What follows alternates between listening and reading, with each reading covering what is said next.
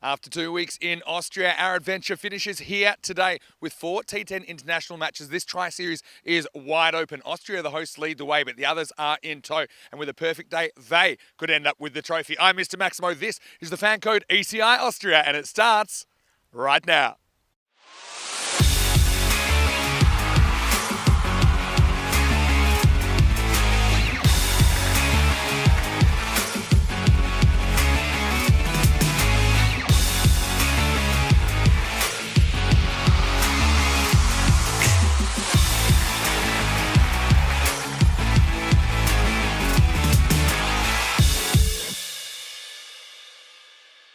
The European Cricket Internationals are proudly brought to you by HCL Software, FanCode, and Grizzly Bear Sports.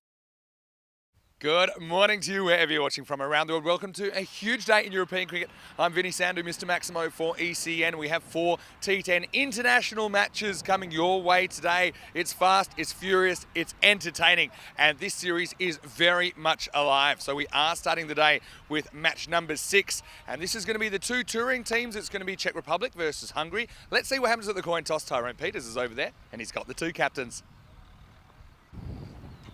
Hungary to call. Heads is a call, and that is a tail. Little bat first. In a bat. Yeah.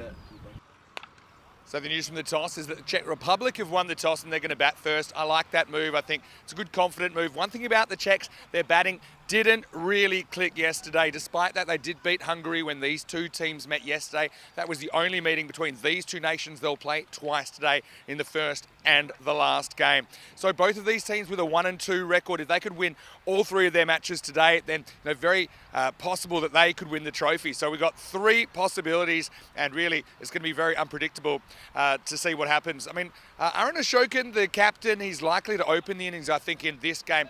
For me, Aaron Ashokan, the beast, Wickramasinghe and Davitsi, they're a bit like the big banks of Wall Street in 2008. I think they're too big to fail, and I can't see them not firing at some stage today.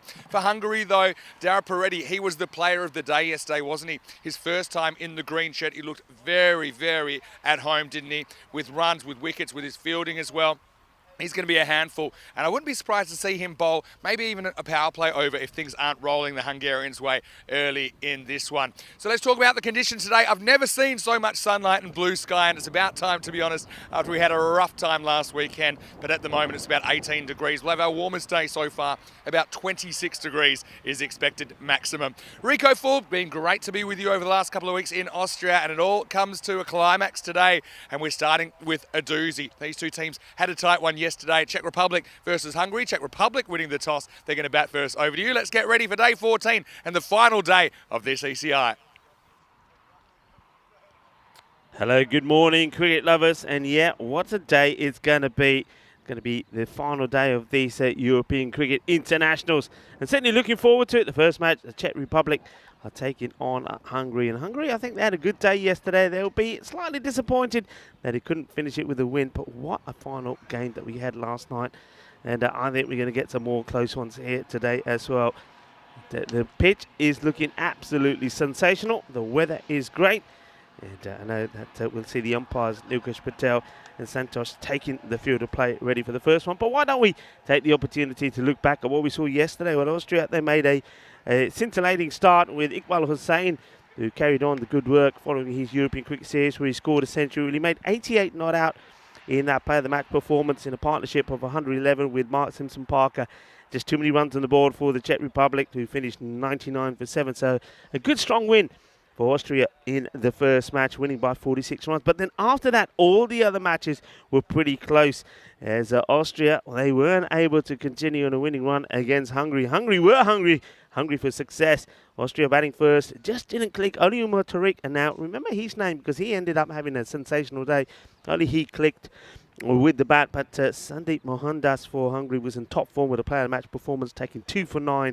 Restricting Austria to 105, and Hungary knocking them off with 8 balls to go. So good victory for Hungary in that match. And Hungary then were up against the Czech Republic, and they were, I think, boosted by that win, and they were expecting probably to do one over the Czech Republic, but the Czech Republic made sure that all 3 teams in the first 3 matches all picked up a victory. It was quite sensational. It just tells you how close the teams are. Czech Republic They got to 108, and that was thanks to Riaz Afridi coming in late on and smashing 25 of 10. He ended up being the player of the match as well because he took 1 for 3 also with the ball.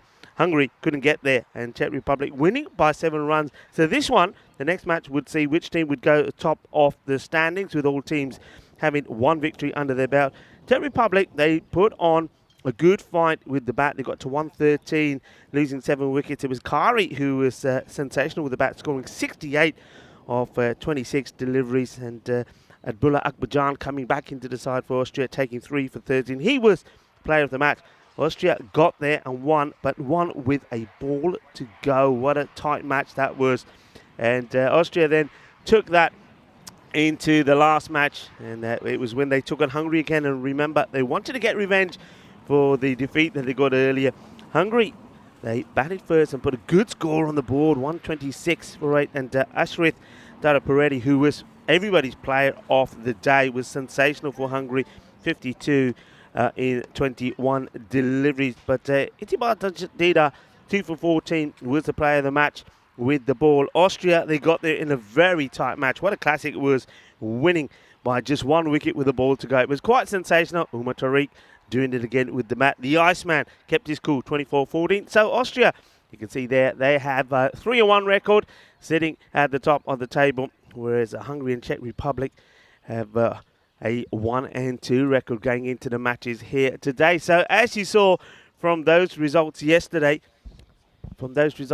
things were very tight and very close. So really, I think a lot of people looking forward to the action today. So namaste, salam alaikum, sasri akal to everybody watching around the globe and to everybody watching via FanCode. Let's have a look at the teams here. Czech Republic taking on Hungary, and well, why not discuss this with the man himself, Vinny Sandhu, coming in to join me in the commentary position. Vinny, what are you thinking? What are the changes there? Yeah, I mean, I see that Ramakrishnan out of the Czech side, and they brought in Tripuri Kanyalal, who's another spin bowling option. I think Venkatesh Magasham was really effective with his spinners yesterday. For Hungary, Marco Huja comes in, very experienced player. Not quite sure where he'll bat. He comes in to the side at the expense of Ali Farasat. So, you know, it's going to be a really interesting game. Obviously, both these teams identical records. Both of them could potentially still win the trophy, but they'd have to be perfect today. They'd have to go 3 for 3. Have a look at some of the top performers from yesterday. Paras Kari's breakout day for him, wasn't it? He did a great job behind the stumps, and he put together a very good half century for the Czech Republic. Davitsi and Afridi, their second and third top run scorers, but no sign there of Ashokan or the beast, Sudesh Wickramasekara. I feel like they're going to have to fire at some point.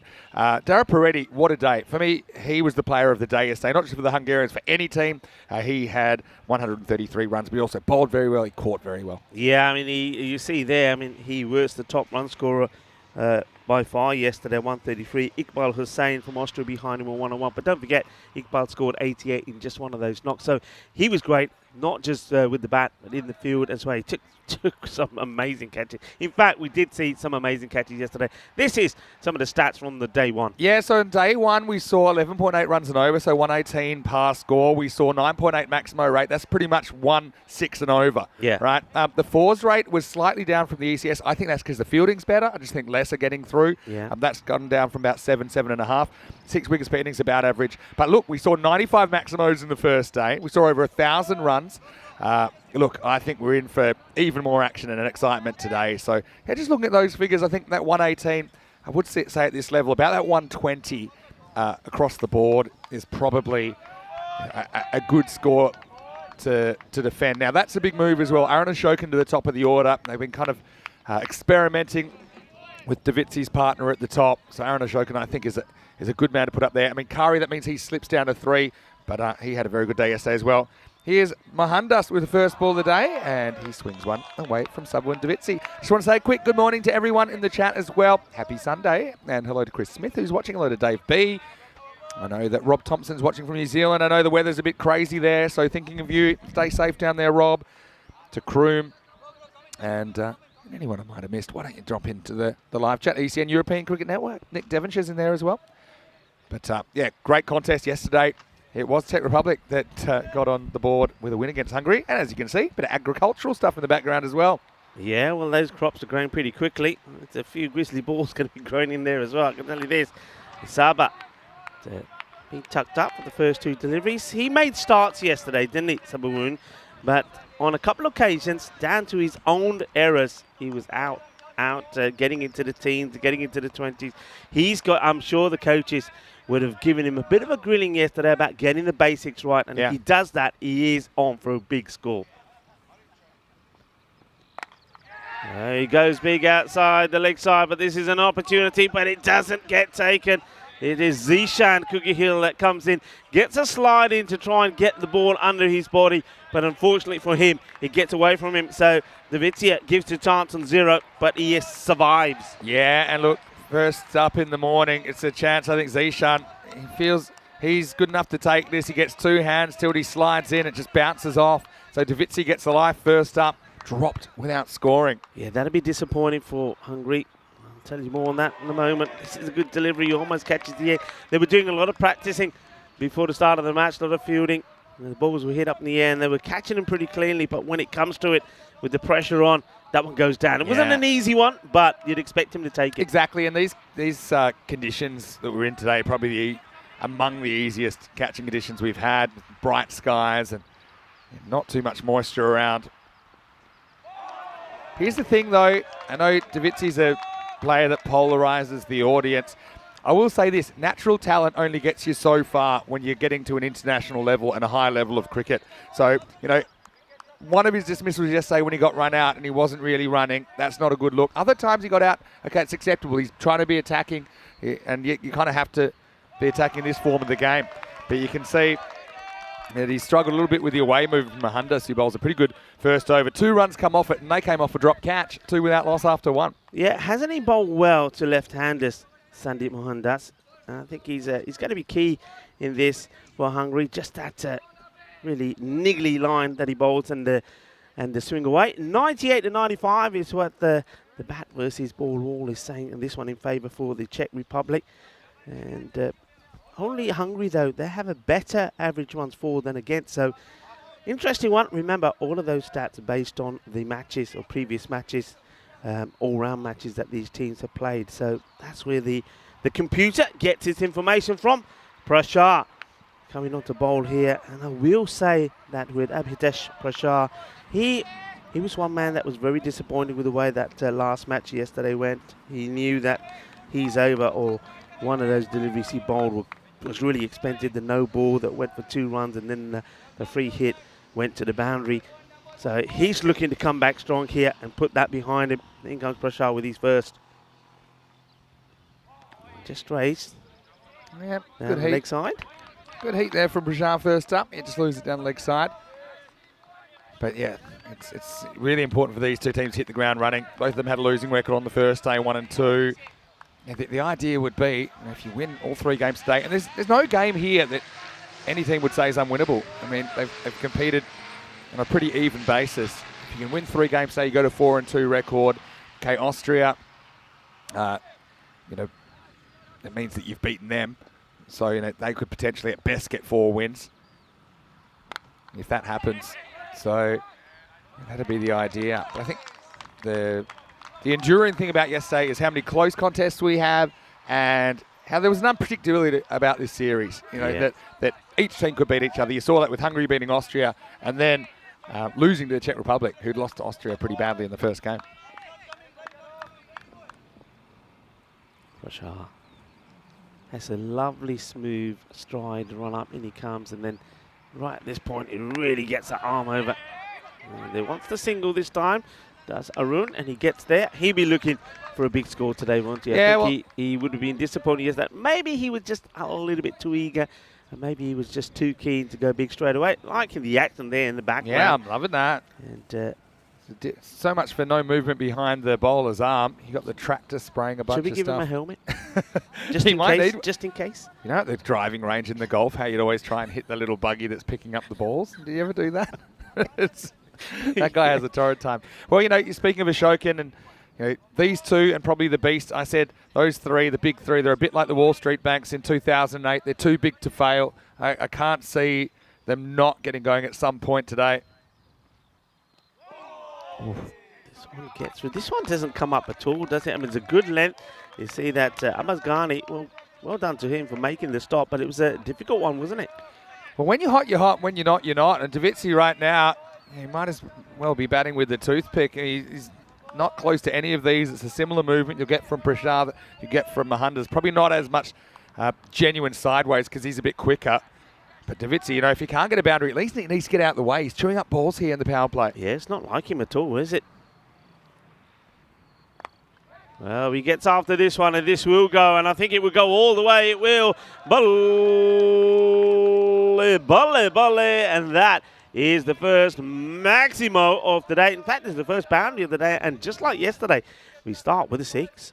Yeah, he gets back deep in his crease and creates a bit of length there, just throws the hands at it, and that's exactly what Sabah needed. Maybe he can get going now. Thing with Sabah is he's one guy, is pretty much irrelevant where the ball's bowled. He's already kind of setting up to play a certain shot. So you can see there, he was deep in his crease, and then he's just swinging no matter where the ball is. So that works sometimes. It depends on if it's where he wants it or not. You can see he kind of sets up with a pre-movement that then limits his options once the ball's bowled. So all his footwork's actually before the ball's released. Yeah.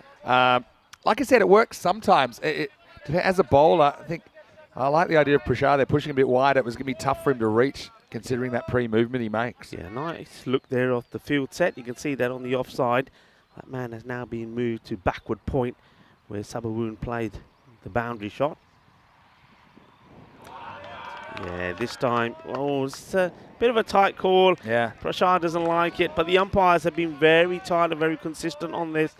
And I think that is tight. I think if I'm bowling that many, I'm going to be spitting feathers. I would have been, spitting something.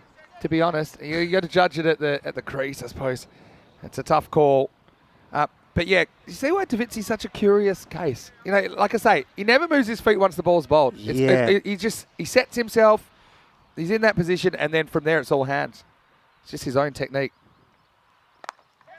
And this one is going to be into the fielder's hands. He needs 2 attempts at it, but he holds on to it. And the catch has been taken. Prashad gets the wicket of Sabah, and you have to say he was a little bit too one-sided in the gang in this area. The field actually just before that ball, I don't know if you noticed, they just changed it before that ball. So you got the man who was at the backward point boundary moved across to the point, and the guy at backward point came inside. So what a bit of masterclass that is from the captain. So well done to Vinod Ravindran, making the field change and getting the wicket of Sabah. Yeah, it's nice when the plan comes together. Not easy with just 2 outfielders in the power play, but this one's perfectly placed, and yeah, it has to drop it once, but he catches it the second time. And Davizzi, I don't mind the way he gets out there. He's attacking. He just happens to pick out the fielder. If it had gone a few metres either side, it's probably 6. But the frustrating thing there is that he's used up 9 balls in the power play, and he's only gathered 8. Did that 1-6, but that was pretty much it. And the first wicket falls 12 for 1. Paris Kari had a very good day yesterday. He comes to the crease at number 3. Yeah, comes to the crease at 3, but somebody else who had a very good day yesterday, and I think we're in total agreement, is Dara Paredes. Who takes the catch? Dara Paredes. He's back, and he's ready for another big day. Yeah, and you got Dara Paredes and Vinod Ravindran from UCB in Budapest, that both wearing the Hungarian shirt for the first time. And Dara Paredes in particular, he was very impressive yesterday. It's going down the leg side, and there may have been a bit of bad on this as well. I did hear something, but I don't think it is. It does too much. Yep, agree.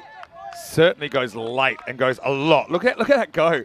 That's gone heap. Okay, look, it does hit him a more or less middle stump, but I think with the dramatic movement, maybe middle and leg, it hits him. That dramatic movement was going to take it past the leg stump, and it's a good decision. Yeah, it is a good decision from the umpire. The umpire's out there. Umpire Santosh, he's still there at the bowler's end. Nilkesh Patel is there as well.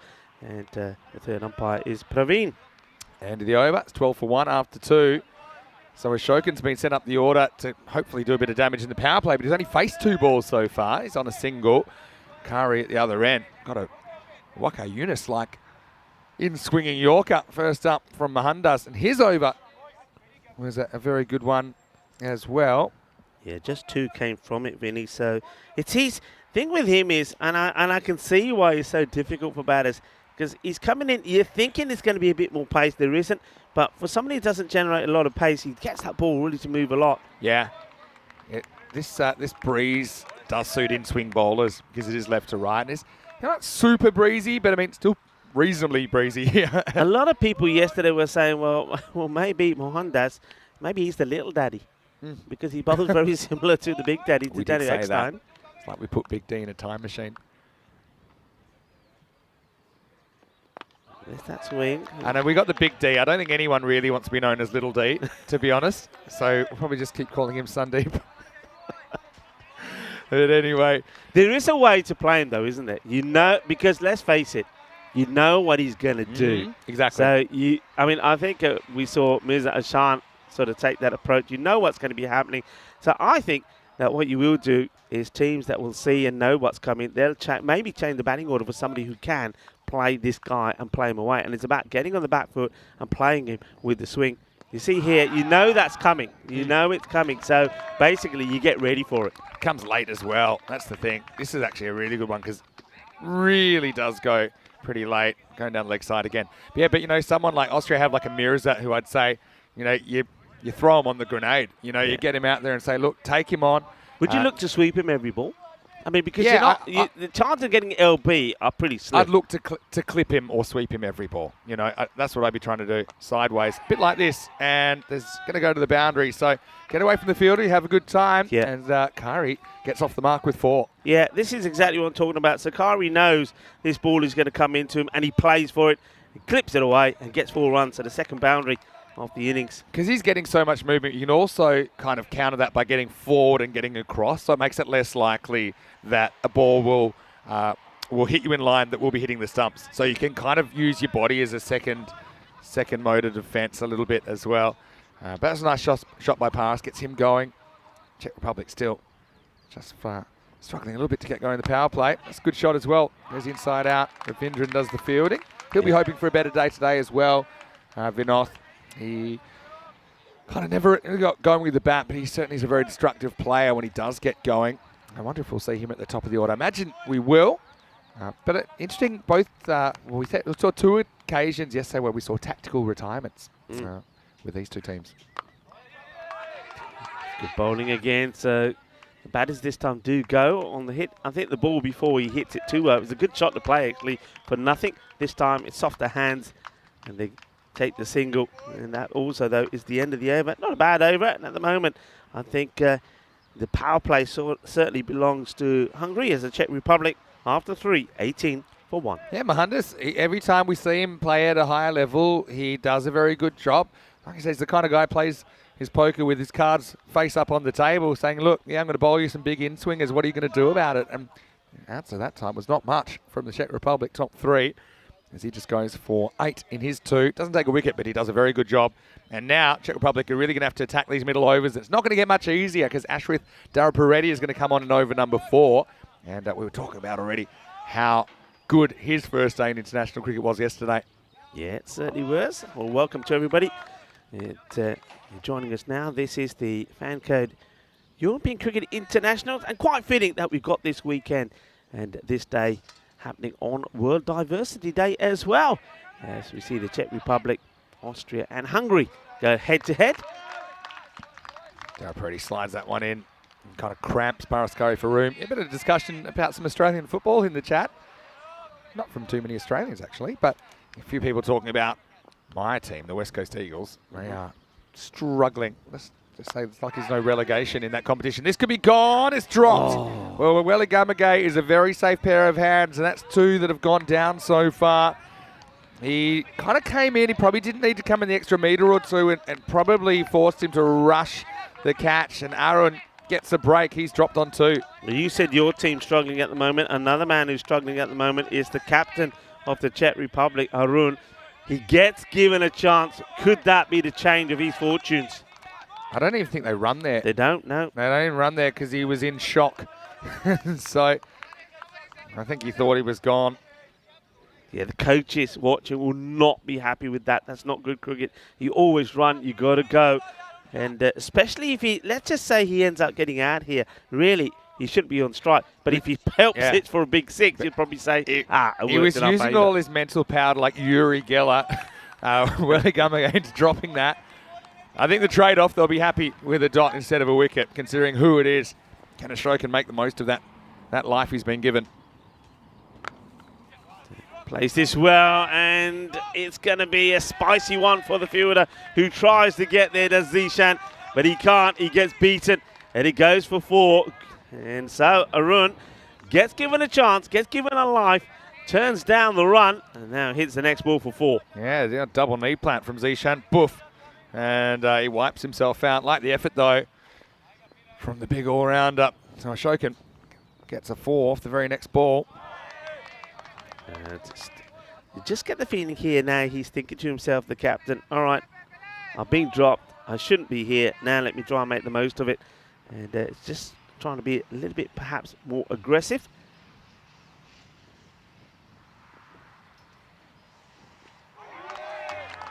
Good bowling. I mean, Dara Peretti his accuracy is his main feature, isn't it? I mean, not really turning the ball. Like this modern left-arm spinner, it's more about just sliding on and cramping batters more than genuinely trying to challenge the outside edge. It's twice he's gotten past Ashokan. So it goes in the same area, but this time no mistake. Well, Welligamage put him down earlier in the over when he was on 2. He hit the next ball when he gets the live for 4, but Welligamage does get him in the end. And you don't often get a second chance in life. Well, Ashanka Welligamage does, and this time, I've got to say, it's probably a harder catch. He takes it. Yeah, they're all hard. I think when they hit this hard, it was flat. You can see he's kind of got this slight plaster on the hand. You get a great view of it here. Bang. And they had to get their head out the way. It's about also just having hard enough hands to absorb this impact. And Aaron this time, he just tells his story walking. Frustration for the big skipper as he becomes the second wicket to fall. 23 for 2. And, well, 2 of the big 3 have fallen. Here's the beast, Sudesh Wickramasekarat. See if he can maybe get going and turn this innings around. Yeah, he has to. I just get the feeling there that Arun, he wanted to come down the wicket. He did. But something in his mind was telling him, no, don't. I think if he does come down the wicket, hits this, he clears the fielder. But he backs himself to hit it from the crease. Obviously worried about the wicketkeeper, Ghani, sort of breathing down his neck. But, yeah, he doesn't get the power in the shot. Welligamage, well done to him. And he would have had thoughts of the drop in his mind when it comes hurling his way. But he holds on to it. The other thing is about Dara Peretti, he doesn't really give it too much flight, so he doesn't give you too much time to get down the wicket. He hits that hard enough to go for 6, just didn't get the elevation. Now here's Zishan Kukakel, who's going to bowl over number 5. Paras Curry is going to be facing up. Wickramasekarat on strikers end because it was the change of over.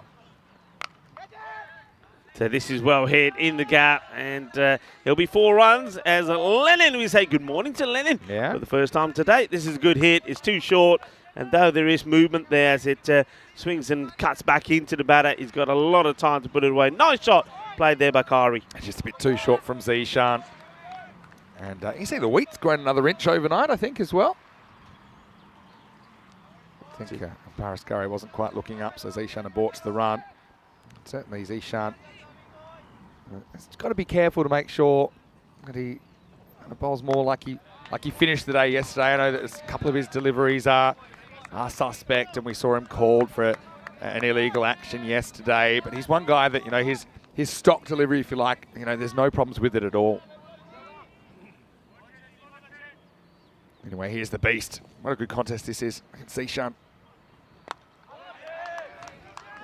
Oh, he's a big unit, isn't he? That bat just looks little in his hands, doesn't it? It doesn't look like it's a proper bat. It's like he's holding a toy.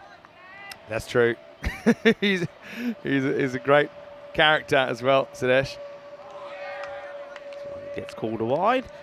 Ghani getting a little bit excited behind the stumps. Just gets a little bit of movement back in. That time doesn't go enough to keep it legal.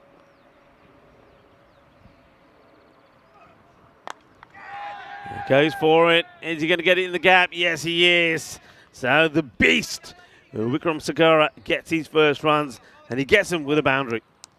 He does. Once again, it's just a little bit too short, and that movement in is straight to the swing plane. That's gone all the way, actually. Maximo. 6 runs, and the beast is off the mark. Yeah, nice shot. Place it from deep inside his crease. And once again, you can see the reluctancy to come out of the crease. But that time, as you said, because it's short enough, he's able to play the shot from where he is. Bats deep inside his crease. And now he goes the other way.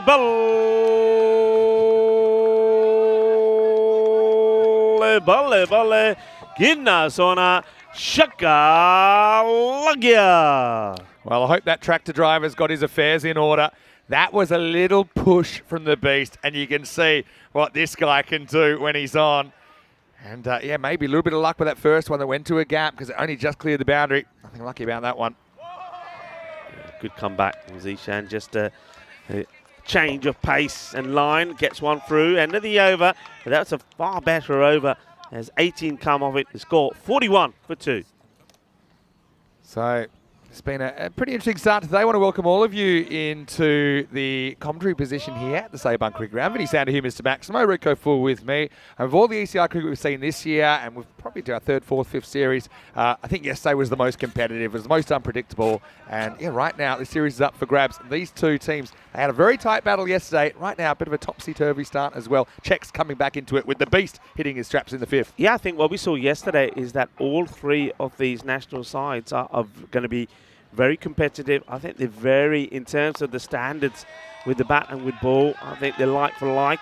And we saw an entertaining and close encounter yesterday. Only the first match, match number 1, you would say was a one-sided affair when Austria beat the Czech Republic by 46 runs. But after that, the other 4 matches were close. I'm expecting the same today. Yeah, well, you know, Paras Kari pushes a 4 there. If this was a Disney movie, it'd be Beauty and the Beast, I think, because Kari does look good, doesn't he? He's very stylish. This time he uses his feet. Doesn't quite get it out of the middle. Yeah, but Paras, it's not that he's not powerful because he can extend those strokes, but you can just tell technically he's a very good player. We saw that when he was batting for Burno in the ECL. No, Burno didn't have the greatest time there, but you know, you've got Paras Kari, you've got Riaz Afridi as well from Burno in this side. Tripuri Kanyalal comes in as well as the beast goes up and he just gets lucky. This is the luck factor though, because you know, if he hits this slightly better, it probably goes straight down the throat of the fielder. But Beastie gets away with it. Yeah, he does. You're absolutely right. And you see, he's looking to rely on his wrist and arms rather than power. It's a nice-looking shot. Work to be done here by Mark Desfontaine. And he does really well. Makes the stop. Makes sure the ball is not in contact with him as he recovers. Yeah, he had the choice to try and make a clean pick-up and put pressure to stop the 2, but I think he just wanted to be uber careful that he didn't, well, number 1, didn't let it go to the boundary. Number 2, didn't want that hair to get out of place either. It's got a lot of product. Don't want Mark going next to any open flames today. Yeah, that's true. As I said yesterday, I think Akib Iqbal, well, Akib normally does tune in. Well, he's got some competition with the old hair from Mark. Uses his feet and he absolutely clobbers it. Now, this is what I'm talking about. This is Arun Shakur, and I think even Rukram Sakira don't want to use their feet. They're a little bit put off by that keeper. But look, if you back yourself, this is what you do. You get to the pitch of it, you hit clean through it, and you get yourself 6 runs. That was pure from Paras, wasn't it?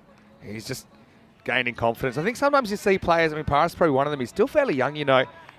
They rise when there's more experienced players around them. I think he had probably maybe even too much responsibility playing for Burno in the ECL. And the other thing is he only played 1 T10 game before that. Yeah. He only played 1 game in the ECS. So right now he's looking very good, 24 off 13. Okay, doesn't really play at this at all. Yeah, he was hoping that would go for a wide and came back and hit him. Yeah, don't forget last time we saw him, he made 68, 9 out 26, and you said it's probably the best innings that we've seen so far. Yeah.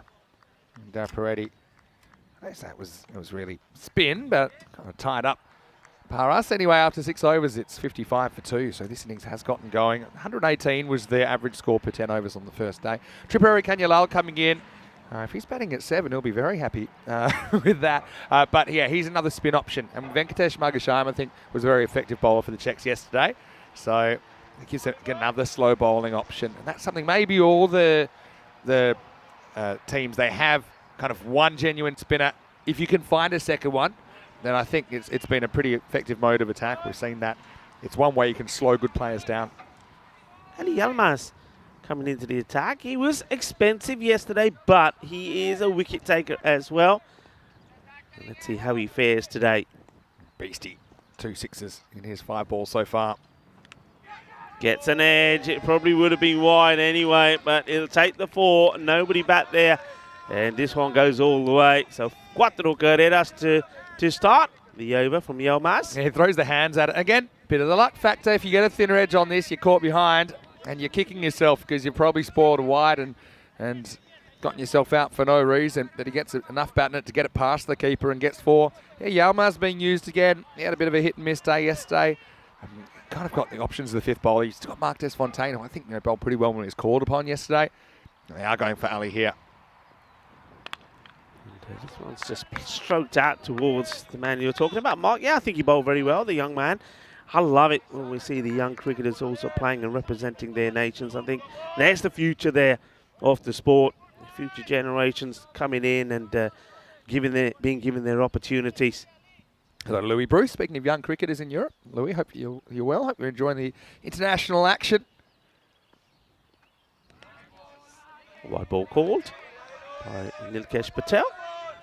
Yeah, this is an interesting one as well. Where was it when it passed the line? If there's doubt, what I will say is the umpires normally call it. I mean, that's because it's a batter's game. You don't want to encourage too much defensive bowling, I suppose. That one, I feel like could have gone either way.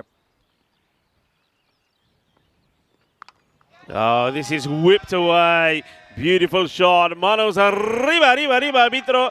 Porque eso es 6 carreras. And this is sweet out of the middle of that bat. Sweet at the bowl of Rasmalai. 6 runs. It's been a busy quarter of the field, hasn't it, over the last 2 weeks? Anything with a little bit of length. It's not like this pitch has a lot of pace in it. So, with the ball decelerating on the bounce, batters that can get inside it and whip it away, it's very hard to protect that quarter of the field as well. And, well, that's a bit of a bonus because 1 ball went in the wheat, 2 come back. So, multi-ball mode activated. Paris carry to 30 off just 15 balls. Well, this is like when you go to the supermarket and you get one and you get another one free. I don't mind that. Chucked it back to Lennon and said, hey, hold on to this one. Yeah, you should get the selection of whichever ball when you come back. They say it's a batter's game. The bowler should get to pick them. Anyway, Yilmaz has to get back to plan A here, I think.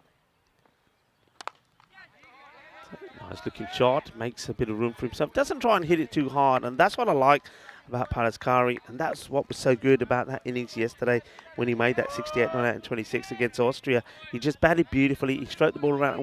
And the other thing about that knock was wickets were falling all around him, but he just concentrated on his game plan and executed it so well. Keeps it simple. I like that from Yilmaz, though. That's his plan. He's got the deep point in place. He's trying to get the batter punching to the offside. Well, this one's a bit of a full toss, and it's been hammered down the ground from Rukram Sakura, and this partnership now moves to 51, and not a good delivery. And the Beast, well, it's almost like no effort at all, smashes it straight over the head of Willigamagate there on the boundary. It's a baseball-like swing, just like a line drive from the Beast. He gets a knee-high full toss and puts it out of here. Yeah, 51 partnership, just 17 balls, so striking at 300 is just what the Czechs were looking for. Yeah, he pulls himself out of the shot. Oh, well. See, this is one. I think it's fine. Look where it bounces. I think, but it looks wider than the one that was called, though. Yeah, this is my thing. But, I'll tell you why that one's not called. Because the umpire saw it bounce on the crease and he got a good look. So he knew when it passed the crease, even though Paris's big head was in the way. Whereas the other one, because it had bounced earlier, you're having a bit of guesswork about where it passes the crease. I feel like it was a good call. Anyway, let's have a look at the upcoming events. And it's just tomorrow, Rico. That will be starting in Bulgaria. I know Charlie Hunt, I think he might already be there. He might be travelling today. I know you're travelling tonight. We'll probably see you on day 2. 2 weeks in Bulgaria. That'll finish it with an ECI as well in 2 weeks' time, featuring the host nation Bulgaria as well as Greece and Turkey. And then 2 weeks in Sweden. We're in Stockholm. And then 2 weeks in Romania. And wedged in there, we'll have more Bulgarian cricket because they'll have a T20 international series we'll be covering for 3 days towards the end of June. So plenty more places after that, including these 2 countries you're watching right now. They'll have their European cricket series and European cricket internationals in July. So we'll have 2 weeks in Hungary and then 2 weeks straight away in the Czech Republic. So much cricket. So write those dates in your diary. Those T20Is, we got any, obviously apart from Bulgaria, any info on the teams? Yeah, we do. But give me a second. Because I don't want to get it wrong. Because there's so much cricket going on at the moment. Bringing Prashar back, probably bringing him back an over earlier than they would have wanted. I think this is all about trying to break the partnership. Well, this one, I think it's been called a wide. This is a minimal. I think, again, it's an umpire's call this. It maybe does catch with the line. The wicketkeeper, though, Abbas Ghani, He can't hold on to it. It goes straight through his clubs. You can see he's very disappointed. He tries to take this croc start. Let's have a look at this again. I mean, do we get a good look at this? Yeah, I think it is a wide, but yeah, Garney knows he needs to take that. Yeah. It's not good glove work from him. Yeah, Garney's still kind of learning the craft. And this one, I've got half of the line once you look at it, I think. But the most important thing there is it goes to the boundary. This one will go to the boundary as well, I think. And I think, does he stop it? I don't know. I got the feeling this may have just clipped the rope. We'll have to have a look at this because I don't think the fielder knows because he's jumping over it. He's thinking he's got a touch on it. Keep an eye on the ball here. Do we see any touch on the rope? I mean, you can't really tell. I thought a little bubble just here. I thought this was here, perhaps the rope. But, of course, we can't really tell from there. I mean, it might have been it hitting his foot. I mean, you're only seeing the top third of the ball there. A little bit like a natural eclipse. The grass obscuring the ball. I think if there's doubt, you've got to give it to the fielder. Yeah, I don't think the video evidence helps us there, so it won't be a boundary, but it was a clever shot. And this one will go all the way. Balle, balle, balle. Manos arriba, arriba, arriba, arbitro. Vale, sí. Así, hay poquito de suerte ahí. Pero no pasa nada. Hay suerte, pero también hay 6 runs. Yeah. So going after it. So Prashar's been brought in to try and break the partnership. But in fact, he just helped it accelerate, especially with those 5 wides. The extra pace, and it can work against you as well. Are you talking about the Bulgaria T20 Internationals? 4 teams taking part. You got Bulgaria, Croatia, Serbia, and Turkey in that series. It's going to be probably 8 matches over 3 days. Should be great. And, well, this is ending up being a great over. What a lovely shot this is as Prashar goes a little bit shorter to Kari. And Kari says, well, you know what? No worry. I'm in a hurry now. As he puts this away, gets the acceleration in. This is another Maximosa 2 on the spin. And this partnership continues to grow. And, well, Paras Kari is eyeing up another half century. Can he go back to back? Yeah, we'll soon find out as we look at some statistics from yesterday. And you can see Iqbal Hussain from Austria, the top 6 hitter. But, I mean, Paras Kari not too far behind. He's second. taken over now. Yeah, well, he would have with this innings. This will be a wide first up. I think it bounces right on the tram line. But Prashar having a bit of trouble losing the battle with that tram line. Tariq, a bit of a surprise inclusion in there. There's not much off him, but doesn't he hit it well straight down the ground? So, yeah, you can see Paras Kari now being the numero uno in number of 6 being hit. But I tell you what, we're going to see Dara Peretti back in action in this match. And Iqbal Hussain will be looking to go back to form as well. Just went off the ball, didn't he, after a good start yesterday. Another wide from Prashar. So Prashar, this over has turned out to be a bit of a mare. And once again, just having a few issues. One observation that I have with Prashar, I like his Yorkers. I like what he tries. I like the way when he tries to get that ball in just inside the line, the full delivery, but he's predictable. He doesn't have, for me, 2 things. Doesn't have the slower delivery and doesn't have a short ball. I think bowling at this pace, he needs to have a short delivery. You see what I mean? I think as a batter, you know it's coming there. Yeah, he gets it right. But I think at this point, especially with Kari on 45, he should be seeing that and knowing where that's going to be. They've kind of tried to plug up that area with a pretty square third man. It's pretty much halfway between a third man and a backward point. So, yeah, trying to protect against the slash. But you're kind of right about Prashar. You know, maybe that's something he could add to his game. Thing is, his kind of plan A has been working so well over the last couple of years. He hasn't needed really too many other plans. Well, this is that slower delivery. It's slower and shorter, but the batter picks it easy. And that's the thing. You've got to master it. You've got to work on it. And though he does take the pace off this, it's too short. Now, we have seen in international level, haven't we, where, I mean, the likes of Sebastian Brandt has mastered this sort of delivery. Yeah. But I think just the batter picks it really early. He moves to 49. It's a good shot. I tell you, Lennon has been fielding so well this morning as in the ball boy position. Hasn't he been clean? Anyway, Paras on the verge of a second half century for the series. Well, he wants to bring it up in style, but he may have given an opportunity, Willigame, or has he? No. He goes all the way. Well, so does the cameraman. So that's a double 6. And 6 runs. I hope that camera's okay. Yeah, put them up in the air because you deserve it. Board Badanya Paraskarinu. Back-to-back 50s. He made 68. Not out in match number 4 yesterday. And now, well, he scores another. But this time around, he's hoping that this partnership can be a fruitful one for the Czech Republic and they can get a win. Breakout series for Paras. I mean, he bangs that straight as the day is long. It's been a position that's been a bit of a hassle for the Czech Republic, and I think he fills both roles, top order bat and wicketkeeper. Brings up the 100 as well for the Czech Republic with that shot, end of 8 overs, and Prashar ends up in the naughty 40s. He ends up 1 for 41 off his 2 overs. But yeah, Paraskari, I think he's a real key part of the puzzle for the Czech Republic. I think also just technically he's a very good wicketkeeper. I know they've got Ushan in Brno as well. He's a very good keeper, but he's rarely available. Anyway, this is up, it's in the air, and it's going to be gone. So at the other end, the Beast plays a bit of a cameo. He scores 24 off 10, but he's going to be the 3rd wicket to fall. Hungary trying to fight back in the 9th. Yilmaz with the wicket, and it's 105 for 3. Yeah, Yilmaz takes the wicket. Zishan, this time, he does hold on to it. But that over from Prashar, supersonic, Vinny, supersonic. I'll make it 34. Let me just get my bean counter out. I'll make it 34. That's a big one if it is, isn't it?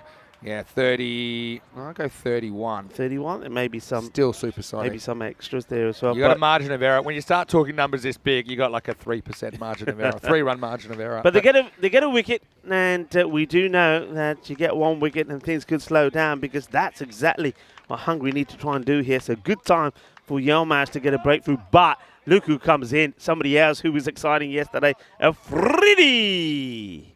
Yeah, I'm loving this. I mean, Riaz Afridi, I like the way he's up at 5 now. He's kind of batting him based on the situation. So I think they've decided, towards the end of the innings, let's just get him in there. So he's batting a couple of slots higher. First up, he gets a decent York, gets the bottom of the bat on it. Yeah, Afridi's one guy I would use more or less, not in a particular position, but at a particular time. I'd be saying, as soon as you're into the last 4 overs, if you lose a wicket, you get him out there. And kind of what they've got now, this situation with him at 5, there's kind of genuine batters still to come, like the tank, Riddick Toma. We'll probably see next if he gets out. Buyan as well. They've got to go here, and they do. So it's not bad because it means that you get the in-form batter. Kari will face the 50% of this over. I'm pretty happy that the catering van hasn't opened up yet because Riaz put it under attack yesterday, actually put one on the roof of the catering van. I'm excited for when they do come because that Sri Lankan food smells really good. It'll get your appetite going. Yilmaz gets it right a couple of times, but now he's going to have to deal with Paras, who's on 55. And he gets through him. Good bowling this from Yilmaz. He has, as I was saying yesterday, throughout the day, got better and better. It didn't start so well as he was going for plenty, even though he does pick up wickets. You see what they're using him, though. I mean, when he gets it right, it's pretty simple, but it's effective. And that's 3 good block hole deliveries. He's beaten the batters with this over. This one is disappearing, and even Lennon is going to have to get into the field to find this. This is a top shot. Just waits on it. This is what I like about him. This is what's so good. Because there's not been a boundary here, because there's been a couple of dots, it hasn't flustered him. Still keeps his shape. And he still, when he gets it, he bangs it. But Good hit. Yilmaz misses his spot. It's 2 metres shorter than he wanted it. He was trying to bowl the same delivery, I'm sure. But as soon as you give length, and you've got good players out there, you've got international players, and you've got players that are in, especially, it's going to disappear. And Paul Lennon, he's got an Easter egg hunt that's not that fun going on. New balls, please. Last ball, the 9th, coming up from Yilmaz. Goes full. And good delivery, good finish to the over. That's not a bad over when you think that the one before was the supersonic one. He comes back well. And Zishan just noticed taking off his cap. Look where this bounces, though. Look at that bounces pretty in line with his front foot. And the difference between that length and the ball before. And the ball before he gets it wrong gives Paras some length to work with, and he smacks it for 6. And then that one, he's just forced to take his medicine, takes a single. moves to 62. Czech Republic, they needed something, didn't they? That partnership between Wickramaseka and Kari, Beauty and the Beast as we were calling it, got them back on track. Now they're 113 and they're on track for more or less an average score, which is 118 based on yesterday. In fact, with a good over here, they should get more than that. They should. They've equalled the high score, the team score that they put so far. With this one, was going to be a wide, and he wastes it because he's only going to get one from it. So I'd be disappointed with that. This is definitely going to be a big wide from Zishan. Doesn't really need to play at this. Paras, he wasn't really quick to take off. I think he was thinking it was 4, and then he realised it would have been good to get 2 here, but it was too late. Probably not a bad thing. Afridi's a wild card. And Afridi, well, he played some good shots out the offside yesterday, which went all the way, and this one goes all the way as well. Well, it doesn't quite hit the top off the catering tent. Well, he's getting there, isn't he? A few more meters on this, and he will be. So manos arriba from the arbitro, and Afridi, he says, hey, this is the way to do it. Yeah, what a shot. Maximo to start the over Afridi's contribution anyway. And yeah, that one just goes over the rope. Gets immense power, doesn't he, in that cut shot. Oh, well, this time, trying to be clever, he spoils it. If he stays still, I think he'll be putting another one away. But look, just by doing that, it means by the time he gets back to position, back to base, he's already missed it. Yeah, it's the old fake footwork. It often does the batter more harm than the bowler. Slower delivery. Slices it up. I think this is going to be okay. We'll check the height on it, but I think the batter knows as well. It's slower. He also comes out to it. I think you'll find there's no issues with this at all. And the captain, Vinoth Ravindran, takes the catch, so they do get a wicket. Another one, and the key thing is they've got Kari at the non-striker's end. Yeah, you can see by the time it reaches the batter, it's dropped significantly. So just throws Riaz's timing. And presents a simple catch, but I suppose he does his job right. He comes out, he hits a 6, keeps the line moving. He will go with 2 balls remaining. The score is 120 for 4. Yeah, so the captain, going to key his name in the book this morning, Vinoth Ravindran. He'll be hoping for a better day for himself, especially with the bat. He didn't really see him spark the way that I know he can, and seen him do back in Hungary. Oh, well, this one probably is a no ball. And I reckon they're going to have to call this. I think this has just never come down in time. I reckon I got this as a no-e. They're going to have a look at it. I think it is. I know, yeah. Yeah, that's a no ball. Like, I know it's come down a bit, but I think you got to call that. Yeah. He's pretty much still at the crease, essentially. This is Buyan. That's dirty because not only is a no ball, it's a free hit, but they changed the strike over. So Kari now gets on strike with 2 balls to go. All right, 2 to come still. Here's a free hit.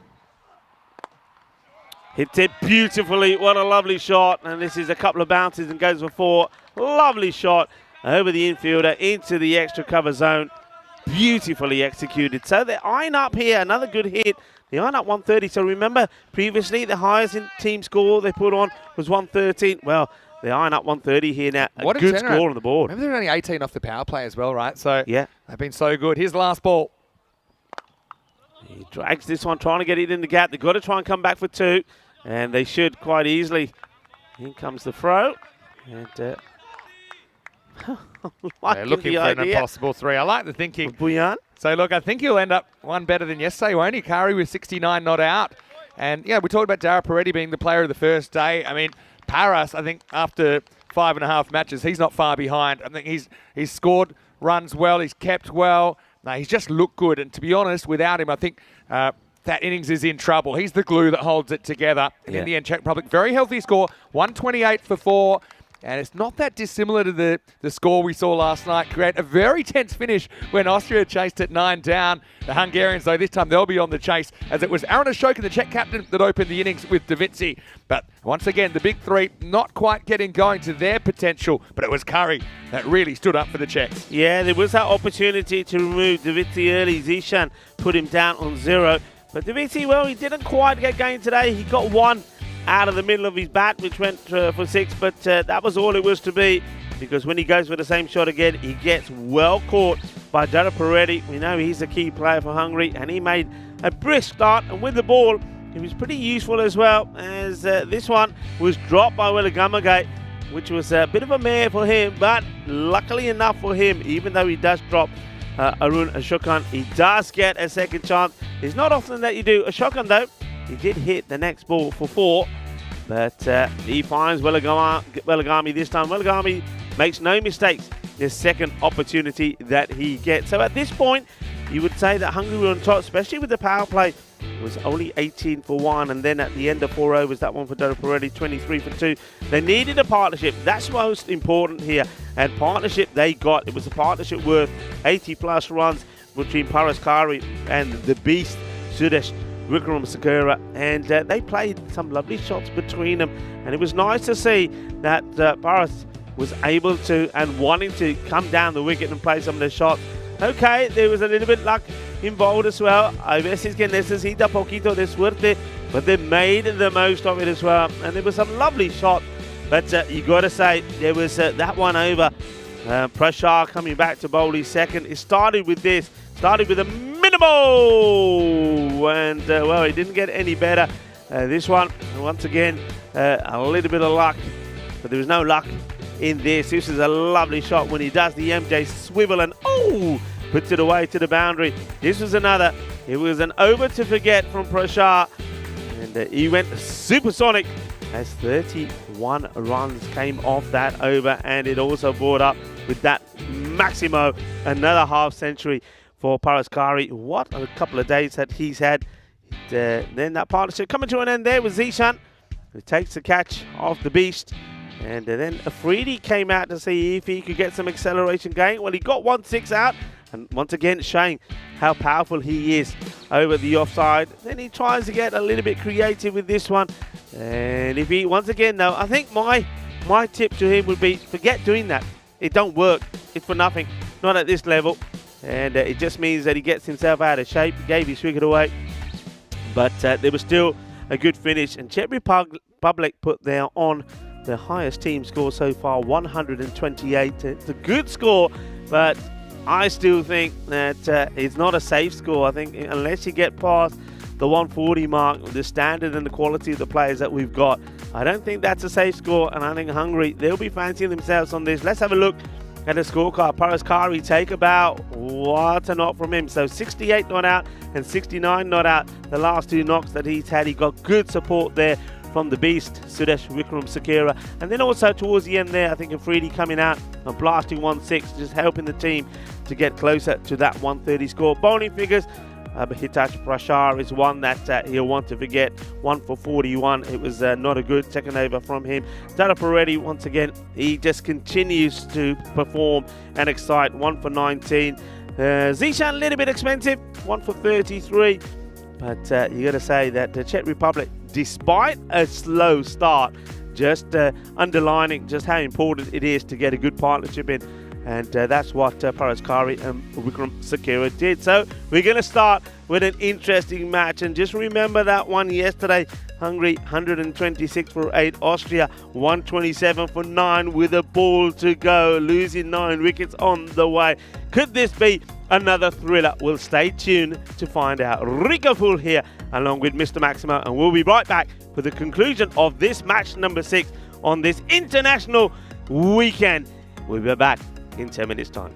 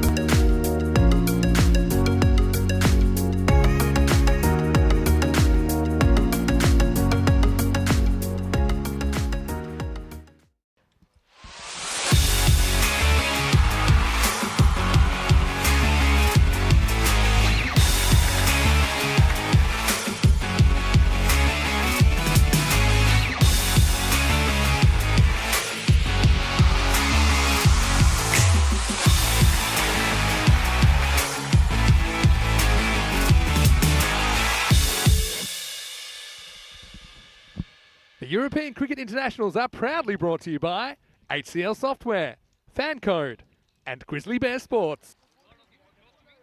Hello and welcome back to a beautiful day here in Vienna, Austria. And of course, we continue with day 2 of the European Cricket Internationals. And well, International Sunday here. I hope you're enjoying your Sunday.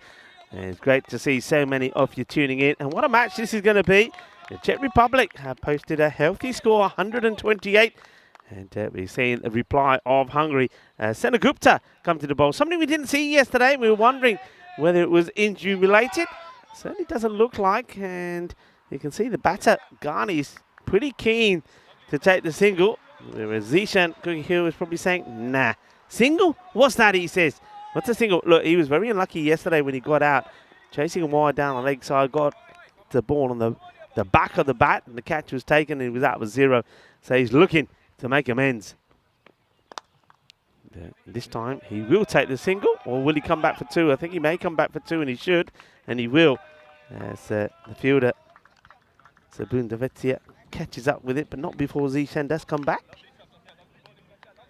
Zishan, he is just a talented player. There's no other way to word it. He's full of talent. He oozes with confidence, but maybe that could be also his downside. Sometimes he's perhaps a little bit too confident. And he's somebody that I think all coaches will know, players like that. It's very difficult to try and get inside their heads. But if you can, well, he can really be something sensational. And this is why, what a hit this is. This goes many a mile as he goes all the way for a big 6. And this is just sheer class. Sure timing. There's no other way to put it. Just look at this. He just, all right, it's a little bit short, but you still have to put it away. And he deals with that. And Lenin now has to deal with trying to find this one. I wonder if he'll find 2. And last time he was in there, 1 went in, 2 came out. And he'll look up in a minute and say, am I in the right area? I'll wait for it. He'll look up. They always do. And he's probably saying, show me the highlight again. And then I can see exactly where it is. Well, we'll leave Lenin to that. As another ball comes out, Senagupta needs to go a little bit fuller. He does try. It's a better delivery, better length. And Zishan can't get under this one, so they will take the single. Lenin is still at it. And I said before, there you go. I knew he'd look up. I just knew it because he's wanting somebody to help him say, hey, come on. You can see I'm wandering around here. And somebody tell me quickly before the snakes come and gobble me up. I reckon they should provide him with rakes. Just get a rake and just get raking in there. But having said that, what could you disturb and what could come up and get you? Good morning to everybody. Lovely to have you with it. John Gray is saying good morning. Good morning, John. This is a nice looking shot. Gets through the fielder and they'll complete the single. Is well struck. And Arun, the captain, partially made. So there he is. He found it. And look, maybe these balls have got GPS on them because he needed to get the GPS working, and he finds the ball. Here you go. I think he either did that, or as Andrew says, he did watch the replay. He watched it a number of times. Said, right, now I know where it is. I can find it. So well done to Lenin. And also well done to all the ball retrievers that we have around the ground. And in fact, everybody else that is working behind the scenes here. They're doing some fantastic work. Matches since the golden ball, 101. Are we going to get one in Austria? That's the question. This match and 2 others to come. Will we get one? Will we reset the clock before we go in Bulgaria? Or will it happen in Bulgaria? And Charlie Hunt, well, he's a little bit of the golden ball maestro. He was the man that ended the longest ever run that we had with a golden ball, over 400 matches. Well, will Charlie do it again? Well, I tell you what, I know we'll get some close matches in Bulgaria, myself and Charlie. Maybe it will be lovely to see a lot of bees buzzing around. It was International Bee Day yesterday. Short into the body of Zishan. Plays that away, takes a single, hands the strike back to Ghani. 12 came off that first over. So Senagupta, it's nice to see him bowling. He is an out-and-out opening bowler. Now Afridi, who yesterday demonstrated some beautiful Yorkers.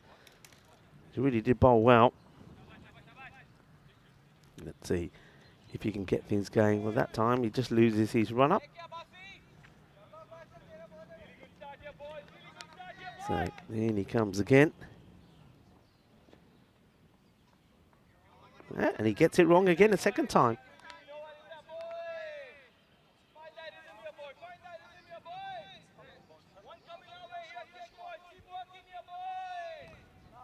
Afridi. And you get it right this time. He still has a little stutter as he comes in. So, oh, wow, this is a short, quick delivery. And does this go over there? This is really quick. Let's have a look at that. I think that's, well, that certainly is one for the over. Whoa, I tell you what.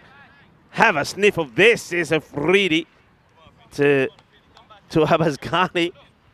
Oh, what a delivery that was. Is that the fastest ball that we've seen so far? Okay, and he comes again. This time it's a bit smoother. And that's that Yorker. Oh, he's so unlucky. It was the almost the oldest trick in the book, wasn't it? And he almost executes it to perfection. The short ball, which was, well, he said, sniff this, quick and fast. And then the Yorker, which just misses that off stick. 2 dot balls, though. So Afridi turning on the style again. Riaz. Look at that. The background there. How picturesque is that? Afridi once more. And now, I think this is a slightly slow one as well, and he gets this to go the other way, showing some talent. Yeah, isn't that beautiful? Come on, folks. Is that probably one of the beautiful and most sensational and picturesque backdrops that you've seen to a cricket ground? It's absolutely sensational. And that's one thing we know about Austria. This part of Austria here, Seabarn, is pretty flat, and we have those surrounding hills. But of course, 62% of Austria is all about the Alps, isn't it? And the mountains. Beautiful country. So picturesque. It is lovely to be here, especially when the sun is shining. And then he gets him. He does do him. And Afridi, I tell you what, put together the balls that we've seen in this over the last 4 deliveries, and you'll see the perfect bowling. You really will. I mean, those balls, one after another. If you see the one after another, they're amazing. Because I tell you what, we saw the short ball that basically sent the signal to the batter to say, hey, you know what I can do with the pace? And you can see Ghani, he wasn't comfortable with it. And then we saw one Yorker that just missed the off stump. Then he got one to move away with the batter played it. And then he goes right back to darting that Yorker in. And Afridi knocks him over. Jagadev Hatte style. That was a boogie, oogie, woogie, grizzly 5-ball. And in fact, it's been a sensational over so far. Just the 1 run from it. And he picks up the wicket of Ghani as well. And Ghani, to be fair, didn't know too much about what was going on there. He chews up 5 deliveries for 1. And he gets done by a beauty from Afridi. What a great bit of bowling that is. And I love to see that. Fast bowlers getting it right. And maybe, you know, I was talking about Prashar when he was bowling. Prashar is an excellent bowler. And I was saying that one thing that I don't see that he has, well, a couple of things. Slow ball, I think he has a slow ball, but he doesn't have the short delivery. And that's what he could work on. And Afridi there, no issues. Changing up to the left-hander as Dara Peretti, who was in sensational form yesterday, comes out at number 3. But that's a classy over. Only the 1 run from it. And brilliantly bowled. So it will be, and I think that 1 run just takes that score now to 12. So it's 12 for 1. Great bit of bowling as we have a look at the standings there. Austria, well, thanks to those victories yesterday, 3 of them, they are leading the standings at the moment. But still anyone's for grab. I mean, whoever wins out of this, if they can remain unbeaten in the day, they can put themselves at the top of the standings. And my stomach is rumbling, which means the kitchen has opened. And that means that we're going to be smelling all sorts of lovely delights from our caterers as we get ready for ball number 2. And a fine time to welcome back Mr. Vinny Sandu. Yeah, nice to be back. Chagi comes in for the 3rd. He's I suppose with no protractor, he's the new all-angles bowler, isn't he? He just comes around and tries to get across whoever he's bowling to. And he beats Zishan with a bit of extra bounce there. How about Afridi, though? It's good old school working over, wasn't it? He scared him, then impaired him. And the stumps went flying. So Abbas Ghani not working at the top of the order, but you've got to say it was a very, very skillful over. And well, this is nicely played. Yeah, I think he could have picked his spot here. Good Zishan. He could have gone on the leg side, but he decides that maybe the safest shot is to go out in the off. That's pretty wide. There's only one man inside. Clears him pretty easily. 4 runs. And Onka doing a nice bit of fielding. New addition to our blue crew this week. And yeah, Chargi, you're right. You know, you knew what you were going to get from him. It's just a matter if it was hit well, and it was. So Zishan, can this be the big innings? And he needs to get his weekend going. Oh, well, this is not the best for the keeping, but I have to say he's expecting the ball to bounce here. Is Paraskari, but it doesn't. It just rolls right under his pads. It doesn't bounce at all. I don't think it's a wide. He tries to get down. He just can't quite pick the roll of it. And the thing with air is, yeah, Paris is also worried. Now, if it does take a bounce unexpectedly, it could come up and hit him in the head. So it's very, very tough to deal with those. Anyway, just the one by.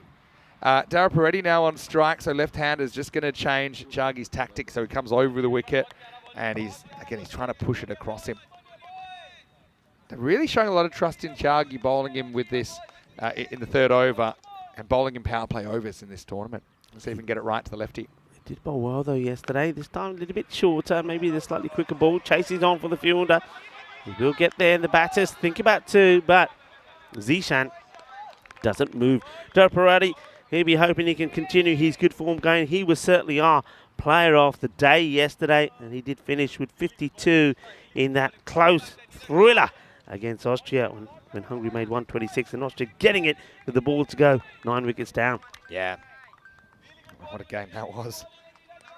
It's, remember, Czech power play was only 18. Hungary have matched it already. A couple of balls to go. Well bowled. Tiagi picked up 4 wickets yesterday, and that meant that he was in the standings third. The other bowlers that have picked up 3 was Akbarjan and also Zishan. But top of the pack at the moment, Jawid Sadran with 7 for Austria. Oh, sniff another close one here. You know, it's the same kind of a score we had last night. Match 5. Probably the match of the tournament so far. We've had some good ones. Chargi, let's just see if he can stop this going to the boundary. That'll be a big win for the Czechs. Well, he can, as this one gets played out. And that is very similar power play there, isn't it? We know the Czech Republic were 18 for 1. You can see here Hungary 19 for 1. So it's like for like. Here's another one that's going to the wire, I think, Vinny. Yeah, I think so. So 19 for 1 off 3. Someone stood up for the Czechs, and it was Paraskari. So Hungary, they need someone to do that. And yeah, both these two at the crease are very, very capable of doing that. Have a look at the second half. So 41 in the first half, and they get 87 in the second half, and including that supersonic 8 that Prashad delivered. So yeah, similar starts. Let's see if there's similar production from Hungary through the middle overs and towards the end. They'll need to be if they're going to make a game out of this. Yeah, they certainly will do. And looks like we're perhaps going to see a bit of spin here. Yes, Mark Hasham. Yeah. He's going to bowl. He bowled very well yesterday really as well. Did. You know, this is Venki, as we know him, Venkatesh Margashayam. Plays his cricket for Vinarati in the Czech Republic. Now, one of the things, Rico, just speaking about you personally, you've never been to Prague, am I right? Yeah, never been. Because I'm always hogging it. And Danny Hudacek, of course, he's our Czech specialist. I know Danny's watching right now. But I know this year you're going to do the first half with Danny. I'll probably do the second half with Danny. And we'll cross over on the weekend a little bit. So I'm really excited that you get to go and visit. I'm looking forward to it. Well, has he got enough of this? And the answer was no. And also, he's probably lucky. Now, we did see a lot of this when the Czech Republic were batting. A few balls hit in the end, just dropping short of the fielder. So. Yeah. And that's fair play. So both teams have had a slice of good fortune. You can see Zishan there for a moment. He thought he was gone. Yeah, it's a good miss hit. You got to judge the bounce just right. You're playing that flat bat shot, the kind of sight screen buster. If you get it slightly wrong, you know, can hang in the air. You get it right though, it goes a long way. Over the wicket now to the lefty. And he goes for a beautiful shot. And this is just confidence oozing out of Delaparetti. He has no concerns using his footwork. He backs himself to get there, backs himself to make the contact, and hits it well, hits it sweet. He gets 6 runs. Yeah, really good batting. He just looks so comfortable, hasn't he? Venkatesh, though, you know, he's a experienced campaigner. He won't let that throw him too much. You just got to tip your hat sometimes, say it was a good shot. I don't think it was a bad ball. You're really hoping that Delaparetti mishits one of those and you can catch him in the outfield. Maybe you can get him stumped if he misses it completely. Yeah, that's probably what will be his plan. Magashayam. He won't be put off or deterred by that. That's, I think that's what the captain's saying. Yeah, that's good. That's what we want him to be doing. We want him coming out. So a bit of width, and it would clear the fielder. And you can see here, Magashayam, that's what he's going for. Tries to fire this in wide because he wants to see Delaparetti miss this. Wicketkeeper's ready for it, but it gets at the sort of bottom end of the bat, goes over the fielder, 4 runs. It's actually really good bowling. It's a good late adjustment. He sees him coming, he fires it a bit wider. Almost gets him to loop or catch the backward point. Almost gets him stumped, but in the end, it goes for 4. Yeah. And now it's time to get funky. Oh, what is that? Well, that's probably the fielding disc. It's the disc. It's the second time we've seen this. I thought for a second a game of Ultimate Frisbee had broken out. Have a look at this. I thought, how has he fielded this if it's hit the disc? Look. Oh, no, he's kicked the disc. Okay. He's kicked the disc, yeah. We saw that in Milan once the ball hit the disc and the disc went flying further than the ball.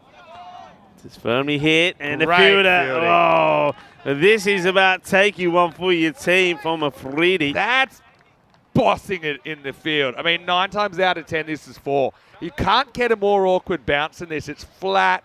It's the most awkward distance, but Afridi just gets his legs behind it by luck of design, but he put himself in a position to stop that ball. He does so well, doesn't he? I mean, that's a good stop. Well, the stop before was a good one as well. So, bit of frustration with Delaparetti.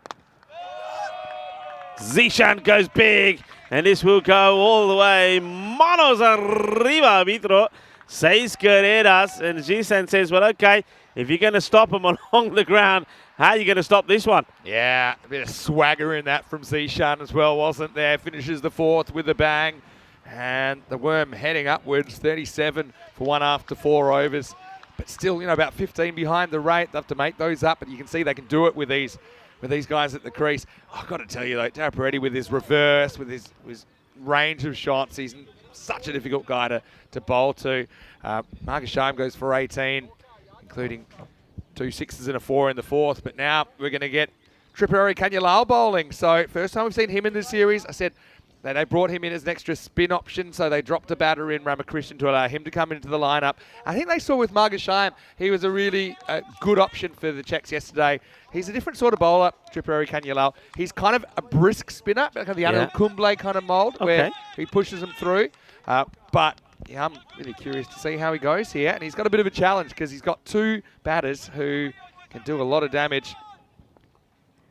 Kanyalal, let's see what he can bring.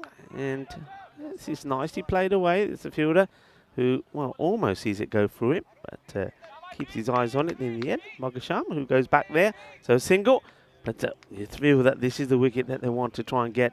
You've got to try and get Zishan, who's just started to get his eye. What I like about Zishan is when he hits it, he kicks it first. And you know what I mean? He's got that little kick, and then he goes whack. He gets full swagger points. Yeah, keep an eye on his feet, folks. That's what I'm talking about. Keep an eye on his feet. Yeah. He knows when he's got it. That's he does. Okay, you can see that Aruna shot is just moving the field around. Obviously, he has to because you've got that left and right combination. Got to try and keep the thoughts positive in your head. You know, miss hit one, you could be gone here though. Batters know that. And well, this is that miss hit, and Kanyalal will he get? No, it's dropped. I can't believe he's dropped this. I cannot believe it. And Kawipanya Tupalia. Haliwi catch shorted it. That's a biggie. And well, can you believe that? That's Venkatesh that puts it down. Yeah, he's got stuck under it, didn't he?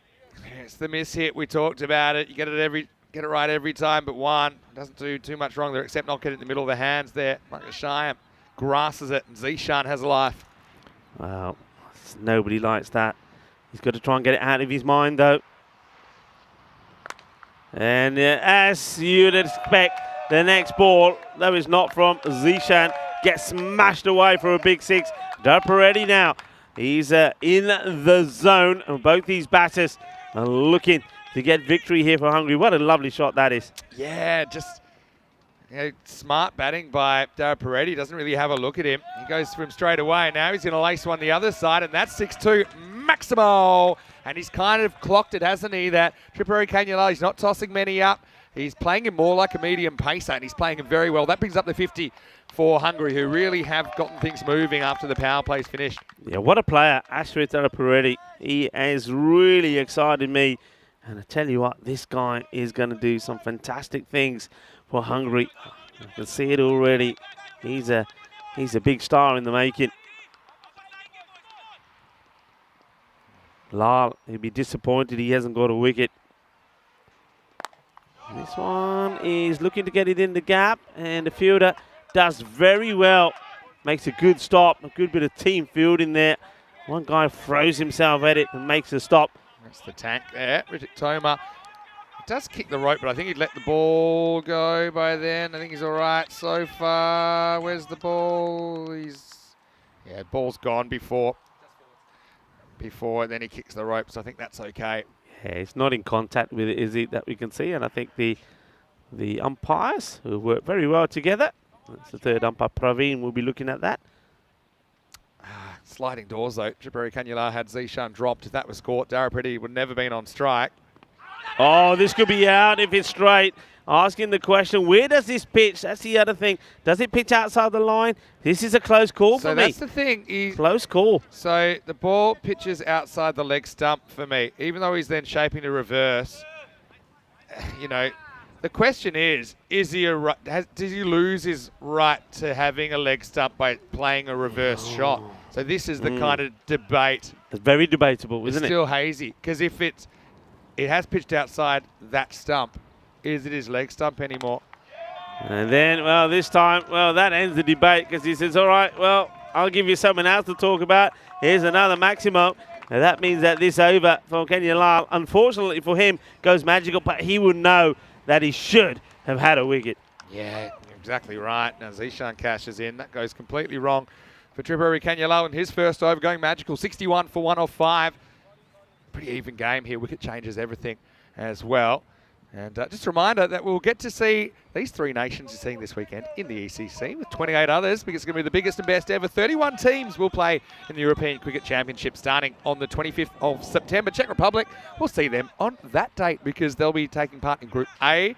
And as for Hungary and, of course, Austria, the hosts here, they'll actually be in the same group, Group D. So interesting that they've been drawn together. They've got Ireland 11 as well as Finland and Turkey in Group D starting on Thursday, the 5th of October. Each group contains 10 group matches and 4 finals, and the winner of the group final goes through to Championship Week, where they'll meet the Netherlands 11 and the other group winners in a 7-team Championship Week. Join us for the biggest and best ever ECC in September and October this year from the beautiful and picturesque Cartama Oval. Can't wait. Cartamania will rock the world once more, and it's going to be absolutely sensational. So I'm going to go back to that LBW, and just, again, you ask different people, you get different answers. As soon as you play a reverse, there's a school of thought. Come back to that in a second, because Chark is getting another over. Gets hit back past himself. Should just be a single. As soon as you shape to reverse, you've given up your right to your leg stump protections. So that does pitch outside the stump there. But some people will argue, well, that's now his off stump because he's playing a reverse. So it can pitch outside the off stump. It hits him in line, it's hitting. So if you follow that interpretation, then you've got every right to give that out. But I think most of the time, the wides will change. So you'll say you don't get your leg stump wide anymore. But again, the leg stump pitching outside happens so rarely. Yeah. People don't really know how to handle it still. Okay, does he get enough off this? I don't think he does. But once again, Zishan, lucky's on his side at the moment. Big time, isn't it? He got dropped. An absolute sitter by Venkatesh. And in a few times he's played this type of shot and he's dropped just before the fielders. So the luck and the sun is shining on him today. Momentum's an intangible, but it's very real. And right now, Hungary have it. Can the Czechs get it back? Chagi, they brought him back after a very tight third over that he bowled on. He went for 7. One of those was a bye. And well, this one whizzes past Arun. There's nothing he can do about it. There's another boundary from Peretti. He is just flowing in confidence at the moment. Nothing that he can do wrong. And another man who's flowing pretty nicely, Zonka, once again in the action. Yeah, I mean, that was absolutely nailed. It wasn't that far from Ashokan, who's in the infield. It's probably catchable height, but just went around the Czech skipper. He smashed that Peretti. And this is huge. Volley, volley, volley.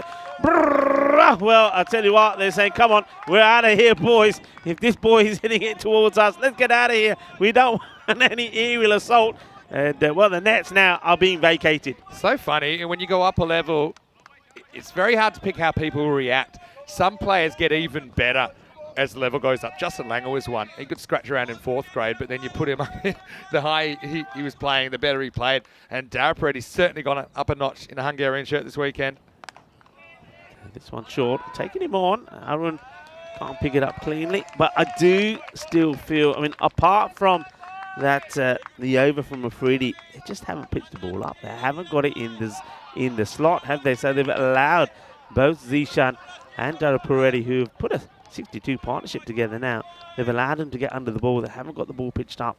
Last ball the over from Chagi. So this one gets worked away. It turns it into a full toss. But no hassles there from Buyan, who makes the stop, gets the throw in. So not a bad over, but keeps the rate interesting. It's hovering at around about the 13 required per over. Yeah, we're 14 off that over, so it's probably not the worst. It's about average, I suppose, what they need at the moment. It's a tough one. Probably they're going to bring back Afridi, I imagine, to try and break this partnership. But also, they would love to somehow have this partnership be broken by someone else and have Afridi come and maybe expose a new batter. So I thought they might bring him back here, but I don't think they are. And it looks like they might be going for Sazi Buyan, who's going to bowl over number 7. So yeah, it's a tough one. But you can just see Peretti is just timing the bowlers up, and he's just seeming to get the pace of this pitch very, very well. That he's hitting the ball where he wants it, when he wants to. He hasn't played one bad shot yet. Everything he's played has been hit clean. When he's wanted to clear the boundary, he has. Yeah. And it's, you know, I was talked about Iqbal Hussain when he was on for that century. And I said, the way he's hitting the ball, I can see him getting it because he was just hitting everything so clean and his timing was perfect. And that's the sort of form that Peretti is in here at the moment. He's raced to 39 and just 15. It's been such good innings. Sazeeb, can he turn things around? Okay, this is an opportunity. Will they take it this time? And no, it gets put down. Is another clanger, and this time it's Sabawu. Is that Sabawu? And no, it's Afridi. Nah, you get called off it. I mean, yeah. What it is, Afridi calls off the infielder, which I think is actually the right thing to do, but he was still unsure about whether Davizzi was going to get out of the way. The reason I say that, I always think it's easier for the outfielder coming in rather than the infielder coming back. But you can see, even the way he takes it, he's a little bit concerned about whether there's a collision coming, and you can see Davizzi not happy with the end result. Neither is Riaz Afridi. That's why I was surprised, and I said, is that Davizzi? Because I know he don't drop him. So you, okay, here's another opportunity here, but this is Peretti. This is big. Oh, this one goes down as well. I can't believe it. And this is Rikit Toma, the tank, that pushed Peretti down. So both the set batters have given chances. They haven't been taken. For me, that's the match. That's 2 catches dropped down, 2 key players. It could have broken that partnership. Both could be gone, but they're both still there. I've got to say, Czech Republic, maybe that catch going down is the opportunity to win this match going down. Yeah, well, if they do lose, they've only got themselves to blame. They already know that. It's so hard. You've got to just get the men in black glasses and give yourself a zap and just try and forget that ever happened. Because you're still in a pretty good position, Czech Republic, but you know you've missed 3 golden opportunities now to break this partnership.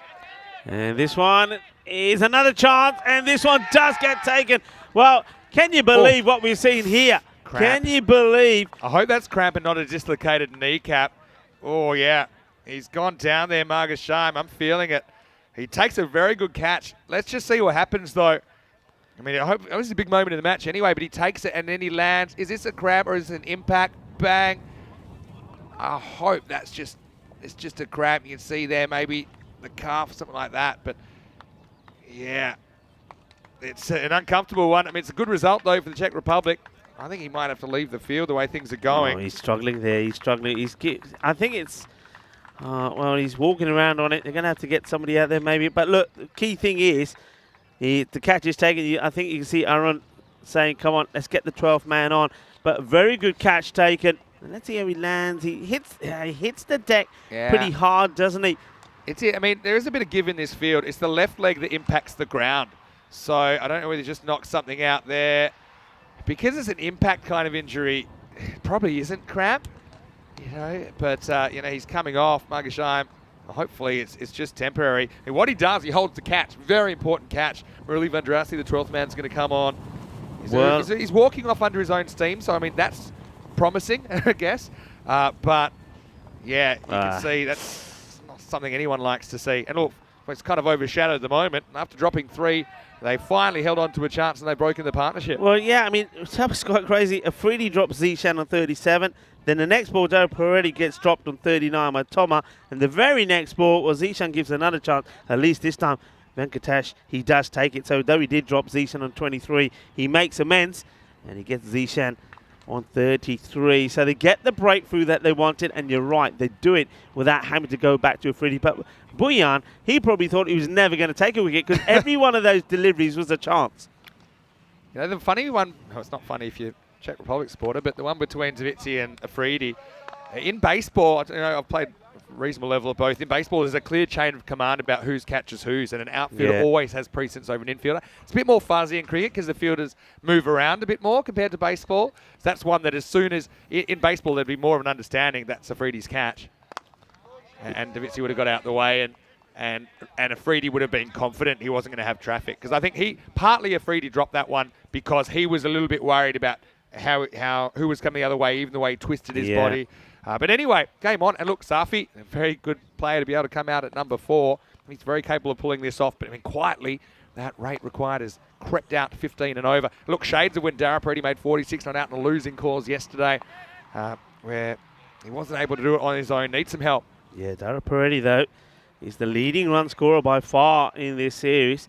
This goes up to over 170 in it. That's a good delivery. What an over this is from Buyan. Now, I know Moya Patel has mentioned this in the chat, and good morning to you, because he said with everything going on, with those 2 drop catches, it takes a lot of composure and a lot of discipline from Buyan, and he kept it. And so far, this could be a match-winning over. I said those 2 drop catches could be where they lose it, but Buyan could be the man that helps them win it. Well, this one will get smashed away. Dara Peretti will go on to 46, but still, even with that boundary, 9 off the over, he gets a breakthrough. That still is a pretty decent over. He rolls the cutter, but gets too close to Dara Peretti, who just summarily dispatches it over mid-wicket for 6, but still 9 off the over. That's the result for the Czech Republic. It's 84 for 2 after 7. Let's have a look at what's coming up in the second match of the day. Czech Republic against the host nation, Austria. Austria 3-1. Their fate's in their own hands. If they win twice today, they'll win the series.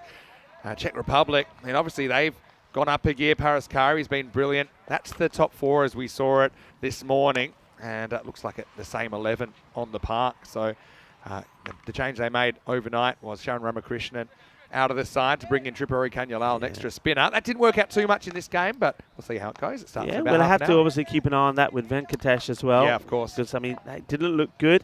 But this match, very evenly poised. The required rate now is around 15. They won't want to gain any higher than that. So this means that every over is a big one. And they go for a free. Can he get those Yorkers going? He tucks up Safi. Yeah, well, here's the contest that probably decides the match for me. You've got Ria Zafridi coming back, strike bowler. You've got Dara Peretti on 46, not out. And look, 84 off 7. So what's that? That's 12 and over exactly, I think, that they're at. So obviously they need to get, I suppose, 13 or so through the innings. So they have to make those runs up now in the last 3. And I think it's the right move to bring Afridi back here and try and get as far ahead in the game as you can. And they probably also think he's the guy most likely to force Dara Peretti into a mistake, given that run rate required is around about 15 and over. Well, Ricket Tomar will hope that Dara Peretti falls pretty quickly, because at the moment, I think he was the one who puts the catch down that could have sealed the match when Dara Peretti was dropped on 30. Anyway, this is big. Afridi, first thing he's got to do is get the line right. But Dara Peretti, he doesn't change his style. He'll still be aggressive. He's not there to see what this ball is. He's there to put it away. 2/3 man in place. Okay, good delivery at him. It's quick, Isn't that fast. For a guy that's in, it's pretty rare to have two fielders behind the wicket like that. There's like a second man and a third man down there in the boundary, and kind of maybe guarding against the edge and challenging Dara Peretti to go down the ground against the extra pace of Afridi. Great contest here. You got two big hitters. You got a big burly fast bowler coming in at them. The game in the balance. Yeah. Safi will go big here. He tries, but he gets done with a short one. But this is too short, goes over his head. This one really hits the deck and sails. Yeah, let's have a look. It just took off a bit more than he thought. I mean, it's probably borderline, to be honest, but the umpire's got to make a decision very quickly. Yeah, It may have been grazing the top of their helmet. There's no way, as the square leg, there's no way. I mean, that's millimeters. Yeah. I mean, we can look at it again and again and say, maybe if he's standing upright, it doesn't quite over him. Yeah. Upright square leg doesn't have that. He's visualizing something, and once the ball's there or thereabout, he's calling it. Well, this one is going straight over the bowler's head, and it keeps on flying. This is a big 6. So this is where he likes it. He makes the contact, hits it hard. 6 runs. Yeah, what a shot. And that's the new batter, Safi, that's come in. He knows it's got to be in his half now, doesn't he? Because Riaz he spent that short one earlier in the over. Again, let's see if that's a blip or a trend for Riaz Afridi. Well, I think he had to follow it up the actual Yorker and gave him some length to work with. This one gets played away. Should be stopped. It will be. And remember here, Freddie, he's now knows that he can't bowl another short delivery as well. So the batters know that as well. Exactly. But I think even then, I think he's going for the York. He just misses his spot. Gave Safi some length to work with. He couldn't time it up as well that time. Oh, well, the more things change, the more they stay the same. We're in for another close finish here, I think. Good delivery. That's well bowled. That's just the extra pace. Yeah, I mean, he tries to drag that from outside the off stump. And I think partly that is the field because they've got the 3 men, if you like, in the top right-hand quarter. So you've got a backward point in the circle. You've got a square third man. You've got a fine third man. So he knows that's blocked up. So he's trying to catch up with it and go kind of forward square leg like he nailed that boundary earlier. Attacks the stumps and is going to be 4 runs. I mean, there's nothing wrong with this ball. But it's a great shot, and what a way to bring up another half century. And, well, Dara Peretti, we saw him score a half century in the loss in that close match against Austria yesterday. He made 52. Well, he's gone back-to-back the same way that Paras Kari have done. So these two batters, one from each side, certainly have set the standards. And just have a look at the wagon wheel. Well, that was the negative of that field if you're a Czech supporter because they had the 2/3 man. They didn't have a long on. So he targeted that part of the field, and he got it that time. Great 50 from Ashrith Dara Peretti. What a series he's having. 51 off 21 balls, 5 maximos, 3 fours, but still plenty to do. 31 required off the last 2 overs. I mean, probably I think it's 55-45 to Czech Republic. I just think runs on the board often stand up. A wicket can throw everything for a loop, but also, a magical over can change everything. Bhuyan was brilliant in his first over, 1 for 9. Yeah. But Ashrith did have his measure last ball. He sent into the bleachers. Now it's going to all happen in the 9th. He's having to deal with Safi. 98 for 2 off 8. Yeah, Safi will be looking to drill straight. And, well, this one's a bit of wit. It's not the best of deliveries. 4 runs. So this one would have been a wide, but I suppose he thinks, you know what? If I can send it to the boundary, I will. Cuatro carreras of Safi. Turning on the style here now. Hitting hard. Safi in the middle order. Yeah, I suppose he's made a bit of a home there in this series. He's batting even higher than he was batting yesterday, but he's, like I said, he's a great insurance policy to have because he is such a good hitter. Good delivery. Better length. We haven't seen too much of this. They run hard and come to throw. Will be backed up by the wicketkeeper, Kari. Just more often than not, even with set batters, when you need boundaries, compared to looking for them and trying to be a bit more selective. When you need boundaries, just more often than not, fielding team gets home in these situations. But you do have two guys that are hitting the ball well. You've got Dara Peretti. Look at his strike rate. I mean, he's going more or less 2.5 a ball. He's been sensational, and he's been such a joy to watch. I mean, I only gave one chance. That one got put down. Thomas won't want reminding of it. Now, and that was when he was on 39. That was a big moment. Now, they do have the kind of floating deep mid-wicket and long on now because they just have the 1/3 man because Bouillan's not quite as quick as Afridi. So that, in fact, now they're bringing both of those third men into the circle and putting a deep cover back. So pretty much you've got the umbrella field, the kind of baseball field. All the outfielders are straight down the ground now. And, well, we got another bat ejection. Well, bats are meant to fly. Well, this one takes off. And, well, it does a double somersault in the air and lands beautifully. Well, time to throw the bat. And Ashworth takes it pretty literally. This is a good ball by Bouillan as well. Wants him to go fetch it. And then, in the end, he's not fetching the ball. He's fetching his bat. Look at this. This really does fly out of his hands. And the batter says, well, how did that happen? Yeah. That's proper caber toss job from Ashworth. And this is such a good shot. It's not a bad delivery at all, you know. I feel for Bouillan here. This one would have squeezed in, I think, inside the line. But look, he is seeing the ball so well at the moment. And as long as he can keep hold of his bat, I think he's going to win the match if Hungary. I really do. You can set your field straight as you like, set your fielders wherever you like. But if you hit them that well, it doesn't matter where you put them. That was such a good shot. That was quality. Just what was required at the right time. 20 off 8. The longer you go, the closer this game gets. 2 to come in the over.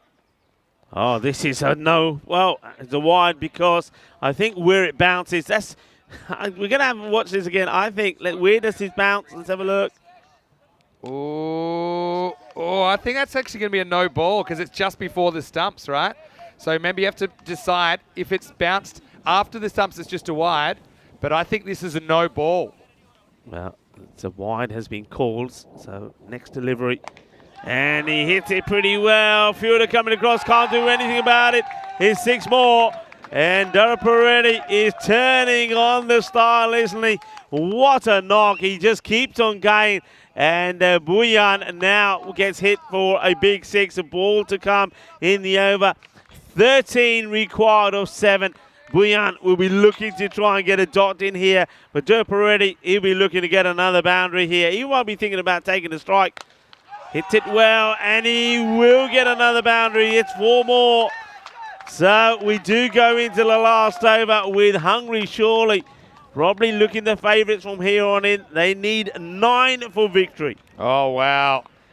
Bouillan bowled so well, but things can change very, very quickly. So, look, yeah, it's advantage Hungary. That's the over they wanted. It all happened in the 9th for them. I said, you know, Czech Republic probably slight favourites at the start of the 8th. But now you'd have to say it's Hungary's game to lose 9 off 4 or 9 off 6 with 2 set batters there going.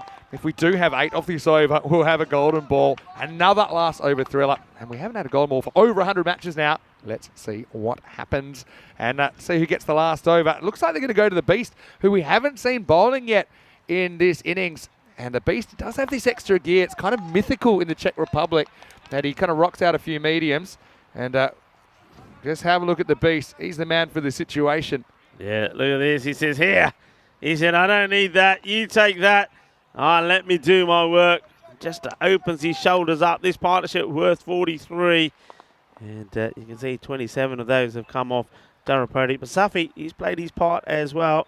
It's been an important contribution from him, 14 off 6. Okay, so last over. 9 runs in 6 balls. I think dot balls are key here. I think the first ball will be crucial. Get a dot in here. And then you put the pressure on the batting side. But really, 2 shots could do it. And this one is one of them. It will go big.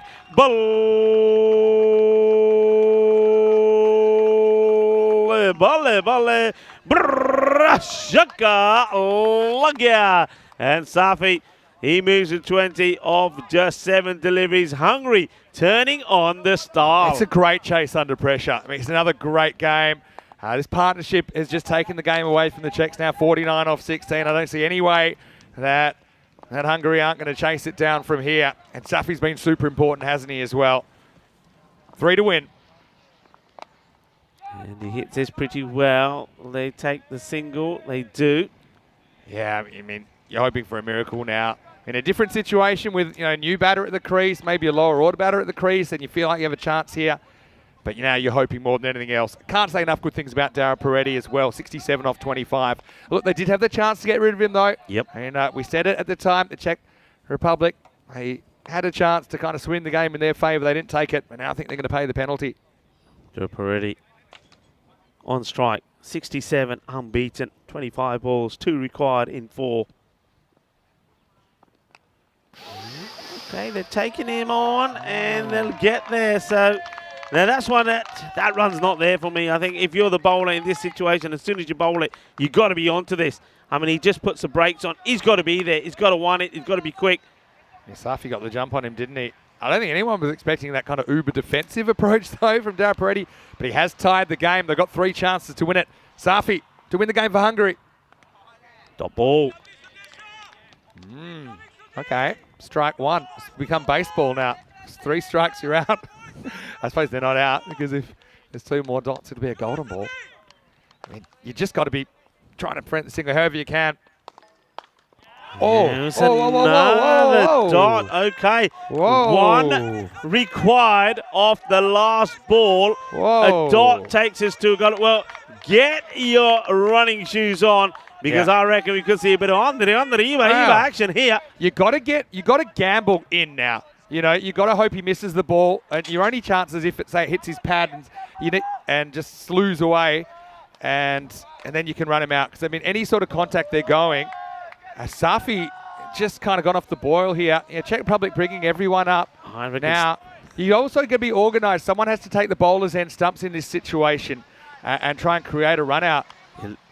Oh, I mean, I didn't see this coming. So scores tied with the ball to go. Another thriller in the ECI Austria. Hungary. Any score wins it. Straight to the fielder. Will he pick it up? He goes for the throw and he misses. Oh, he misses. And you called it. Why didn't anybody take the stumps? Nobody takes the stumps. And as a result of that, Hungary do win a thriller. That one, there's no run there for me, Vinny. Oh, you got to say, that's not smart. Somebody had to take the bowler's end. They don't. The throw at the stumps, well, it's a miss from Sudesh, and as soon as he misses, well, that's it. They've got the run, and it's a victory by the smallest of margins. Hungary victorious. Can you believe it? Yeah, I hate to be Nostradamus, but you got to know your situation there. You've got 11 fielders. You need to make one person's job just to cover these stumps. Don't worry about them fielding the ball. He looks at the keeper's end, and he says, look, well, he's out by more. This hits the stumps. We've got a golden ball. Sudesh doesn't have time to get back. He's in his follow-through. I want to see it again. I think he does. He stands there and he's pointing at the stumps when really he should be saying, give it to me, and I'll take him off. Let's watch it again. Maybe. I mean, if Wickramasinghe, if he takes the ball, okay, he does stand for a second. But to be honest, it shouldn't be his responsibility. So it needs to be more organised. Let's not take the gloss off the win, though. I mean, it's an absolute thriller. 1 run separates these teams. And Hungary, they keep their chances of an ECI trophy alive. The final score here in match 6, Hungary 129, Czech Republic 128. What a morale-boosting win. Hungarians, they get some revenge for yesterday. It's 1-1 in this mini-series between Hungary and the Czech Republic. And it is Safi that gets them home, but it's Dara Peretti. I think he's got to be the player of the match for his contribution as he cracked 68 not out, and I suppose he countered what Paraskari did in the first half of this game. This is what's coming up in around about 12 minutes or so with the Czech Republic taking on Austria. So they'll be hoping to bounce back in Austria. First chance to see the hosts here on day 2. Aman Randawa coming to the side for Austria. What a match that was, folks. What a match. Let's have a look at these highlights again. Dara Peretti, you're absolutely right. He has to be player of the match. He bowled very well as well, taking 1 for 19, but then with the bat, 68-26. And some of the batting here was clinical. And some of the bowling, though, also was. I mean, Afridi, I think he bowled sensationally well. That first over was top-notch. Just the 1 run from it. And he picked up a wicket as well. That had them in the driving seat. But I said it at the time, the power play was very like for like. You know that Czech Republic were 18 for 1. And then you saw Hungary, they were 19 for 1. But over number 4 is where it started with Venkatesh. He was just a little bit too expensive. That got Hungary going. But they needed to get a breakthrough pretty early. Give Czech Republic their due. I mean, they did field very well. The ground fielding was good, but it's simple. And if you know the game, if you follow the game, you know catches win you matches. If you don't take catches, well, then you're in trouble. Well, that one was Zishan being dropped by Venkatesh. At that point, he was on 23. He goes on and makes 10 more runs. It may not sound like a lot, but in a close one like this, it certainly is. Well, not only did he put Zishan down, Afridi put him down on 37 as well when he and Davutsi got into each other's way. I think you'll see that one coming up pretty soon now. But the biggest one of the lot is when the tank, Rigit Toma, put down Duraparetti when he was on 39. And that's where that match got lost. Yeah, I mean, you never know. I mean, Safi didn't really give a chance that I can remember while he was there, so he hit him well. This is where it all started to go wrong. I think Afridi's right to call Davutsi off, but, you know, he had second thoughts about it, didn't he? And that one went down as well. And like I say, this was the moment we were talking about. The tank, again, made perfect position, just bounced off the middle of his hand. You can see, you know, it means so much to these guys. Got to realise that. No one drops catches on purpose. This was a great one, but then also concerns for Benki Magashayam as he looked to maybe have injured something in his left leg. He went off the field, but I mean, that was the catch, I suppose. Got some of the momentum back, but didn't help too much because Duraparetti was going beast mode, and then Safi joined him at the crease, and those two would end up getting Hungary across the line. Yeah, what an exciting finish, though. It really was. I mean, this is Safi that really did turn on the style in that over number 9, which that over from Buyan went for 22. That set up what we thought was going to be a straightforward finish, but Sudesh Vikram Sakira, the beast, he decided, well, he's going to come on. We're talking about the beast. Well, this was a bit of beastie action as well, as the bat got flying out of the hands of Duraparetti. Glad the square leg umpire was on the other side. Otherwise, he would have needed a helmet for this one. Yeah, but it all came down to the last couple of overs in Buyan. It held on so long, but he kind of fell off the perch, didn't he? Yeah. Challenged him to go over cover. Duraparetti says, yes, please. And then this one was another one that disappeared. Last ball of the over, set up just 9 in the last. More pressure to come, though. And it was the beast from the Czech Republic, the man for the moment. But again, that was a very good frisbee job as well, just saying. But then back to business. And this one, she really put it beyond doubt, you thought. But of course, this is ECN. There was late drama as we saw a single scramble. Suddenly it looked like two new batters there when almost the pressure of the moment getting the better of both the guys that had been there and looking so comfortable all the way. Then it was strike 1, strike 2. Third time, there's nobody home. And like I say, I don't want to harp on it, but when you've got 11 fielders, you got to be smart. One guy's job has to be just to cover those subs. Even if he starts fielding right next to the pitch, have him there because you hate to lose a game that way. And Hungary, they get there by the slimmest of margins. Once again, shows you how even this ECI is. Czech Republic, they'll be heartbroken, I think, because they know that their chances of raising the trophy are gone with that, but still they've got 2 more matches today. They'll get another return clash against Hungary. Remember, they're 1-1 in their mini-series at the moment. Duraparetti, though, what can you say about him? He showed it was no fluke yesterday. 68 off 26. He struck 7 6s and 4 4s in his innings, well supported by Zishan Kukakel, 33 off 19. And Safi, wasn't he good under pressure? Yeah. He's found a home in the middle order, 22 off 11, and wasted no time getting going. Reyes Afridi did such a great job in his first over, conceding just a single and picking up the early wicket. But his second over, there was a bit of a mixed bag. In the end, it went for 14. Buyan, again, likewise, his first over went for just 9, but he went magical in the 9th, and that set up a memorable victory for Hungary.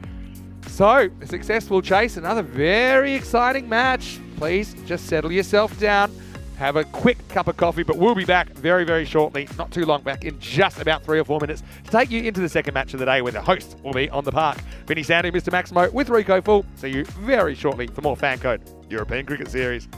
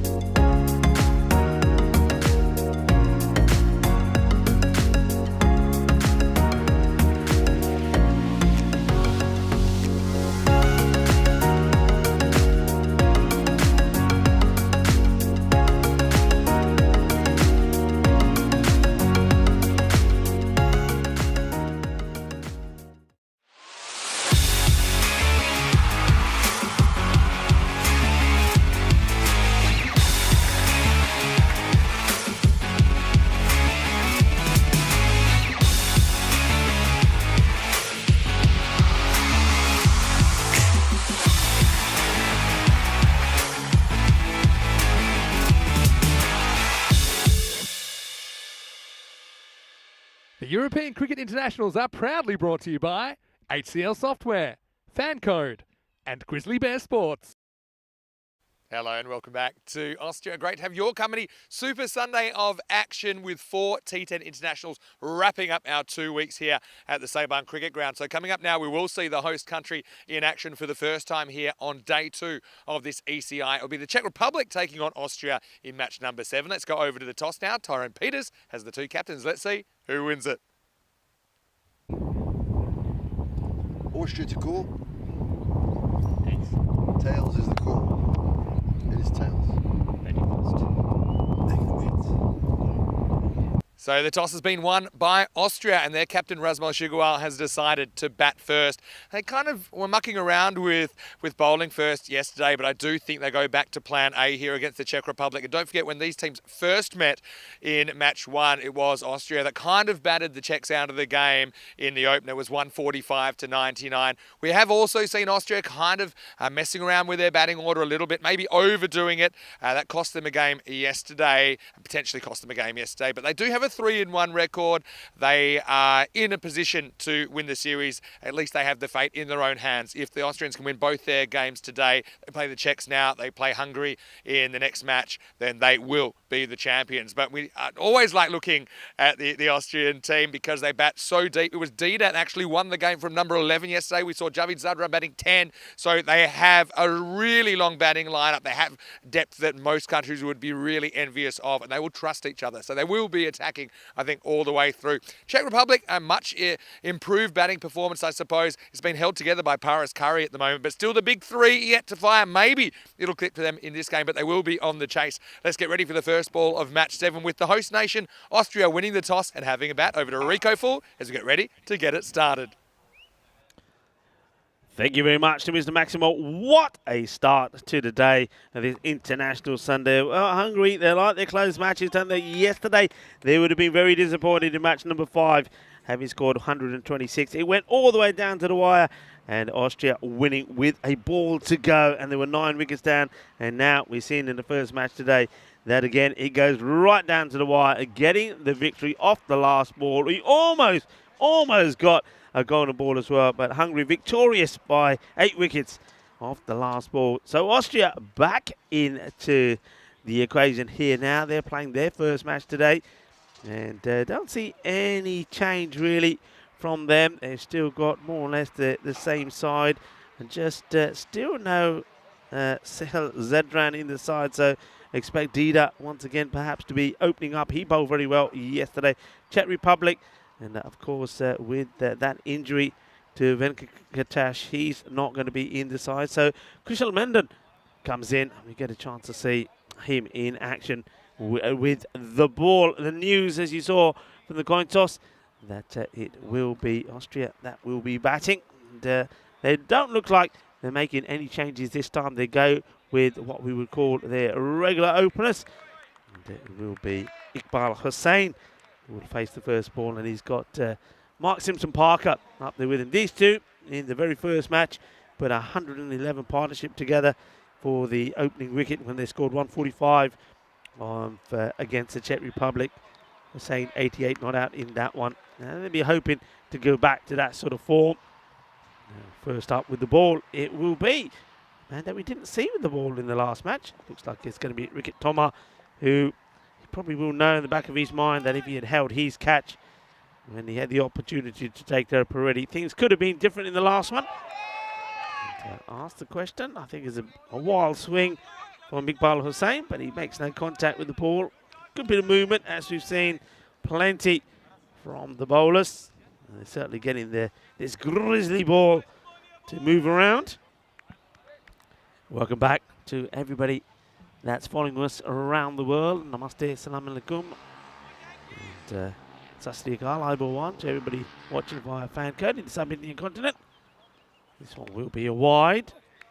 And also, a big shout out to everybody on our chat that have been very busy. Phil G in the chat now. Hello to Phil G and Wayne. And so Liam Day was there earlier. And Dave, of course, making a lot of interesting chat. It's a lovely day here in Austria. The C-Barn Cricket Ground looking spectacular. Edge, and it's another wide one that gets chased. Probably would have been called another wide, but I think Iqbal Hussain just decides he wants to get a hit in here. He slices it, gets it wide, gets it over that man in the catching position, gets 4 runs.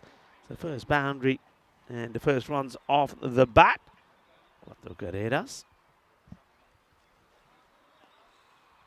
Stronger together. Can Austria, who are currently top of those standings, can they stay stronger together? Got 3 wins out of their 4 matches yesterday. And it's another wide, so a lot of big movement from Tomar. Good take from the keeper. And the man that's been in very good form, Paraskari. Can he keep that up in this one as well?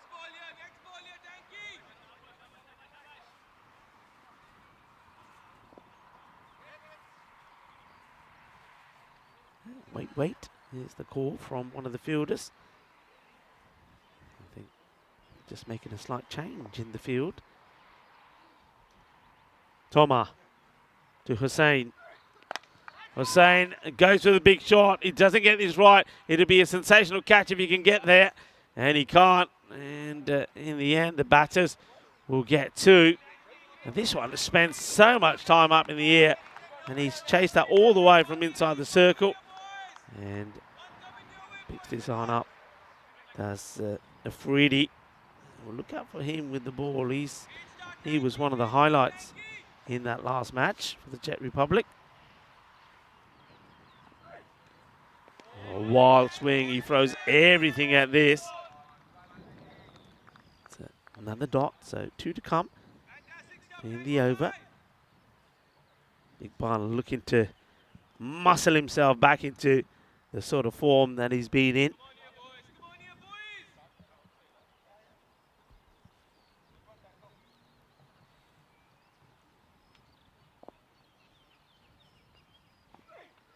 Well, this one he misses out on. I wonder if this dips enough or is this high. Let's see how low this drops. That's okay. I think the batter's standing up in his upright position. No issues there. Nice to see Tyrone Peters horns himself. He's at the square leg position. He's umpiring this one with umpire Santosh. And umpire Praveen is the 3rd umpire. Slower delivery, and he does him. Hook, line, and sinker. Beautiful delivery from Tomar. And Iqbal Hussain, he departs. So it's another failure really from him. Ball number 6 is too good for him. Good bowling, takes the pace off. Also, look, with all the away swing that Tomar's been getting, this one, he gets to come the other way, gets a bit of in swing on it, takes the pace off it, and knocks the stumps over. Great bit of bowling. And the wicket comes right at the end of the first over. And Austria 8 for 1. Beautifully bowled there by Tomar. So just like that, all the issues and the woes of the last match are forgotten. And, well, this is a good look, isn't it? Well, we want to see a golden ball here in Austria. And the bat versus ball computer has had a look at this, has put all the information in, and has come out with this, 97 to 97. So could we get a golden ball here? Well, we'll have to wait and see. We certainly have come close in the last 2 matches. And maybe it's finally going to happen. There's the bowler, Tyagi Niraj. Gets ready to bowl, and he'll be bowling to Mark Simpson-Parker to face his first delivery.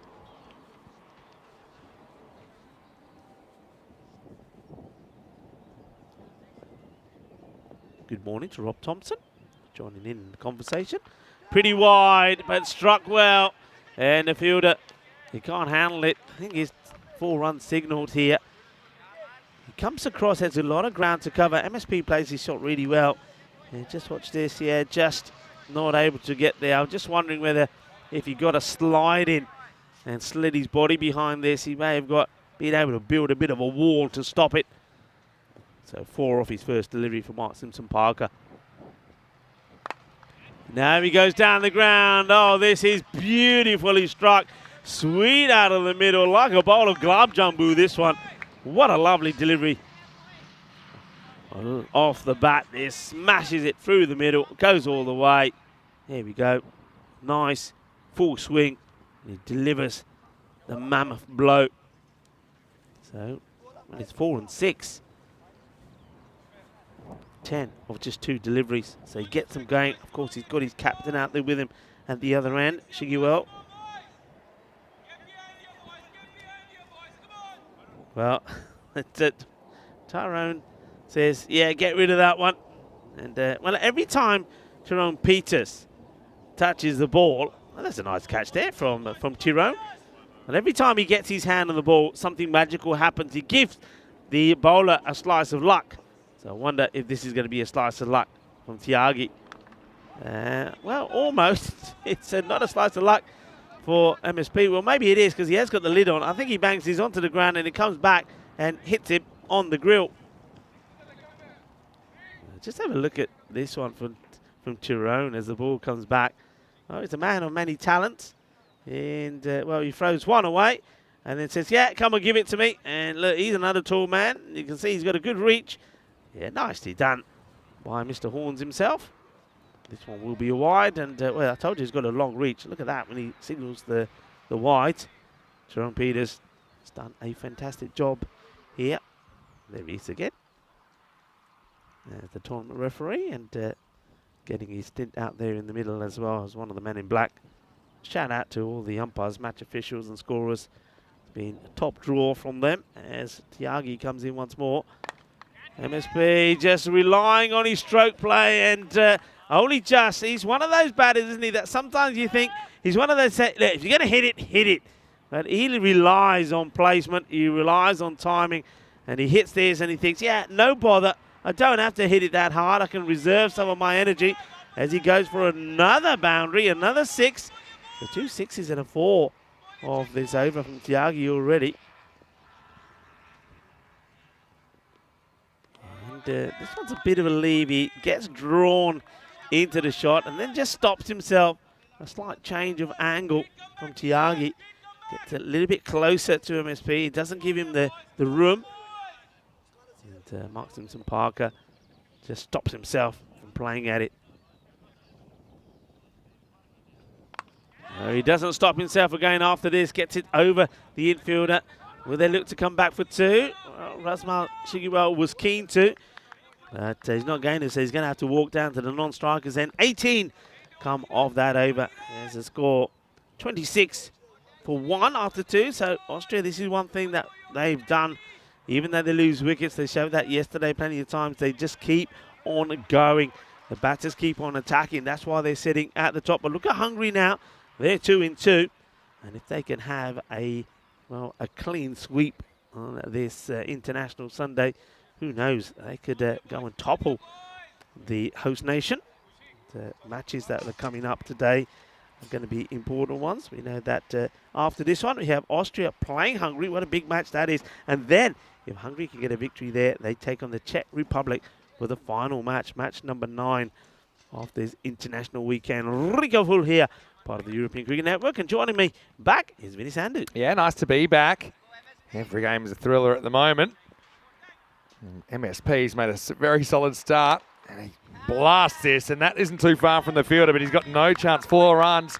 I don't care what format of cricket you're playing. There's something beautiful about the cover drive, and that was perfectly executed by Simpson-Parker. Yeah, that is right out of the textbook. What a lovely shot all along the deck.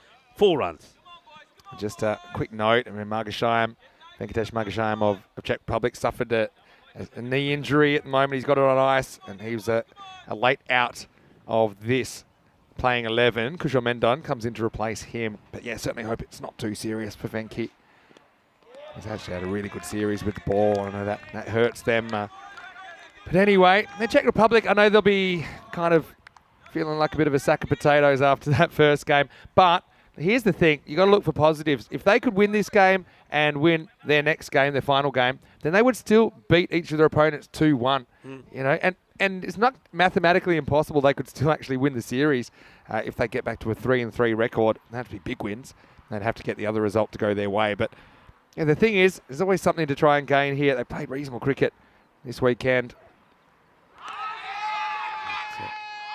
Oh, well, they won in the wicket. Umpire Santosh calls it a wide. MSP comes down for this one, trying to get himself to it. Doesn't get there. And, well, I think that's a fair call. I think that ball catches a bit of the line, and I think Santosh is right on it. Yeah, you're exactly right. Yeah, I think probably doesn't like it, the tank, but again, he's a guy that he's a real entertainer. I haven't quite seen the best of him this weekend, but we're hoping to fire. The last couple of games, this is hit pretty hard, and it's going to blast through the fielder. Well, brute force trauma. Davitsi gets eaten up by it, and Mark Simpson-Parker gets 4. Yeah, Davitsi knows he should have done better. You got to stop these. I mean, it does hit the deck and really speed up. I mean, I don't know if you can see that one more time. Once it hits the deck, it just accelerates. But at this level, you got to be able to smother that. Yeah, it's the reverse Tortuga, really. It was like grease lightning the way it hit the ground and rolled. Anyway, now he lifts it up leg side, and Simpson-Parker on. He goes Maximo as Austria lifted up into the 40s. 31 off the bat of MSP. He's looking dangerous. What a start this is, and I love this one. He just picks it up from outside the off, and he sends it packing over the leg side, over cow corner. Beautiful shot. Well, this used to be a farm, and there's plenty of agriculture around us, so maybe that is a genuine cow corner. We'll bring in the cows. They might trample over the wheat field, but still, good shot. Tough thing about MSP, why it's so hard to bowl to him, he has no obvious weaknesses. So, and if you bowl short, he's pretty good in the pool. You can see how correct he drives. And he's also got some physical attributes that make him imposing. He's tall, he's got good reach. He's just so well balanced. Now he's on the charge. This goes miles in the air, and it's going to go miles. Maximo! And even there, when he's on the move, he's so well balanced, and this might be the shot of the day. This, for me, is the shot of the day. That is super, and that has gone a long way. We'll get your wellies on, take a shovel, because that has buried itself in the field behind. Well, we saw that field being ploughed earlier. I tell you what, there's a ball in there that needs digging out. What a shot. Pure class. Goes again. This one's not quite off the middle. It skews away. I think it's too much hesitation there. In the end, they'll settle for 1. They'll retain the strike. Big power play for the Austrians, 48 for 1. Yeah, Rasmal, I think he's been out there while at least 11 balls have been bowled, and he's not been able to get anywhere near the strike at the moment. He won't mind that, though, because it's not like MSP is chewing up deliveries, because he moves to 37 of just 11 or 38 of just 12 deliveries to score 48 for 1. And one goes magical. And now this is where they would normally turn to Venkatesh Magashine, but he's not available because of that knee injury. So they're going to go to Sengupta. We've only seen bowl 1 over this weekend. Surprises me because he was a bit of a weapon, to be honest, at the ECC. He stood up when others didn't. And so let's see if he can make the most of the opportunity. Tough situation, though, for him to come into with Simpson-Parker up and going. I don't think Rasmal minds watching this kind of an exhibition at the moment from the other end. And he just draws him to a false shot first ball. Good start for Sacha. Yeah, he won't like the way he's played at this one. He's batted so well, and I think if he just holds his shape and he's hitting this over that man at point quite easily. He's a good stroke player on the offside. He plays the cut shot and the uppercut really well. Out of the power play, 5 outfielders in play. Slow ball. It worked. Thinking of 2 here. Again, it's one of those in-betweens where I think maybe later in the innings you push for that, but at this stage you don't really want to lose a wicket, especially when you got one guy, Mark Simpson-Parker, looking so composed. He's 39 in no time at all. Yeah, it looks like they're wanting to save Riaz Afridi to bowl towards the end, maybe bowl out the innings, so they haven't used him yet, which is a bit of a surprise. It's true. This is Shigarwal first ball, and he almost goes as Tomar couldn't quite come in time. Didn't really commit to the stroke there, Rasmal Shigarwal. Probably lucky he didn't, because it didn't quite carry to the outfielder. Yeah, 50 comes up now. And at the moment, it's all about MSP. But can he keep his composure, keep his shape?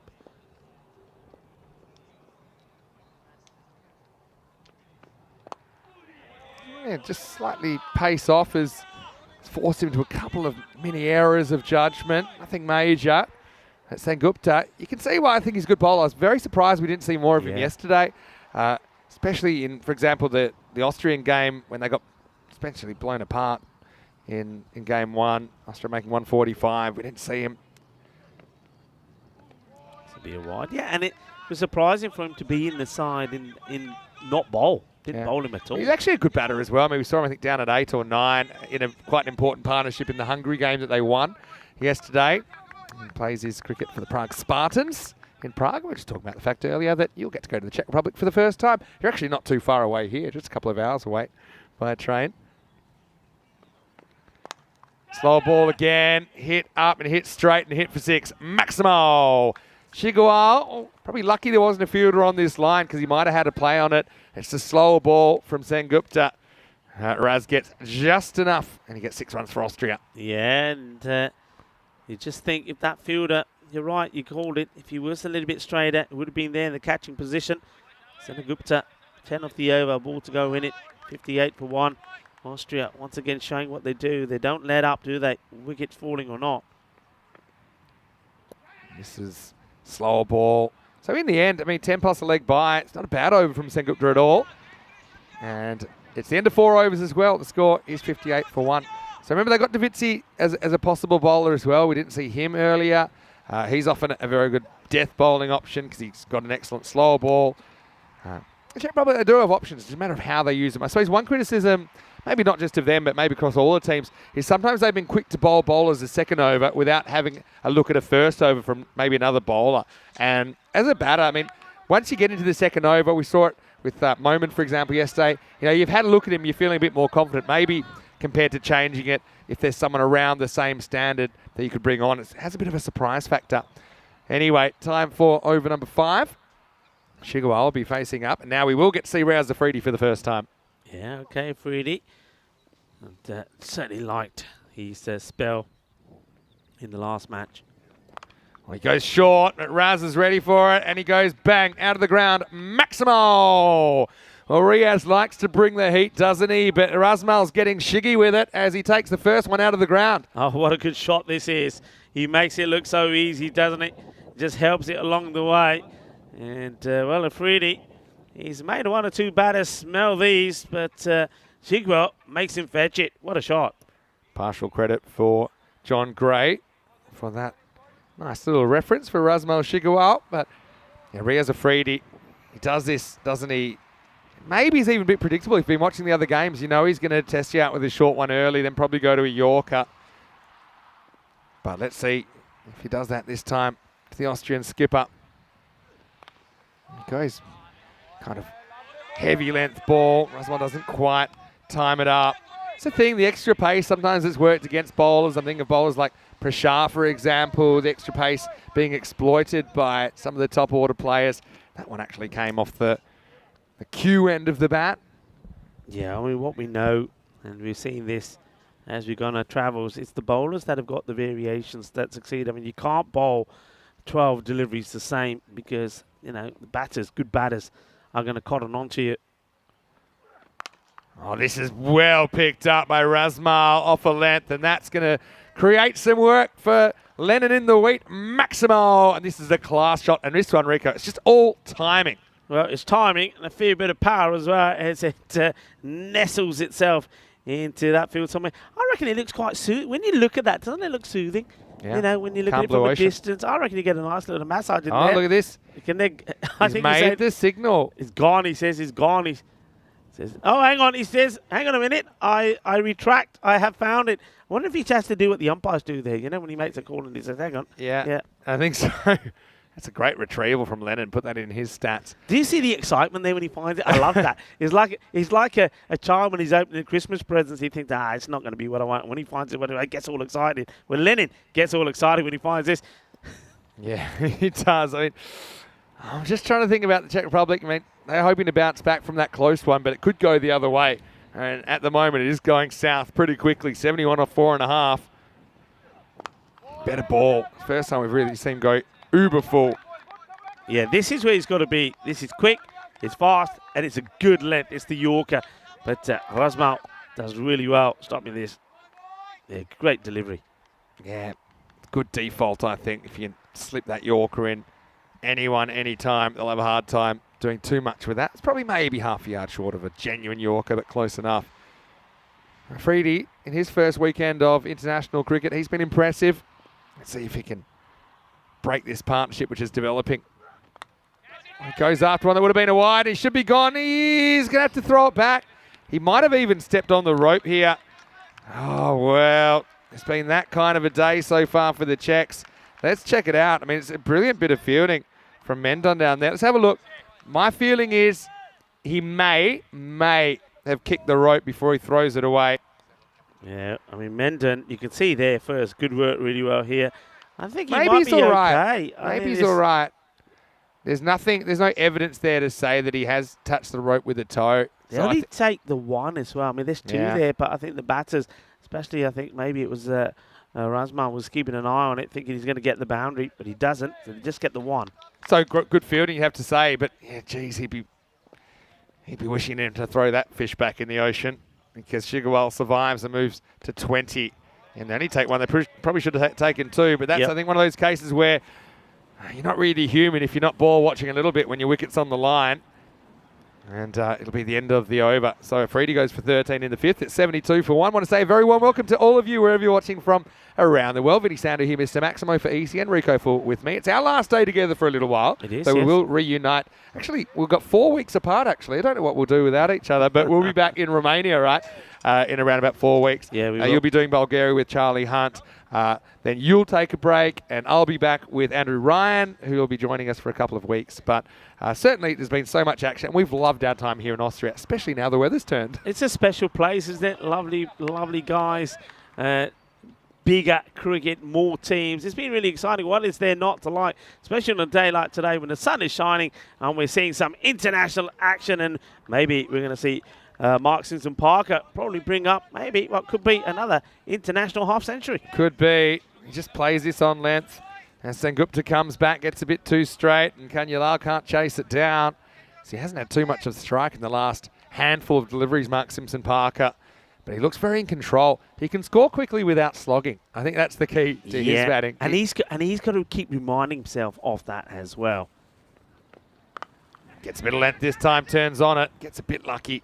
That doesn't carry out to Niraj Tyagi. We did see bowl in the second over, went for 18. But yeah, the scary thing about this Austrian batting lineup is how long it is. We saw the number 11, Dida, winning the game from last night.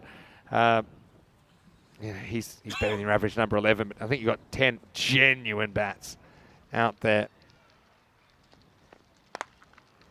He hits this straight down the ground. You can't hit a ball straighter, can you? It's short. And just look how quickly that he smashes this MSP. So the thing is, because he's so tall, that's a ball that maybe another batter has awkwardness hitting straight. But he hits it, kind of below the waist. Very easy free swing of the bat. And again, there's that length allowed Mark Simpson-Parker to do that. And he busts the sight screen. Partnership worth 73 in pretty quick time. Now he's on the walk. That one doesn't miss by much. He gets done by this slower delivery here for Sengupta. And that's why I said to you, he needs to remind himself that he doesn't have to get super aggressive. You see here, he predicts, he goes down, charges down, even before seeing what the ball is going to be. And fair play to the bowler, just takes all the pace off it. He doesn't need to do it. He wants to because he's getting bored. I've seen batters do this. They've played all the shots. They feel like, okay, I should probably do something different. He mistimes this, leg side. They'll probably get two. Well, they probably could have got two. Shigarwal spooked out of it. They'll just settle for one. So how about last time we saw Austria on the field was last night against Hungary in a bit of a thriller. Pretty similar scores to the first game up this morning where Czech Republic were on the wrong side of it. A highly entertaining series, tri-series between three teams that can all beat each other in any given game. Last ball for Sengupta. And this will be a long chase out there. Tomar will cut it off, but he'll allow the two. Sengupta not too bad. I mean, didn't have the rub of the green there. Got hit occasionally, but he goes for 22 in his 2 overs. And after 6, it's 84 for 1. Yeah, I don't think he's bowled badly at all. Once again, he just underlines for us both why we didn't see him bowl in that match yesterday. He's bowled pretty well. Do they go back to a Freedy here? Do they hold one back? Be interesting. Looks like they don't. And maybe it is going to be the captain who's going to bowl this one. So Arun, he gives his cap. So we haven't seen Wickramasakura bowl this innings. We haven't seen Sabundavitsi bowl this innings. Ashokan, he's probably an option which, with no Margashime in the side, that they'll use as the slow bowling option. Also got the option, I suppose, of going to Triberi Kanyalal. Well, his over didn't go to plan this morning. But anyway, 4 overs to go. I mean, from here, if you keep going at this pace, you got 140. I think the Austrians are eyeing off even more. But Ashokan trying to stop the flow. Shot! Yeah, well, this is the thing. Ashokan does try to sneak the bouncer in, but against Mark Simpson-Parker, it's going to be tough to get one up on him. And that brings up his 50. What a good innings from the Austrian born and bred opener. Yeah, very, very good hit from him. We know he's been in form. I mean, you mentioned the other day in that European Cricket Series, he brought up his highest individual score when he got into the 80s. And he's, he's looking good here at the moment. If he keeps his shape, keeps his composure, keeps listening to his captain, he's on for a big score here. 90 on the board now. Yeah, what a shot. Yeah, Aaron does try to sneak that one up and away. Didn't work. So it goes full up. That one does work. Yeah, Simpson-Parker, he was 76, in fact, his top score now on the network. Scored that against Gratz Cricket Academy in the ECS. Isn't it great to see, though, obviously some of the stars of that ECS coming together and obviously being tested at a higher level. Goes after this, doesn't get it right, though. I think this could be the end. It's the tack that's under it, and he takes the catch. Well, he probably had some flashbacks there, Riddick Tomar. We know earlier he wasn't able to grasp an opportunity, but this time he does. So a good comeback from Riddick. And good sportsmanship as well. It gives MSP a pat on the back. So that innings comes to an end for 51 off just 22 balls. And finally, the partnership is broken. Austria, 90 for 2. Yeah, good catch from Tomar. But I know there's a few people, not just here at the ground, but sitting and watching from the Czech Republic, that would have been hoping that he was able to take the catch in the earlier match as well, when Dara already was on song. And he didn't, but he takes one here. And this could be an important one because MSP, he did bring up his 50, and he was looking to go on to bigger runs. But you know one thing is that the runs will just keep on coming. Now, this is somebody that we haven't seen too much of. What do you know about Arman Randuaha, who's coming in here? Well, Arman is a guy we have seen before in an Austrian shirt. You know, has played the format. You know, obviously travels to be here. But, he's very, very... I think he's a clever player, and he's a good addition. And we didn't see him in the European Cricket Series here, though, did we? I don't remember the name, but he gets a call up, gets an opportunity. Great time to come in to have a knock, though. I mean, you still got balls to face on the board. You've got a good platform that's been laid. You've got your captain there that's well set.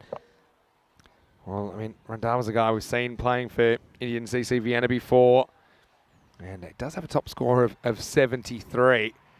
So that's why you're seeing him slotted in here in the number 4 position. Let's see what he can do.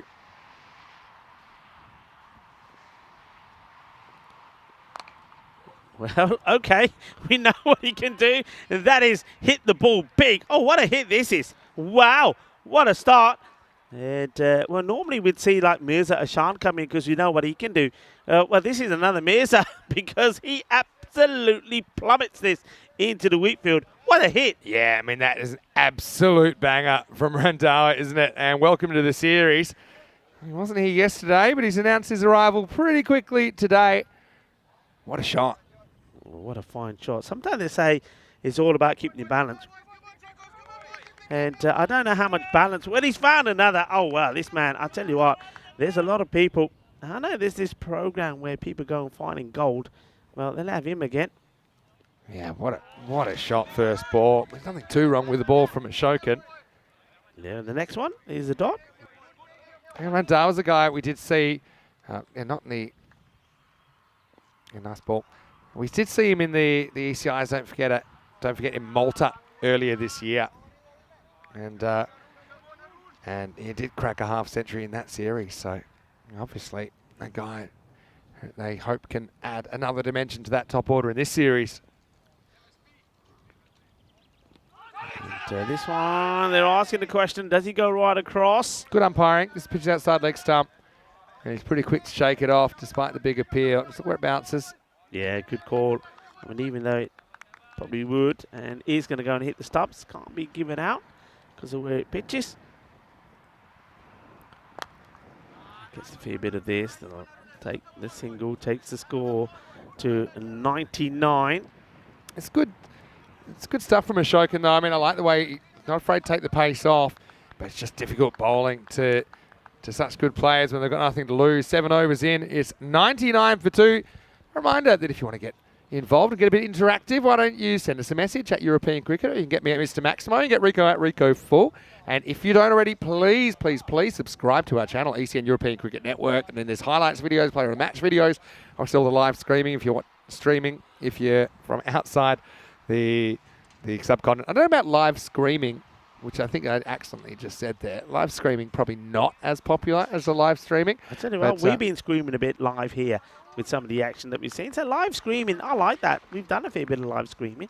Don't mind it. Hey, listen, we will be screaming if you help us get to 350,000. Though, come on, that is something we want to do. We've got this day to do it. So just keep on liking, keep on subscribing.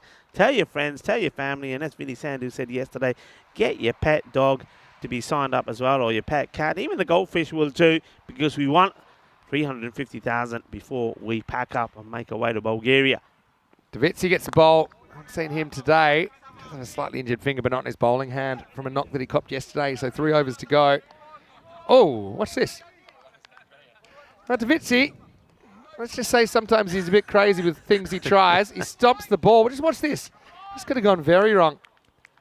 Oh, wow. Oh. I reckon Tyrone Peters may want to examine that ball now. Don't get me wrong. Stomp are a great percussion ensemble, but I don't think it's a great way to retrieve the ball. Was this hit hard? And probably 1.5 there. They'll just take the 1. Oh, yeah, Randhawa, I remember when we were in Malta, he cracked 73 off 36 balls. That was back in match number 3.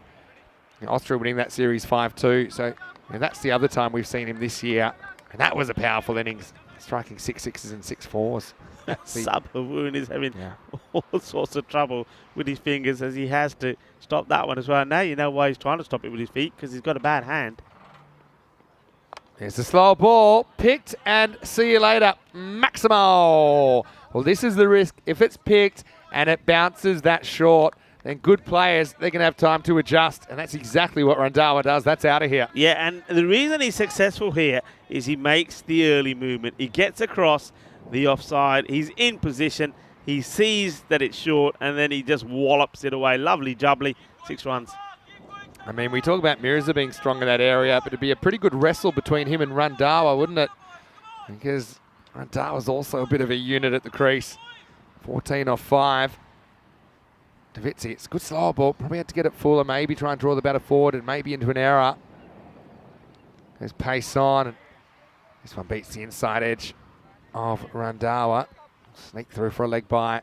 Yeah, listen, speaking of our social media, as we were a few moments ago, I saw that you put that bit of fantastic sportsmanship up there yesterday when it could have been run out. What's been the sort of responses to your question? Yeah. I haven't actually checked the comments yet, but there were actually the sentiments there. I don't know. We probably won't be able to bring it up. It's such short notice, but I'll talk about it in a second. This one angles into Shigarwal, and well, this would have been out. In fact, it might be out. Could be out. I think it may be out. Shigarwal first is disappointed. He hasn't put this away because he normally would. He's definitely out when the ball hits the stumps, because he hits low down. The bail takes a little bit of time to come off. Let's have a look at it. It's a fantastic bit of work from Paraskari. He's walking already, so he's not expecting to be called back. Let's see.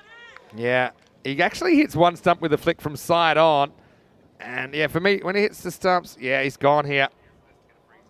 Yeah, I'm positive now. Here it comes. He is out. Yeah. Fantastic work from Paraskari, getting something out of nothing. Randhawa, that's a frustrating end for him, because he was hitting him well, wasn't he? And it's unselfish as well to go for a run like that, searching for every run possible. I think that's probably a 2 out of 10 job from the keeper to pull that one off. But he does, and it's 108 for 3. Yeah, look, he goes straight away. So you can see just how good a job this is. Look how quick also. And, you know, sometimes we have a laugh and a joke about wicketkeepers removing gloves. We don't know why they're removing them. But just look how quick he removes his glove. Gets the glove off, so he's in good position. Look, the glove is coming off already. Look, the glove is off. He's in position. He backs himself, and despite the efforts of Randhawa, I mean, he does go straight away. You cannot fault him at all. That is just quality work. Yeah, and like I said, gave himself a chance to do it, and then it's kind of in the lap of the gods. Once you flick it away, you just want to put it close and hope it hits the target. It did. Mirza Hassan, though, it's a bit of a like-for-like replacement, isn't it? I think it's a good one first up. Well, he's gone here. It must have just scratched the bottom of the bat. Mirza can't believe it. Tyrone's positive, and so 2 wickets in 2 balls. This is an interesting one, you know, because I feel, yeah, so people might say, hold on, how could that be out? So I think that this bounces and hits the toe of the bat, but on the way up. So I have to slow it down there. So you might say, okay, but isn't he hitting that to the ground? But actually flicks the toe of the bat on the way up.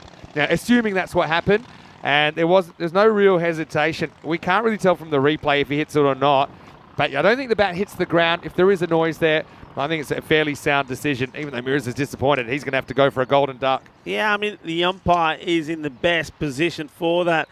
Tyrone Peters and his umpire, he's going to see and hear it. We can't. And the thing is, he judges that is. And I think also when you look at the shape of Mirza, I think he's almost getting one hand coming on the bat. So he ain't going to feel it anyway. Thing is, Mirza will convince himself he hasn't nicked that. He's walking off. He's giving a little shrug emoji. But I think you do that, and speaking from personal experience, you're convincing yourself. I'm not sure if he's completely objective, and I think my instinct is it's a good decision. Again, just going on my cricket instincts. Anyway, Afridi to come back in the ninth. If you can't be good, be quick, as they say. That'll just make Mirza even more desperate to score some big runs in the next game. Yeah, but I'm surprised Mumin has come in here. When you think of the power hitters that they have, I wouldn't have thought Mumin, for me, would have been the right guy. You got 12 balls to come in the innings. You got the likes of Umar Tariq there. You got the likes of Didar. You got the likes of Akbarjan. They're giving you an opportunity. Jawid Sadran. You got 2 options with Momin. You shelve him, or you give him a chance to hit his way out of the slump. And they've decided to go the latter. They should get 2 here. See if they don't get 4, you know, because it's a long chase.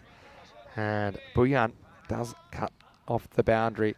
Yeah, so going back, Mirza one again. It's the kind of one that looks like, okay, if he has hit it, he squeezed it into the ground.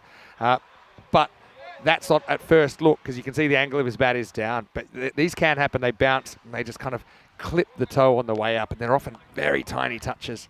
Yeah, it's not the first time Mirza has gone for the Derrick. A golden Derrick it was as well. But yeah, he always finds a way to bounce back, and as you said it, he'll be hungry to do so. Afridi goes full. This one's off the end of the bat. There's no run.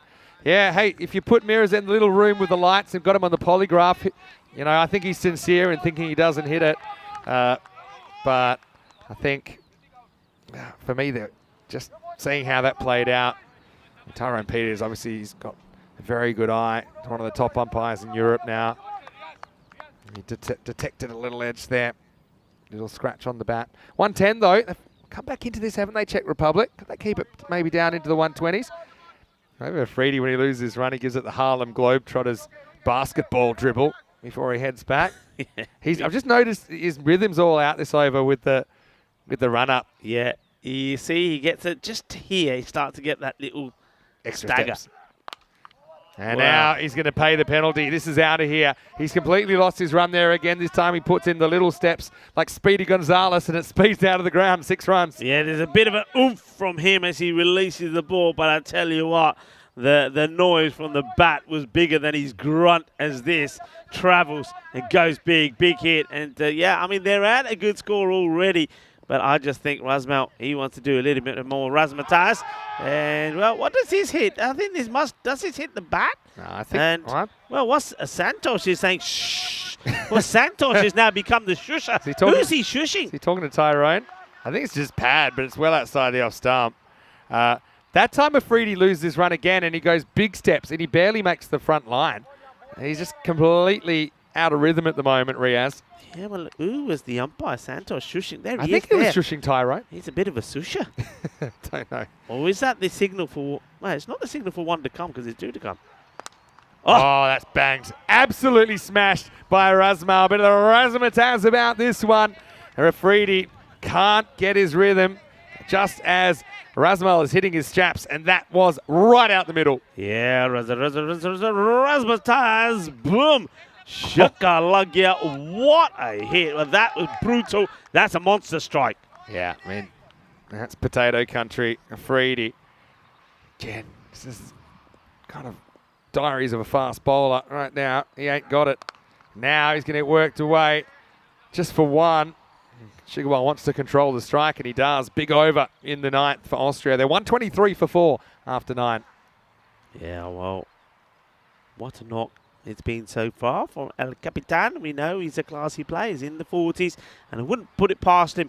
Now he's on strike for the final over to bring up his 50. 123 for 4 after 9. So I think he'd be looking to get to the 140 mark here. You got to be. And so we're talking a kind of target 130s, maybe more. But Czech big three got to stand up if they're going to have a chance in this chase. Someone needs to provide that spark. Talking about Davitsi, who's bowling this last over. Talking about Arun Ashokan. Talking about Siddhesh Wickramasinghe. Kari obviously has been great the last couple of games. Anyway, it's going to be a banging start to the 10th as it just angles in on a length, and it's see you later, Alligator. Shigawal to 49. Jabardast batting. Captain Saab ne mari itte Razmal Shigawal nu shakka mariya. Both badhiya batting aaj kitti hai. Spagiza for Razmal. Could this be the second half century of this innings? I think it will be, because that's on a length again. It's bowling machine stuff at the moment. 2 balls, 2 sixes, and 50 for Razmal Shigawal. Well, Shaba, I told you, he wants the 50. He gets the 50. He does it in style. That's his shot. Anything short, he is so quick onto it. Such a humble guy as well. He is the Mr. Nice Man of cricket, Razmal Shigawal, and he's got some talent as well, as he does look to get his team. Well, I was saying 140 he wants definitely. Maybe he's got eyes on 150 here. Worst possible start for Czech Republic. Who'd kind of worked their way into the game at the 8 over mark. That's ancient history now. And this one's a low full toss, gets banged back. And I should mention as well, Davitsi and Razmal Shigawal, they are related. If you ask them, they'll say they're not quite sure. It's one of those, fathers, cousins, mothers, aunties, nieces, relationship. But they are from the same family, so there's a little bit of a byplay. Now, Moment, let's see him, if he can get going. They've sent him in. They want, I suppose, him to get his confidence back with the bat. Got 3 balls remaining, needs to get something on it. Watches a wide. Yeah, that's good. He leaves this alone and gets it bowled again. Yeah, wouldn't have been my choice. And the reason is, I just thought when he does get strike, he's only going to have a couple of balls, and you got other big hitters, but hey, you could prove me wrong. Might not be a bad thing if he can get around the middle of the bat. Maybe he can turn things around. They're in a pretty strong position at the moment. Let's see though. He gets something on it. That's down the ground, and a bit of fancy footwork will prevent the boundary. Just the one though. Don't want the 2, do they? And Shigawal says, nah, only 1. That's a fair call for the captain. He's the one who's hitting big at the moment. And, I'm not a huge fan of the foot fielding. That's the way to do it, though. Let it hit the side of the foot. Don't try and step on the ball. That's a bad idea. Anyway, Shigawal, 56 and counting. Austria up to 138. A couple of big blows here could get him to 150. Oh, wow. Umpire killer. Watch out, Tyrone. And I like the field placement here. They're trying to manufacture it too. They're not going to be able to get there. This is where Mirza Ashan is saying, that's the way, skipper. Do it again. Do it again. Get him. Get him. To be honest, the way Tyrone's been catching them, I'd probably back him to take that catch. Remember that one he took earlier in the innings? It was a goodie. And it was laced, wasn't it? All right, Moment. It just feels so much better to get a boundary here. 139. Here's the Czechs. They've got nothing to lose in this chase either. They're going to have to go for broke. Nothing to play for except the win. Seatbelts on, everybody. Last ball of the 10. There's a slower ball. A Moment. Smashes it, and he smashes it out of the ground. Well, that's exactly what Shahir was looking for. Maximo to finish, and Austria pretty good from top to tail there. They put on 145. Coincidence watch. It's the exact same score they scored against the Czechs in match 1. Now, on that occasion, the Czechs could only get 99 in response. They'll be hoping they can get a bit closer, maybe even pull off a big chase. But really, the Austrian batting lineup doing the job here in match 7. Yeah, well, we saw some big hitting all the way around, and well, fair play. Shahir Moment, He gets a big 6 as well. The number of boundaries, well, I think in that one we saw 15 maximos. 5 of them came from Mark Simpson-Parker, 7 from the captain, Razman Shiguel. And Randawa in the short stay, he was out there, hit 2 big 6s. And then to end the innings, there was that big one as well. But it started well. I think this was such a good delivery from Thomas. And, you know, one thing that I always notice here, I know that the teams are wanting to give all the players an opportunity. But Thomas, again, we didn't see him bowl in the last one. Yeah, he probably was the pick of the bowlers there. That's true. Yeah, it's one of those bouncing acts we saw, Austria yesterday with some changes after a win. How about Tyrone with the ankle high pickup? Yeah. And for a 52-year-old, you don't often see that kind of agility.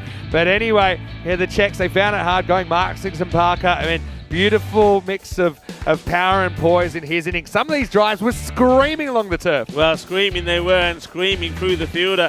And that was one that hurt Sabawun Divatsi, and maybe that's why he has got a bit of a problem. But some of the hits that he hit there, they were crisp, they were clean. You don't see better, and he's timing. And that's my tip for MSB, to say don't change what you do. Stick with the timing, stand tall, stand upright, and just bat with confidence and bat with the timing that you got. Don't try to go over aggressive.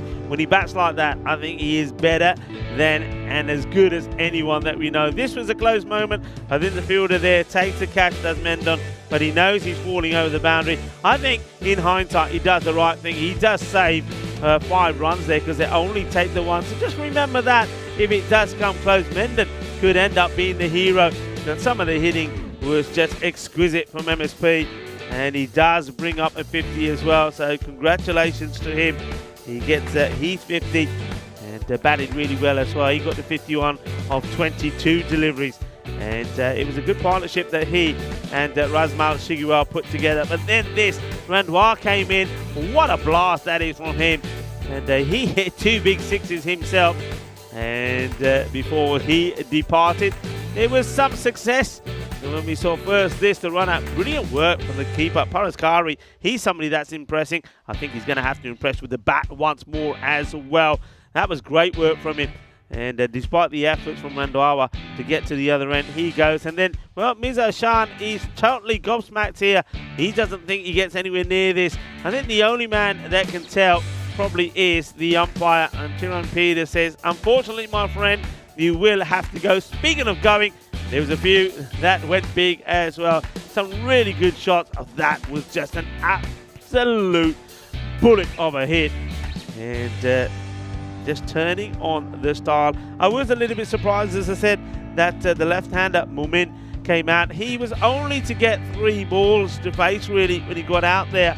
And before he faced his ball, 2 of those he did face. One of them he got a single from. The other was this, a big 6, which meant that they, as they did at the beginning of this international series against Czech Republic in match number 1, Austria batting first, then 145 for 1, batting first here 145 for 4, which means that the Czech Republic have got it all to do again. In that match, it was Sharon Ramakrishnan, who probably was the most impressive batter. He's not playing in this one. It was a match that the Czech Republic got to 99, losing by 46 runs. But they've been better since then, and the batting is starting to click. Talking of batting and clicking, Mark Simpson-Parker, 51 of 22. Well batted from him. Razman Shiguel, his captain, 57 of 23 deliveries. And then those little contributions from Randawa and also from Momin. But the thing is, as we can see, so much talent still there to come. You know, they are a very exciting team to watch. On the bowling front, I think we saw 2 good overs there from Senegupta, that game for 22. I like the bowling of Thomas. He gets 1 wicket, and the clever bowling. He varied his line very well and his pace, 1 for 30 from him. And I suppose all round there was nothing that was turned out to be a nightmare. Plenty of options tried. I think even the captain, Haruna Shukun, he's 1 over, 1 for 15. He'd be pretty happy with that, especially up against the sort of batting attack of Austria. So they keep the score under 150, but as I said before, they're really going to have to go some here. And once again, I think Parakari is going to have to continue in the good form that he's shown already. Remember, he scored 69 in that very close defeat to Hungary in match number 6. So he's going to have to be good again. And maybe are we going to see the best of the beast and also the captain Arun Ashokan with the bat? Only one way to find out. That's to stay tuned. I think we're going to see once again another exciting finish to a match number 7. Join me, Rico Full and Mr. Maximo when we return for the conclusion of match number 7.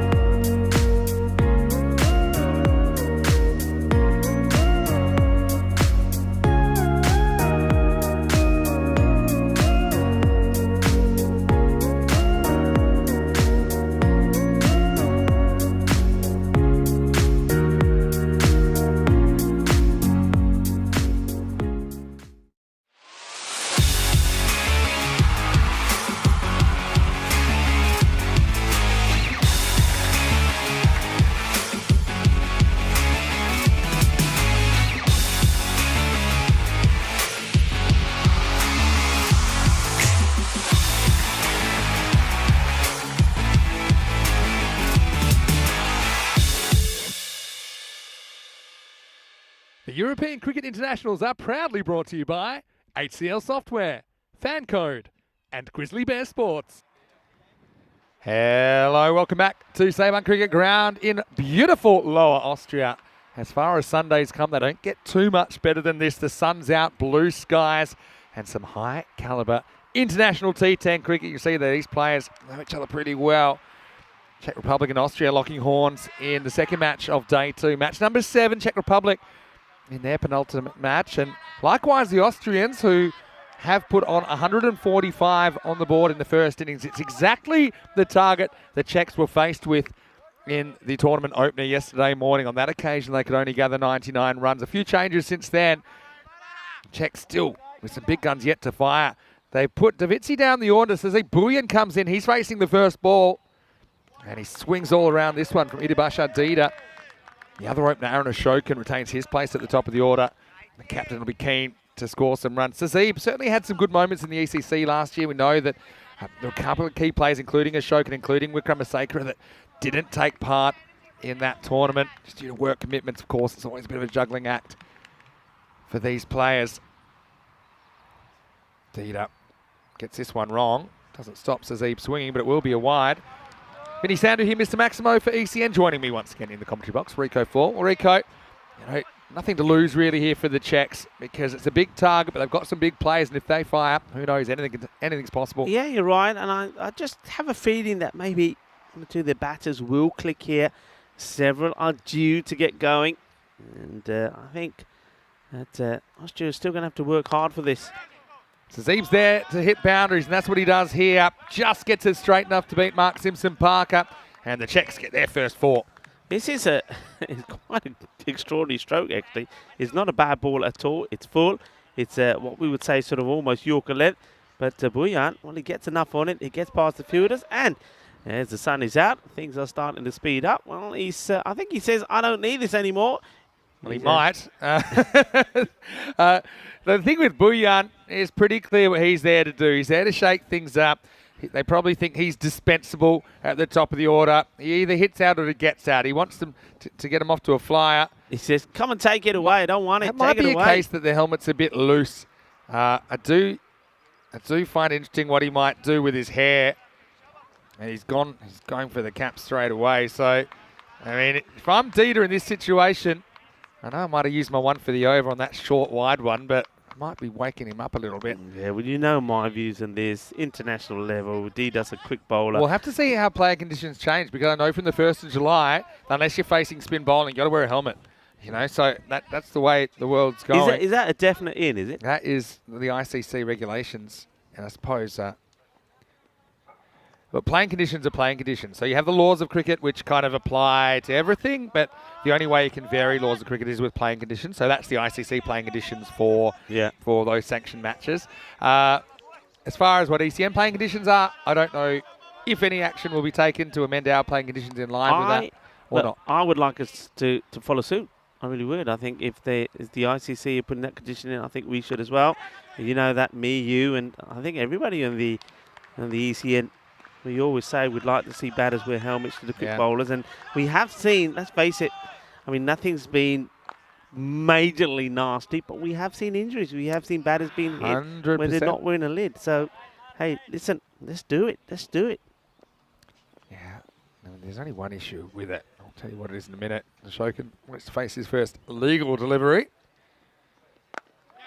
Just carefully prods this one. He'll get a single. So you see, Ashokan's the one they're more worried about losing. I think Buyan is just pretty much swinging for the hills here. Beautiful looking hills as well. Very Sound of Music style. Yeah, and Lower Austria. Yeah, so one of the issues is, at this level, and because it's not professional, and there's not a lot of money in it, I suppose, is players getting access to those helmets, right? Because helmets can be really expensive. We're talking kind of 100, 200 euros even. And the helmets need to follow the classifications that are set out. And these days, so it's not just any old rickety helmet these days. I mean, helmets need to be made to a certain level. So that is the issue. If you're wondering, why not? It's not like, even like in these guys, a lot of them don't even have their own bat. And getting equipment and stuff to continental Europe isn't as simple as you think. Dida, full toss. And this is going to be a big chase. And it's going to be an unsuccessful chase. Bullion, that's what he's there to do. Gets a couple of boundaries. And Lennon might have leather poisoning at the end of today. He's had a lot of the ball so far. And the Czechs will be happy about that as they move to 9. Yeah, well, I think some replacements have arrived. Lennon will probably have a break, maybe at the end of this innings or the next match. So, but he's been outstanding out there. I think he's found everything that's ended up in there. So top work from Lennon. There's a slower ball, but he loses the handle a bit. Dida was a hero with the bat last night, wasn't he? Don't get too many of them, but I love a 9-down thriller. And Hitibasha Dida, you know, even in a team of number 11s, I mean, I'd probably have him opening the batting. Yeah. if you had to gather some number 11s, he's right up there with some of the best I've seen. Anyway, he's got one more ball in this over. Hasn't quite gone to plan. Czechs have got what they need off it. And they'll go for a 15th run, even though a clean pickup might have been interesting for a moment. It was to his wrong side. And it's a good start, you'd have to say. 15 for no loss after 1. That's where they want to be. It's simple as that. You keep going at this rate, you win the match. So, yeah, Bullion being elevated to the top of the order. He's there to do one thing, and so far, that's what he's done, and he's there with his captain. And Arun Ashokan, I know he's keen to get a good big innings himself. Yeah, I'm sure he is. They've got the firepower. So I think the attitude to have Bullion at the top of the order, as we see the counter click over. We've had 102 matches since Golden Ball now, and we'd love to break it here today, no doubt about that. Otherwise, it's your responsibility with Charlie in Bulgaria, Rico.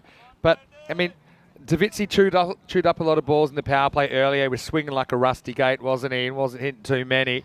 So, Bullion at least getting bat on ball a bit more. He's going to be uber attacking. And he's going to get bat on this. He uses the pace of the Wild Thing, races away to backward point boundary. A third boundary for Sazib. Yeah, this is a good shot. It's intelligent, isn't it? He knows there's no fielder there. He doesn't have to try and hit it. He just basically says, let the ball hit the bat, and I just guide it to where I want it to go. Yeah, so the thing is there's no excuse to not be going hard enough for the Czech Republic. When you look at the meat of their order, they've got Kari, who's in great form. You've got the Beast to come. You've got the Tank. These kind of players. You've even got Davitsi up your sleeve. Again, you know, he's that kind of player. He's a bit of an all-or-nothing proposition. So you've got the batting to do this. What would be criminal is if they are too conservative and they chew up balls early in the innings that causes that run rate required to balloon out to something impossible. Yeah, only 7 legal deliveries so far and 5 wides. That's a stat that, well, make that another. That's a stat that they've got to work on. This is not good for Austria, and the type of bowlers they got, I mean, they should not be bowling this wide. It's an issue that the Austrians have run into a couple of times, just in patches, really. Certain games, they've had trouble locating the ball. You know, both the openers have had a few problems with the ball moving and swinging for a wide. This is a pretty good one, though. Screams in towards Bullion. He can't do too much except just bunt it back. Yeah, that's the line. That's the angle. That's where you need to be. And then with that, you just get that variation of the pace into the slower one, which we do know that Jawid Sadran does bowl really well. Yeah, he's gone. And it was pretty predictable. He wasn't going to block 2 back. It wasn't an easy ball to put away. And Bullion, for me, kind of does his job there, though. You know, he gets him off to a bit of a start. He wasn't going to hang around, and he didn't. And the Wild Thing finally finds the target. The first wicket goes down, 21 for 1. Yeah, and I know a lot of the younger members watch, and a lot of viewers, boys and girls, of course, that are new to the game. And if you're watching and you are a bowler, you want to take up the game and you are learning the arts of bowling, that's where you got to be. I mean, look, you often say, where is that side on? Where's it pitching? You can see where it's pitching. It's inside that to batter's crease. It's the perfect Yorker, and when you've got a batter that's trying to be super duper aggressive, that's the place to bowl. Yeah, and if Bullion's technique there was a shape, it would have been an irregular polygon there, because I don't really know what he was trying to do with it. But I do like the fact he was just trying to be aggressive. You know, he wasn't too proud to risk his wicket. Maybe on another day you can get a little bit about on that and fly away, maybe a French cut for 4 or something like that. But it was just good bowling from Sadran, well located. Paris Curry comes in at number 3, and he comes in with 21 on the board. And we just keep an eye on that rate. And they need to be going around about 15 and over is a good target, isn't it? So they'd want to be high 20s, maybe the 30 at the end of this over. Curry to face up. Close. Just missing. Yeah, this is a tight call. It really is.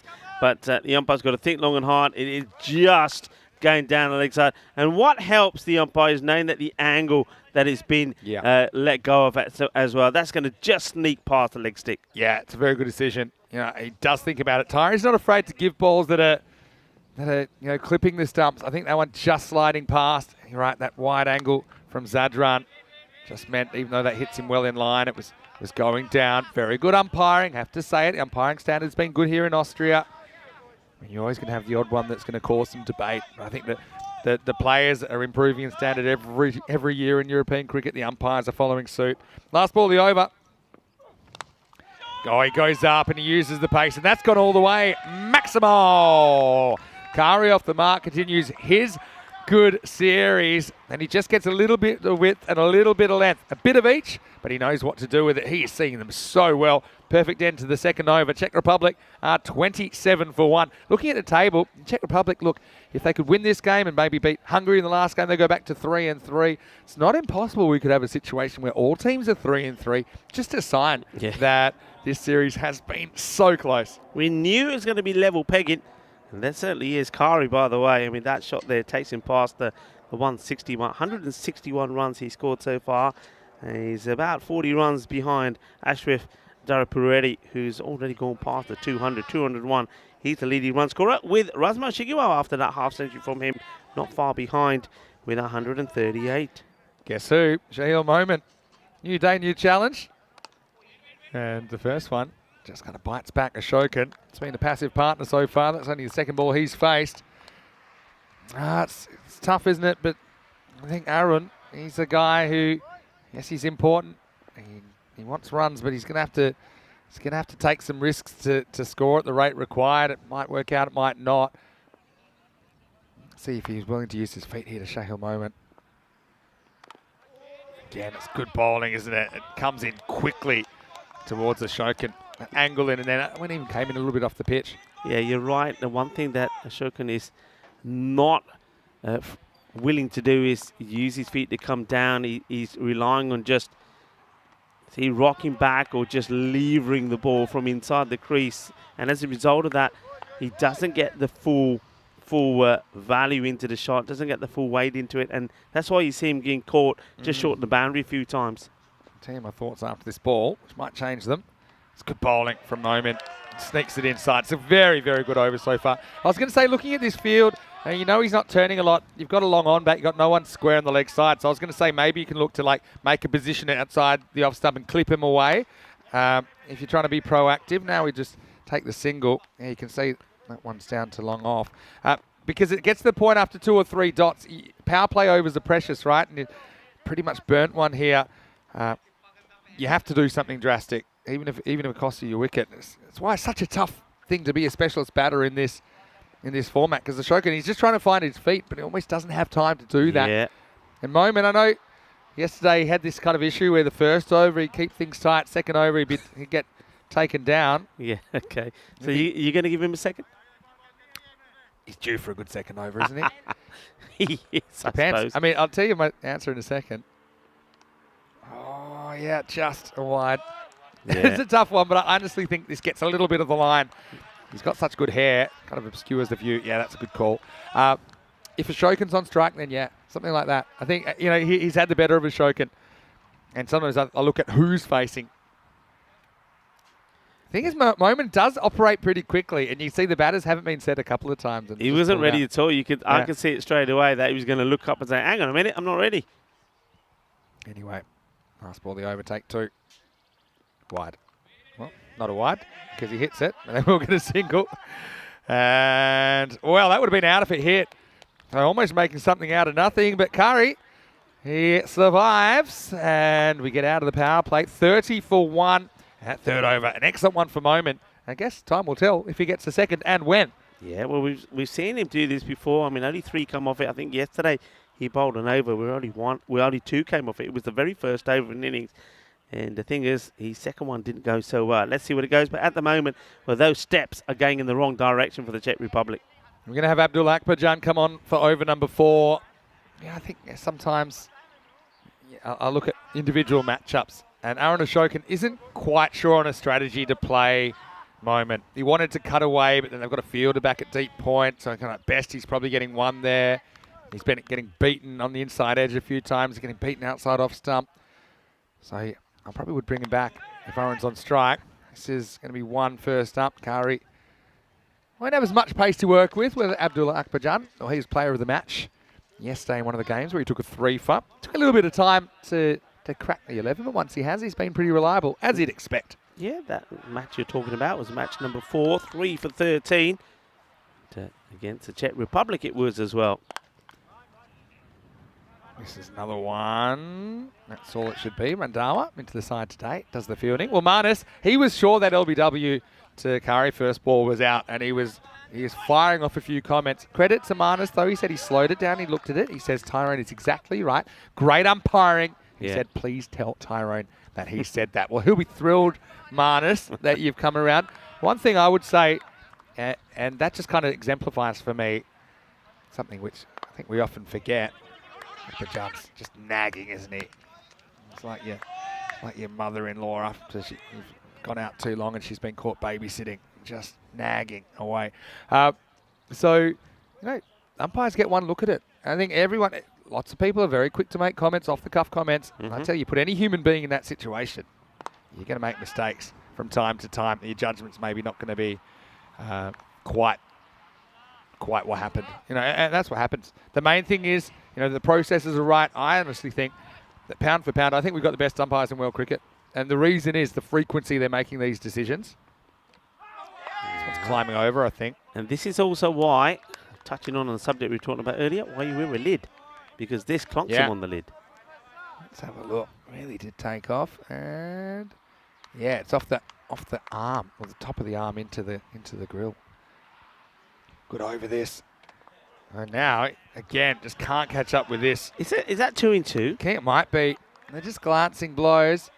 Yeah, it's another one that kind of gets caught up in the face mask. And Akbarjan only goes for 4 in that over. So what a fantastic couple of overs for Austria. They've shut things down.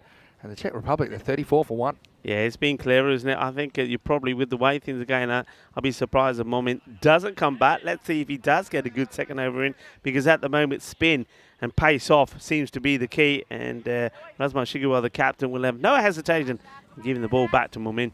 All right. Well, this is exactly what they didn't want to happen. 2 really tight overs. They are going back to Moment. It's what I said as well with Aaron Ashokan on strike. They're going to bring him back, and let's see if Aaron has the answers this time. Yeah, well, he's a huge unit, isn't he? Aaron Ashokan. And he's gone. So, Ashokan had the right approach there. I think he tries to hit with the slant, but it's just been a rough series for the Czech captain on his return to international T10 cricket. And credit to Moment. We know that sometimes he goes AWOL in the second, but he was right on target. Top of the off stump. Yeah, well bowled, and he certainly has got his areas right here. I just think he's the sort of guy that if you're using your feet you get to, and you get him under pressure.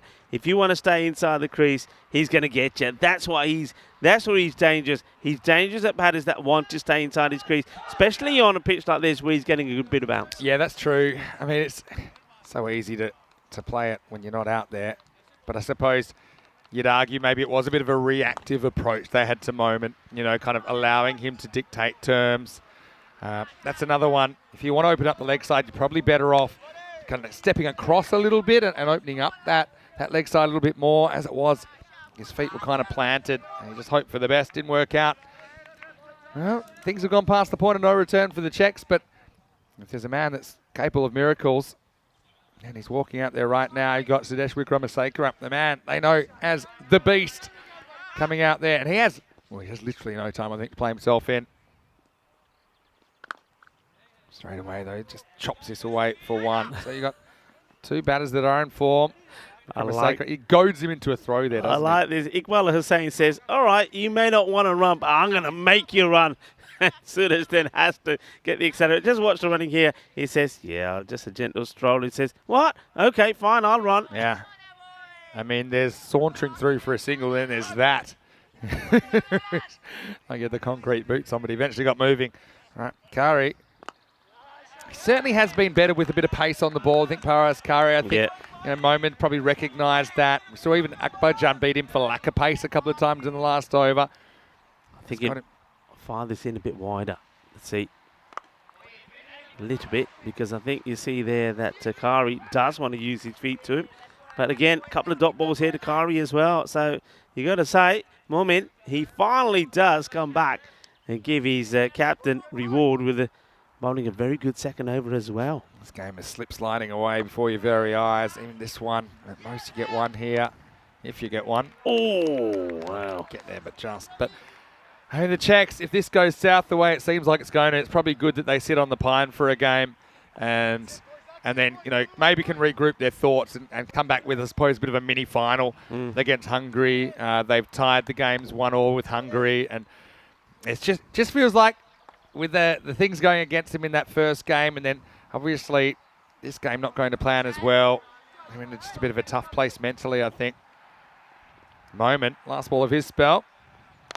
And he might be hit out of the ground finally. Well, it came. Maximo, it's the beast. And he hunts down Sam Williams, says, that's a pretty good shot.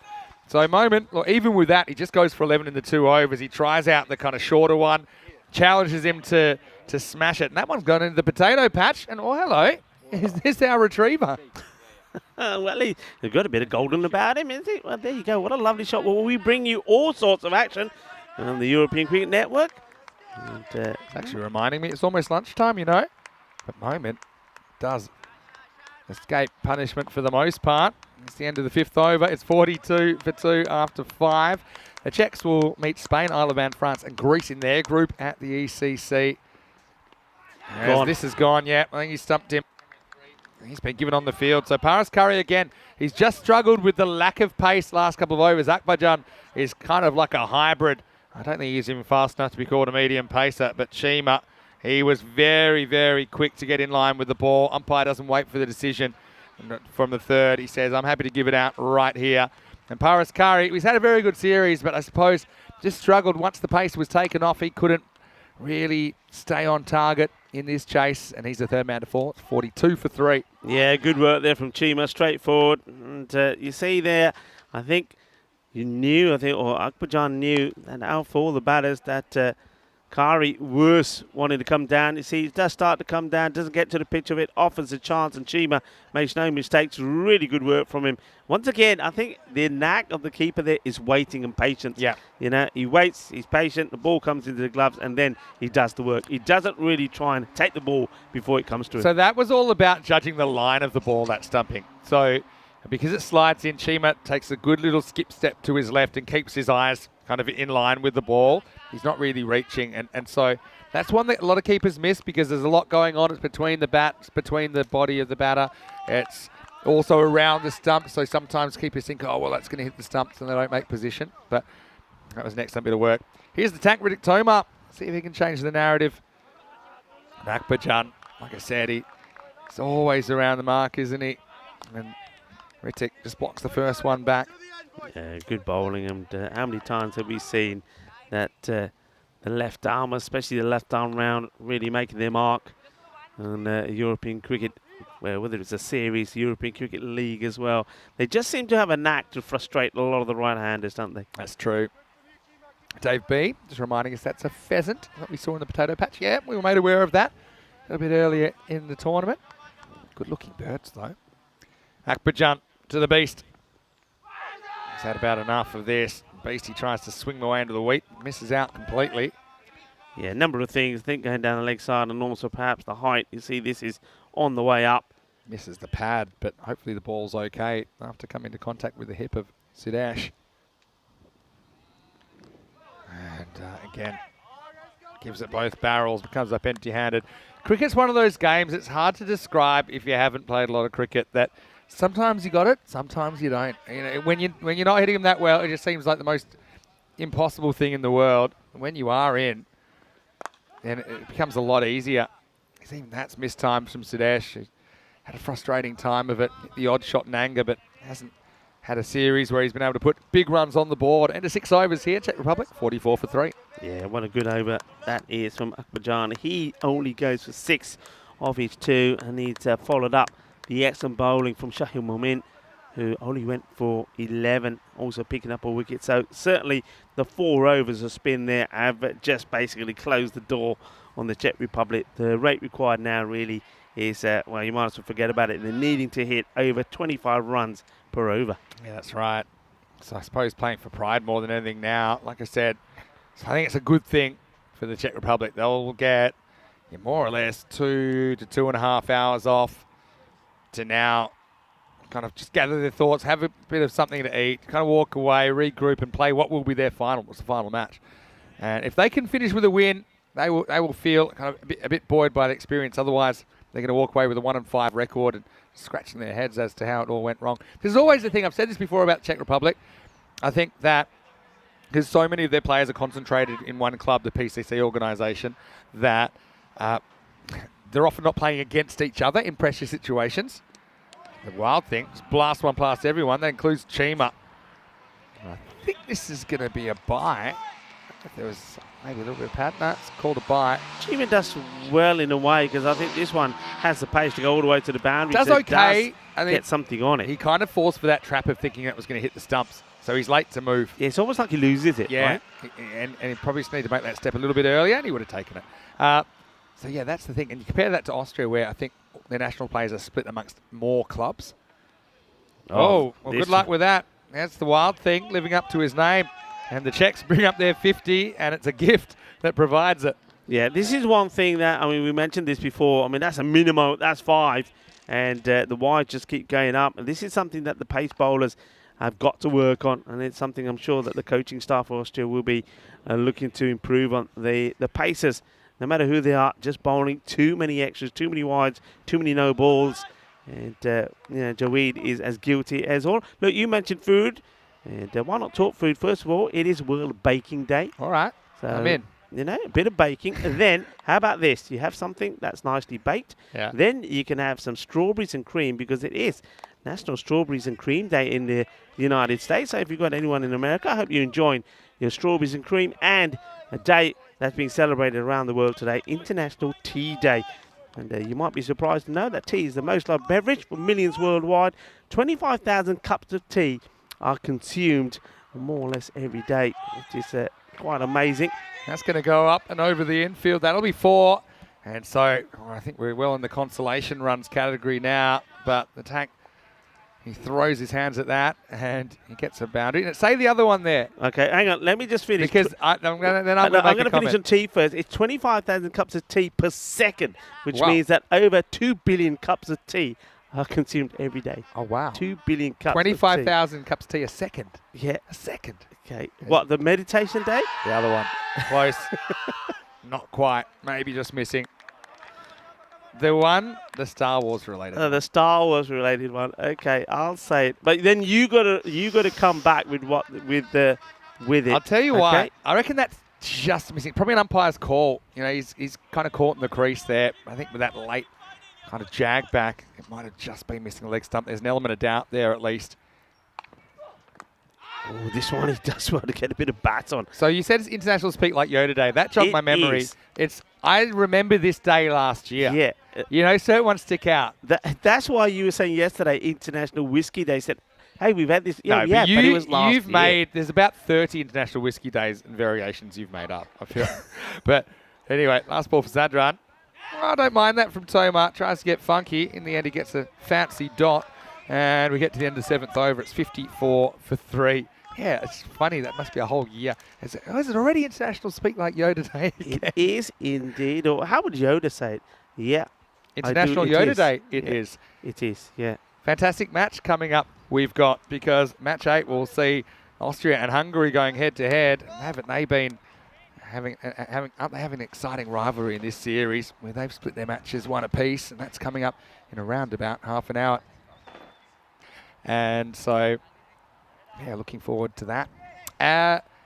Just quickly, I want to touch a bit more on the Czech Republic team and performance. And as I said, obviously a big concentration of their players playing for PCC. As Tariq comes in as death bowler. I mean, that's kind of just how it's worked out. I mean, Prague Cricket Club, they're a great organisation. They've got 3 teams in the local competition. They've got 3 tiers, if you like, in the Czech competition now. It's just how it's worked out there. I mean, and other clubs like Barbarians and Spartans and United, they've been kind of born out of that central structure. But I think if you look at the teams performing well in Europe now, it's like Belgium, like Austria, like Germany, for example, Italy. The top players are split amongst a bunch of different clubs, and that means when those clubs meet, they're playing against each other and they're forced to perform under pressure situations. Whereas if you have a competition where you have one club that gets so strong that they're always the favourites, then you can kind of, I suppose, have a lack of that internal competition where when you're trying to bring it up a notch, like here, an international comp, it's not easy just to turn it on. And I know it's early in the season, of course. I've only probably played a couple of weeks of the domestic comp, but that's why when these guys go back and play their club cricket, they need to try and recreate this intensity, no matter what their opposition is what I'm saying. You can't really change who plays for who during the season and things like that, but you need to kind of treat it professionally, treat it like an international fixture, do those things, warm up, do those kinds of things, work on your fielding. And the process makes the team, makes the player. Nice shot. Clean through it. Tariq just came for the fuller delivery. Doesn't quite get the Yorker right. And he's an exciting guy, though, Tariq. I think he's come on leaps and bounds. I mean, just in this year alone. I mean, remember, he's sensational hat-trick or 2 hat-tricks in 1 innings in Malta when they played in the ECIs there. What he's shown me, I mean, he's another version of Aqib Iqbal, who's not playing at the moment because of work and commitments and university commitments. But he's another guy that is very similar to Iqbal in the sense that he starts off as a renowned bowler, but now his batting is coming along really well as well, and he's turning out to be a very good, super important all-rounder for his club and his country. Yeah, for sure. This will be the end of the over. Tariq does his job. He only goes for 6 in the 8th. Czech Republic, like I said, they need to take a breather and come back strong in the last game right now. This one's almost done. They're 60 for 3 after 8. Yeah, 60 for 3.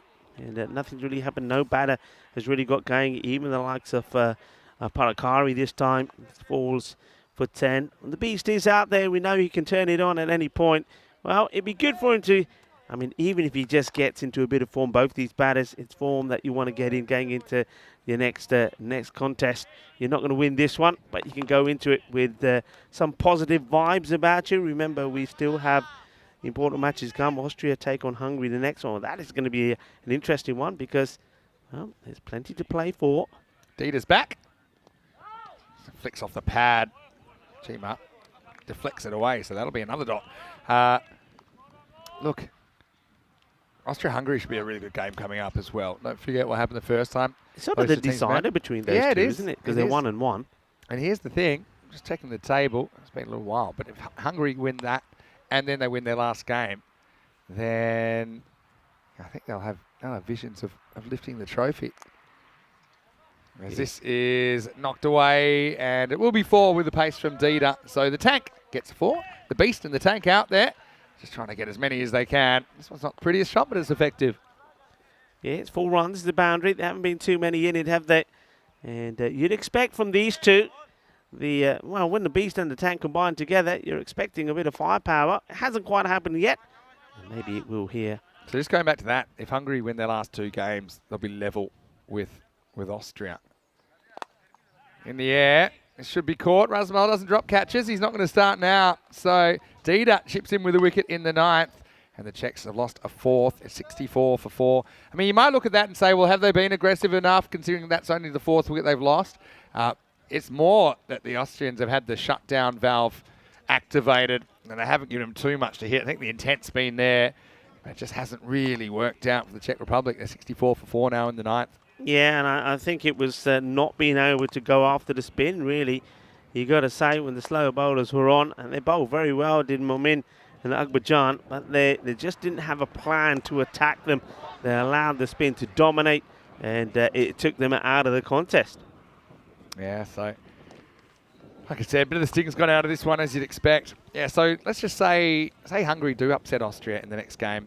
And then they were able to beat Czech Republic in the last game. It'll come down to net run rate to decide who gets the trophy. So I mean, the next game, in a way, it's the final, because if Austria win it, you know they've won the trophy. If they don't win it, then Hungary can still snatch it in the last game. Czech Republic, though, they've already shown they're no easy beats. It hasn't quite clicked for them this weekend, particularly, I suppose, getting the kind of runs on the board that they would have wanted.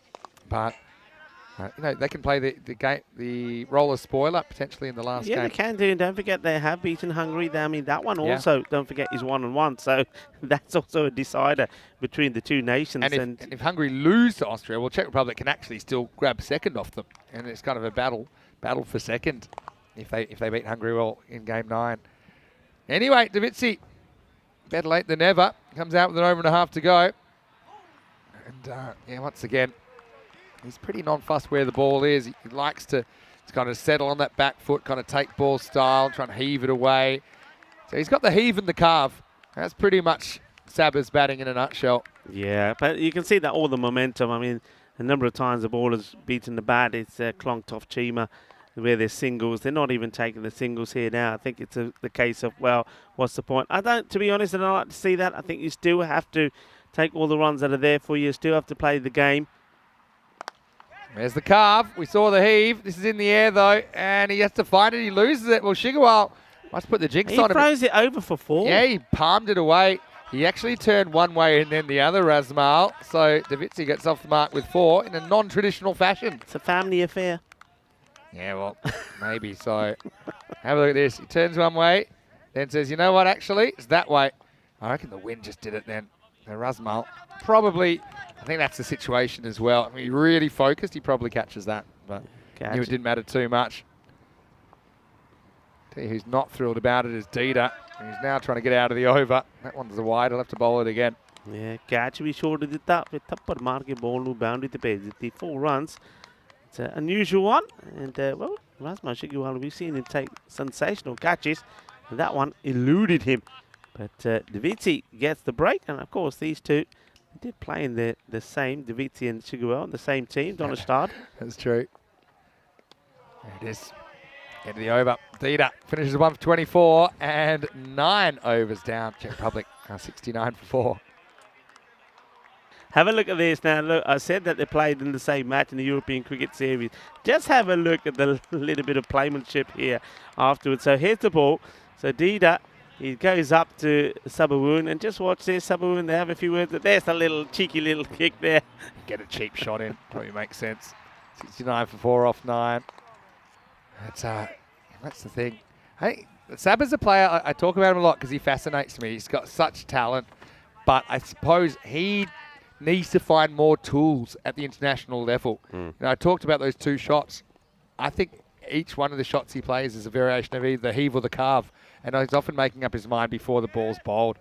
This is clipped away for 1. So I suppose at the other end of the spectrum, you've got someone like Mark Simpson-Parker, who is really basing his shot on what is bowled to him. You've got Davitsi, who's kind of making up his mind before the ball's bowled, and then hoping for the best, hoping it's in that zone. So the challenge for Davitsi this season, I think, is to score runs against better opposition. Yeah. And we have seen it sometimes when he's on, he's on. He's unstoppable. He's one of these players, a bit like, say, Kenroy Nesta, for example, in Gibraltar. When he's on, he's on. Varun Prasad's another one. But he has to find a way to score runs more consistently. And there's the heave. It's in the air. And this one should be caught. Guess who? It's Dida, who doesn't get a hand on it. And it'll be a high single. And maybe that little ankle tap doing the trick, as Dida couldn't locate that one. Yeah, well, I tell you what, if Dida had taken the catch, I think he would have been returning the kick back. But as it is, he's been stung by the little dicky kick from Davitsi, and he can't take the catch. So Davitsi gets lucky twice now. Yeah. But, I mean, that's the thing. You've got Dara Peretti, who's, as a comparison, another left-hander, who's been able to show he's got... Well, that's gone, by the way, because it swung and missed. Almost missed by Wickramaseko. Here's the ledge, and Tariq chips in with a late wicket. Nicely held by Chima behind the stumps. Yeah, so just to finish that, I mean, as you go up in level, you can't expect people to just rock in and bowl trash, So I think you have to find more tools to be able to counter it. And yeah, I think if I give Sabo one bit of advice, it's probably keep your options open. Don't box yourself into a corner. When he goes deep in his crease and sets himself, his feet aren't moving anymore to that delivery. But anyway, obviously wishing him all the best. and really hope that he can translate some of that domestic form into some international form.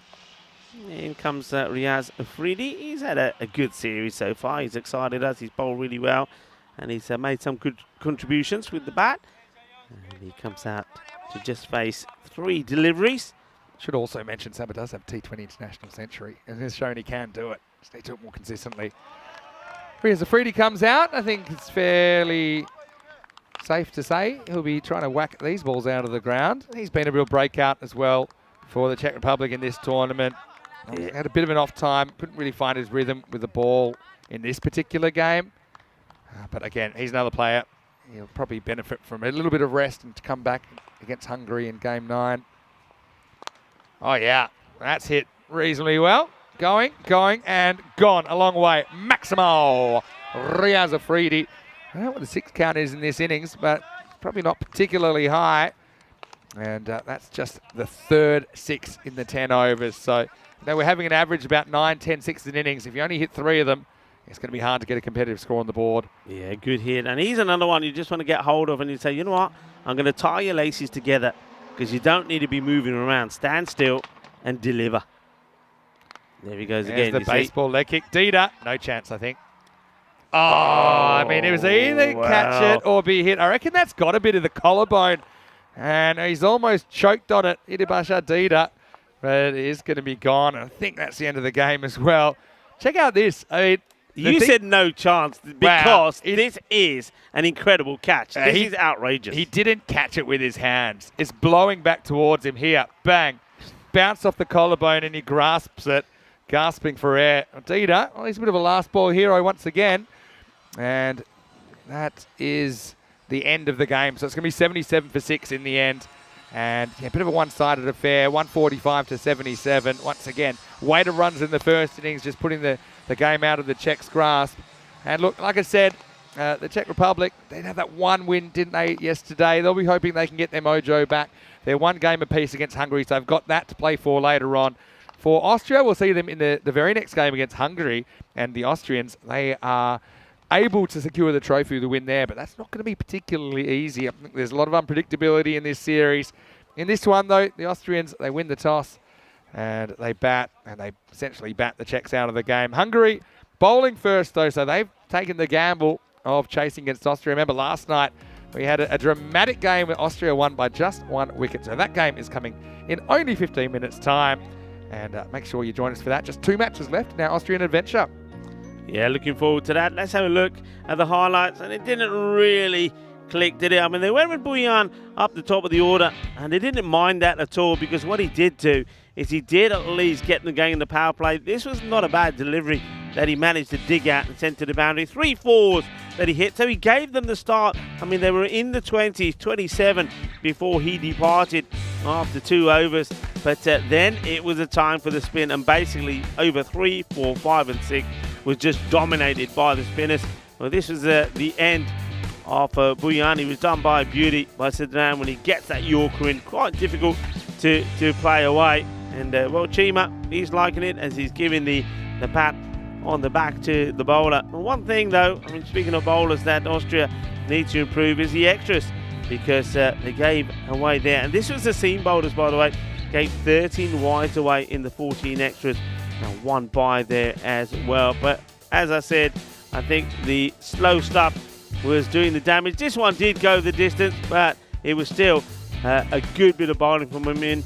He picked up 1 for 11, and he was well supported there by his other spin bowler, and Akbarjan, who bowled very well. And this is what he was trying to do, get the batters to come out. And Paraskari, who's had a good time with the bat, he does come out and he gets stumped by Chima. Well, that was a bad one. That was 5 wides, and then followed up by this one, 4 runs. And Dida, I think he was pretty good. He didn't bowl too badly at all, and he gets the 1 wicket here thanks to his captain, Razman Shugiwal. Well, we do see Shugiwal actually drop a catch, which is quite amazing. This is it here. I mean, he's normally safe as houses, and he pars it on to the boundary. And Daviti, he did get lucky a few times. Well, this was Dida that could have had him caught, but he does finish with a catch. First of all, this one from Chima. Nicely done. I like the work of Chima behind the stump. And, well, this one does go to the boundary. It was a nice big hit. But Umar Tariq does pick up another wicket when this one is, well, not caught in the hands. It's sort of caught in the arms, assisted by one that hits the collarbone. Wadida will probably get a bit of ice on that. And before we see them again pretty shortly, we've got about 15 minutes time before Austria are back in battle with Hungary. That one, the two teams have played each other twice. It's 1-1. And we had an absolute humdinger of a match last night, 126 to 127, and this one could be just as good. A quick look at the scorecard. You can see there batters getting into double figures, but I mean, what the problem was here is the number of balls faced compared to the number of runs that were scored. Nobody really getting going, and well, in terms of the bowling figures, all of the bowlers used picking up wickets. Umar Tariq, as I said while he was out there and we were watching him, just getting better all the time. What a good player he's turning out to be. Abdullah, Akbarjan and the moment were key. Akbarjan only going for 6, picking up a wicket, and the moment goes for 11, 1 wicket there. And that was the combination of those 4 overs of spin together that basically took the Czech Republic out of the game. So winning that one quite comfortably by 68 runs. We're going to leave you with a match summary up there, but remember, the counter is ticking. In under 15 minutes time, we're going to see the decider between Austria and Hungary. And you could probably say that really, if Hungary are going to have aspirations of winning this international series, then they've got to get this victory here. If Austria win it, then it's job done and dusted for the home side. So a very important match coming up. Join me, Rico Fuller, Mr. Maximo, when we return in just under 15 minutes time for the start of match number 8.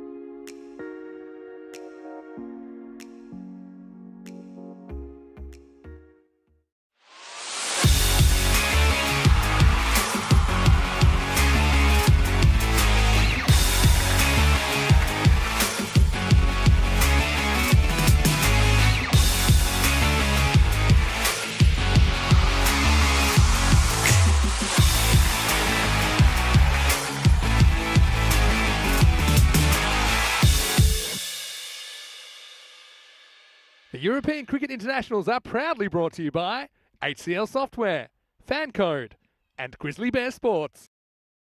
Hello, welcome back. It's been such a great 2 weeks in Austria now. Just 2 matches remain. In fact, in this next match, we'll get to see the Austrian national team for the last time this weekend, their 6th and final match. So match 8 is on the way. It's going to be Austria taking on Hungary. Haven't these two had some great battles so far? Let's see what happens at the coin toss a little bit earlier. Tyrone Peters with the 2 captains. Let's see who wins it.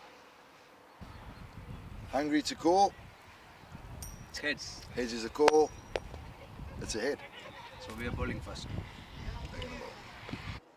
So Vinod Ravindran of Hungary has won the toss and he's elected to bowl. Pretty interesting. It means that Hungary will be chasing. Didn't they have a dramatic chase first up? They won off the very last ball, 129, and that 129th run off the very last ball against the Czech Republic to take the points there. Last night, though, there was a really close match between these two teams, and it was Austria that got up with 9 wickets down, with Idibasha Dida hitting the winning run off the second last ball of the day. Before that, though, the Hungarians actually beat the Austrians in their first meeting. So these two teams have met twice. They've split their mini-series so far, and this will decide it. So look, I just think you've got Hungary still in a position where they might be able to go all the way. You've got Austria, of course. They're shuffling their deck a little bit, but Mark Simpson-Parker looked really composed at the top of the order. Shigawa also with a half-century last time out. You've got someone like Mirza Hassan waiting in the wings. You've got Randawa, who looked really good for the brief time he was there before he was run out in the last game. So 2 teams, they're neighbours, not too much between them geographically. I think in this form, not too much between them either. Let's see what happens as we get ready for the start of match number 8. Bit of a gamble from Hungary. They're sending in the Austrians. Let's see what happens. Rico Full will take you further. Thank you very much, Mr. Maximo. Yeah, well, we know that Hungary, they've been involved in 2 real cliffhangers of a match. Last night, the last match, match number 5, they just lost out to Austria. They'd be disappointed that they weren't able to get a victory there. Could have been several things that if they went their way, they would have been victorious. As it was, Austria won by 1 wicket with the ball to go. Then this morning, well, they were on the victorious side as they chased down 128. Scores were tied with the last ball being bowled, and they just got the single as the throw from Arun Shukon, the captain of the Czech Republic, missing the stumps, which would have clearly have been a run out if he had hit. Is this going to be a close one again? Well, I do think so. I mean, there's a lot to play for here. I think Hungary know if they can get a victory here and in the last match, then they will be level on the same number of points as a host nation, Austria, and maybe pip them to winning that magnificent trophy. So plenty to play for. Austria being put into bat. And notice there's a change here in the openers. So we go with MSP, who is up there, but it is not Iqbal Hussain who's up there with him. They go with Nevin Wichizakara. So Nevin gets the nod before Iqbal. I suppose Iqbal has just been a little bit off the boil. So not listed in the starting 11 as a result of that. So a change up. Let's see if Nevin works up. Well, we did see him yesterday. He played some good cricket and he was aggressive. And I like what he brought to the lineup. First one gets played away by Mark Simpson-Parker. Going back into this one after a very good half century. And he starts with a boundary. He's pitched up.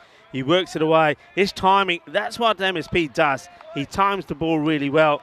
And that's why he's in a way very different to a lot of the other batters that we see on the circuit.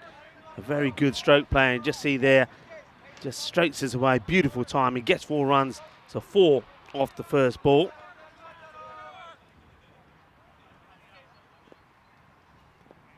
The Sandip Mohandas just over pitching slightly. This time he's played out through the covers and he's looking to bring up 2 boundaries. He does. 2 consecutive boundaries. The fielder कोशिश तो काफी की थी पर Jason ने पर ball नहीं फर हुई चौका लग गया 4 more and this time look at the footwork. Now you know this is what I was saying before. I think after a while, after you face someone like Sandip Mohandas a few times, you know what he's going to do. He's going to get big in-swingers into you. How do you play that? Well, you've got to use your feet, get to the pitch, and that's what MSP does there. So 8 of the first 2 deliveries. So this one's slightly shorter. He rocks back and take a single. One thing that Sandip Mohandas has done is bowl very well to left-handers. Let's see how Navin Wijesakera fares up against him. He gets ready to face his first delivery. umpires for this one. Umpire Praveen, the man at the bowler's end now, and at square leg. Nilkesh Patel, man from Barcelona. And the third umpire, Umpire Santosh. Gets ready for the first. Mondas will be looking to get this to be moving away from the left deep, but starts with an inaccurate one. It goes down the leg side. I think he's just hoping to get this round about middle peg and get the ball then to move away from the left-hander. Doesn't get it right. First extras.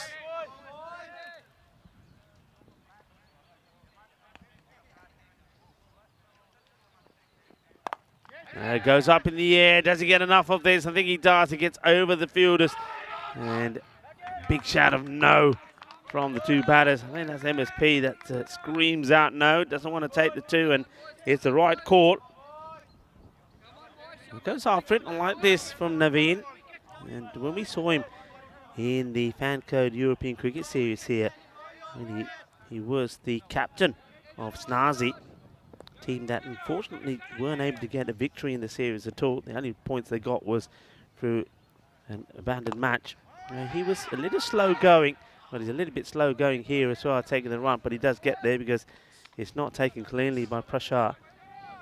But yeah, he was perhaps a bit guilty of not playing or knowing or understanding this format very well with the bat, but he certainly did adapt well, and he got better and better.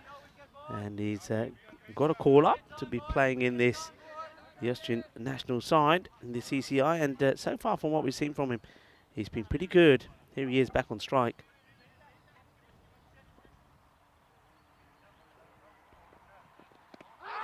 He's on the pads, asking the question, and not out. I wonder if there may have been a bit of bat on this. He does certainly go right across. Let's have a look if we see anything. I think maybe worse. I mean, there's a couple of things. Was there a bit of bat onto it? The other thing was, you can see as he's playing across this, the ball is on the up. So maybe it's just going over the stumps. A big hello back to everybody on the chat. Well, welcome again to Dave. And also to Michael Daub. Hello, Michael. Hope you're well. Yes, let's go Hungary. Well, he's, of course, cheering for Hungary. As we see what the bat versus ball wall is telling us. Having Austria 109 to 107. And I do believe it will be that close. Very good afternoon, evening, or maybe even morning to our global family, wherever you're tuning in from. I hope you're enjoying this this Sunday and this international action that we're bringing you. Russia. It starts with a wide. He's been a little off the boil the last two matches, you have to say. I think the defeat yesterday in that very close match probably is played about with him in the mind, but he needs to get over that. And they'll be hoping that he can go back to what he does in this contest. Usually a very good bowler, gets the ball in the right areas, good Yorker bowler. But maybe just needs to add that fiery short delivery right at the batter into his artillery. Oh, this has been absolutely clobbered. Well, what a hit this is. And it just keeps on going. Well, nothing can stop this one. It's gone through the tent. It's gone through the chairs, the kit bags. It's even gone through the fence. What a hit. Absolutely clobbered. And Mark Simpson-Parker looking good. Another man that's looking very good today. Wearing some nice colourful outfit. I'm loving the shirt as well. The old palm trees. It's Vinny Sandlin was a Maximo. Well, I actually went through the bit of the fence that Big D knocked out the other day, I think. And that's why it just went miles. What a shot. That's a brilliant bit of fielding from Mark Desfontaine to get a hand on that. He's going to keep it at 2. And he's almost going to end his captain's life by throwing the ball into his forehead. But, I mean, MSP, when he stood still in his bat today, he has looked next level, hasn't he? Yeah, but talk about this one. He doesn't stand still. Look how he goes. He literally invites Prussia to knock him over. Watch him. He's saying, there they are. Have them if you want. Prussia goes for him. And MSP, well, he would have got another boundary if it wasn't for... Yeah, I suppose what I mean is he change his position, but he is still, from the moment the ball's released, to when he contacts that one. That was a great bit of work from Marcus Fontaine. But, got to say, I've just had lunch. It was magnificent. Sri Lankan food again. This time I gambled a bit with this chili oil that had a skull and crossbones on the bottle. Not out and down the leg side. Good comeback though from Prashar. Good areas, good length. So yeah, big thank you to everyone for looking after us so well. It's a bit of a festival of cricket here. This is what ECN's all about. We've got 3 nations coming together. A lot of people coming down also to watch and cheer on the national team. Prashar though, he's had a bit of a mixed bag with the ball, hasn't he? I suppose he's now become one of the leading figures in this national team. I think he's got such an important role with the bat and with the ball. He's become a leader. And, yeah, he's up to it, I think. It's what a partnership he'd like to break before it develops. Wants the single, and we'll get it. Once again, a good block hold delivery. But this is going back to what I'm saying. I mean, I like to see him break up this momentum with one quick short delivery, just to remind the batters that it's not all going to be the same. Yeah. And we haven't quite seen that from him yet.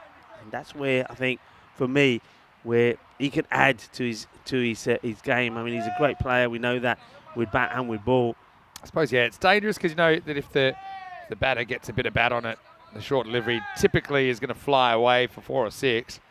But yeah, you're trying to use that element of surprise, which is Sakura being given an opportunity at the top of the order here.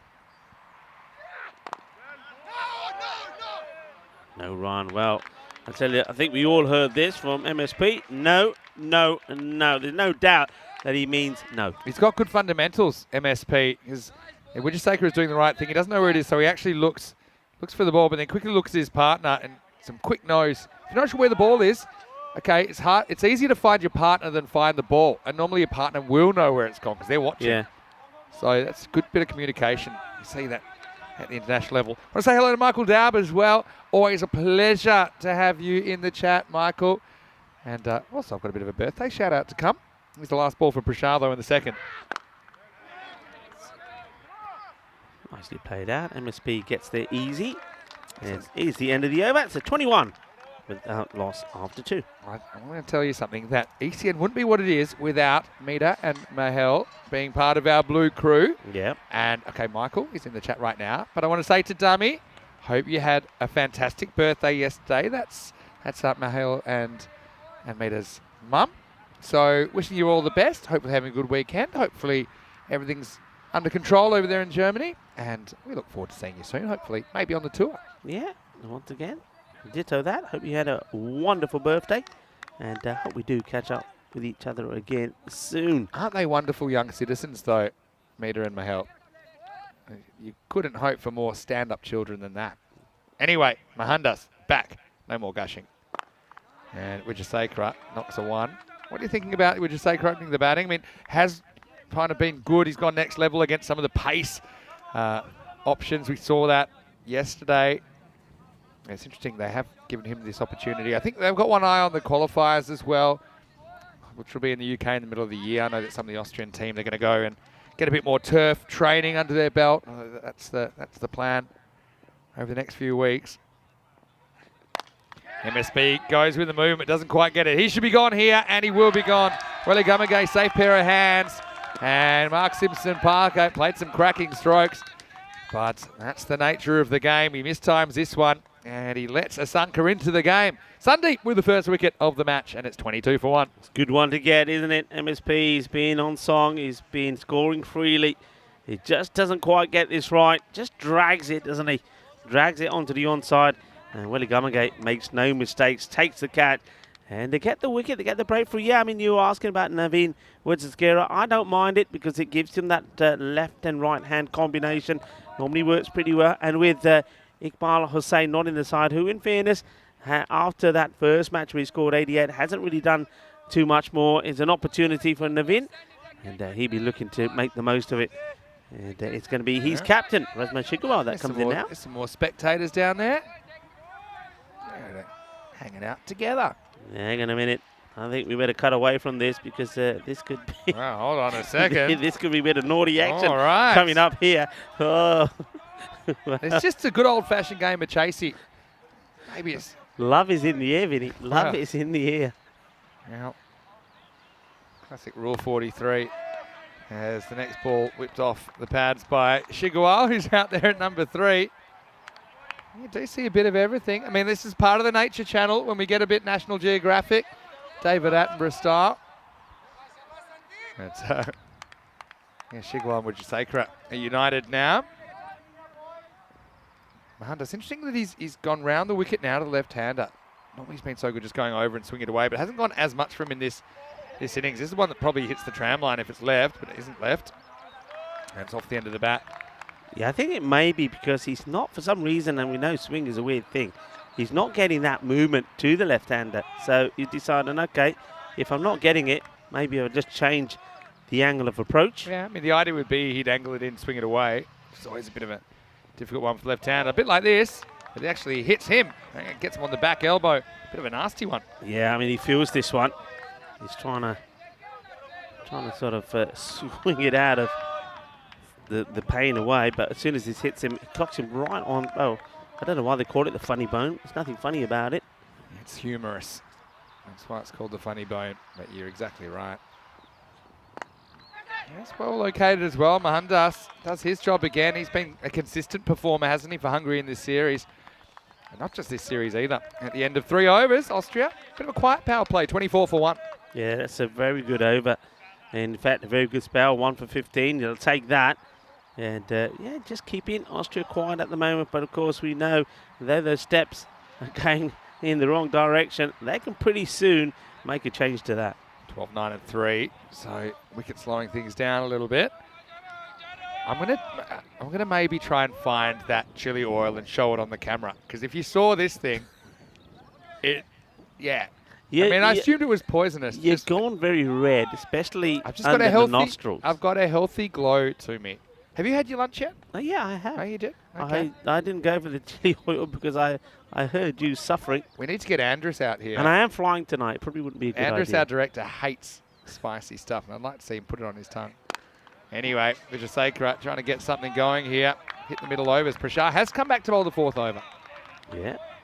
Don't mind this at all. Why, you're keeping the pressure on. You still got plenty of other bowlers that can come on, that can cause issues. So while Prashar's bowling well, just keep it going. The other thing is on the little bottle, and it came with like a dropper. So obviously you're not meant to have that much. It comes with like an eye dropper. But it said ALK 44%. Right? Okay. It wasn't in English. Okay. It wasn't alcohol. It can't be alcoholic. Maybe Actually, alkaline? Alkaline? I'm gonna show it. Give me a couple of hours. I'm gonna go get it.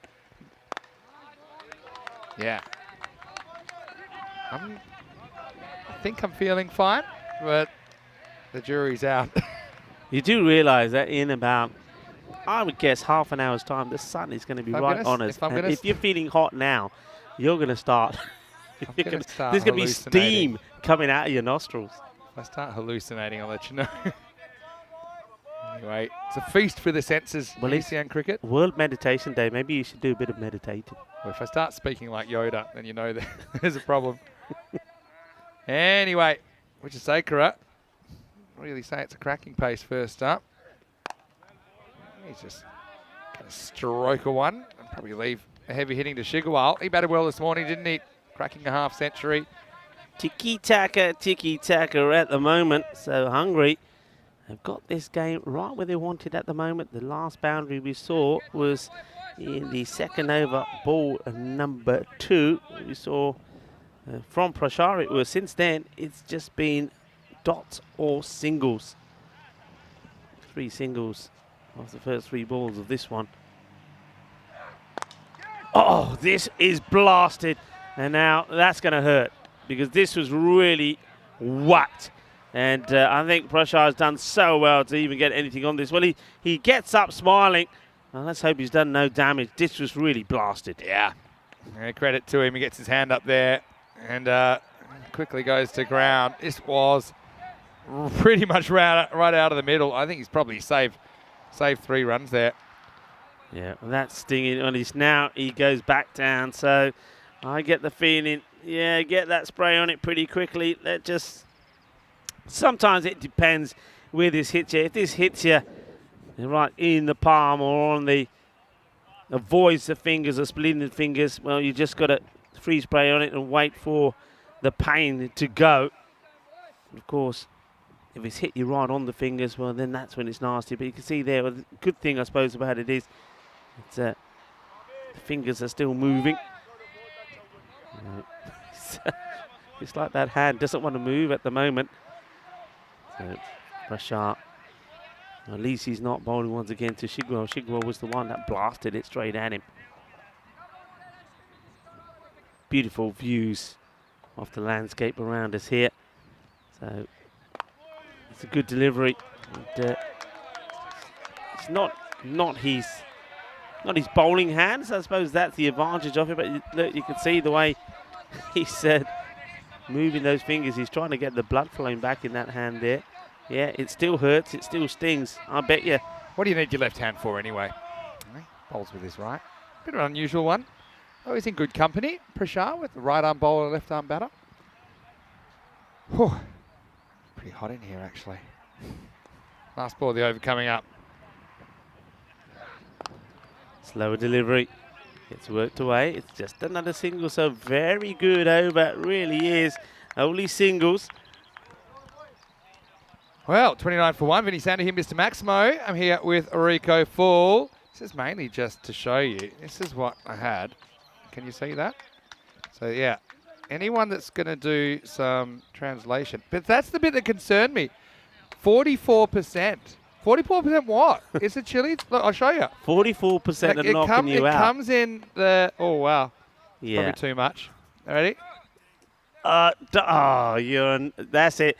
Well, it was nice knowing you, and we'll see you later. He's out the shot. Yeah, Pretty hot. Throwing in the tower. You want some? No, I don't. Hey, you're just ludicrous. Give it to Andres. Give it to Andres in the production house. Andres? Andres said Problem no. is when Andres comes out here, who's pushing the buttons? I'll let you know how I go. Your mouth is getting numb now. It's getting what? numb. Come and admit it. Your mouth is getting numb. Ethanol, chili. There you go. Is that Voda? Does that stand for vodka? No. Short. And they finally will get a boundary. We've had to wait a long time. The last one was the second ball off over number 2.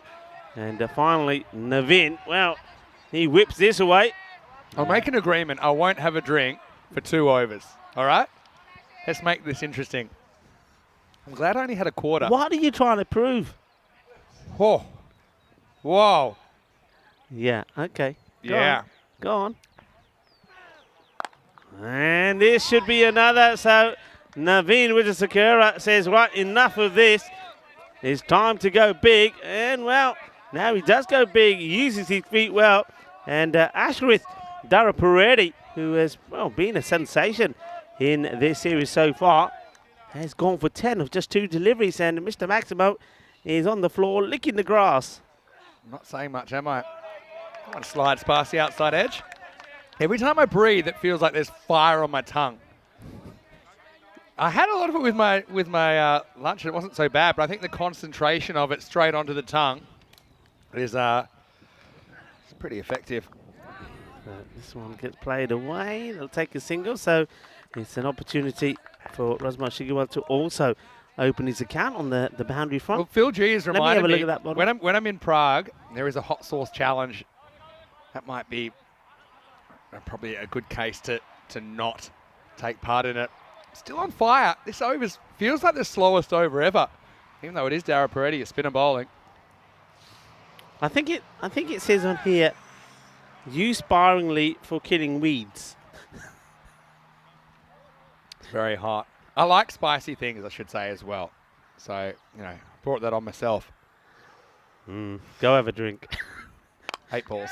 It's played away. Shouts to catch it. He's trying to get this in the gap between long on and mid wicket. It would just be a single. Well, Dave reckons that 44% means it should be 4.4 parts to 10 parts water. Well, that's certainly not what I did, because I've got 100% by putting it straight on my tongue. If you can see what I'm seeing here now, folks, it's you'll be all saying serves you right. Nobody told him to do it. He just. Okay, that's a good bit of fielding. This is well struck. Sometimes we get a bit emotional as we get to the end of the over. 14 off that one. It's 42 for 1 off 5.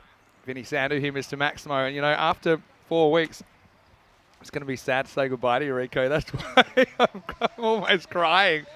Here, have a look at it all. Yeah, that's what we had here. Straight on the tongue. But I've got to say, the food here has been outstanding. The Sri Lankan food we've had.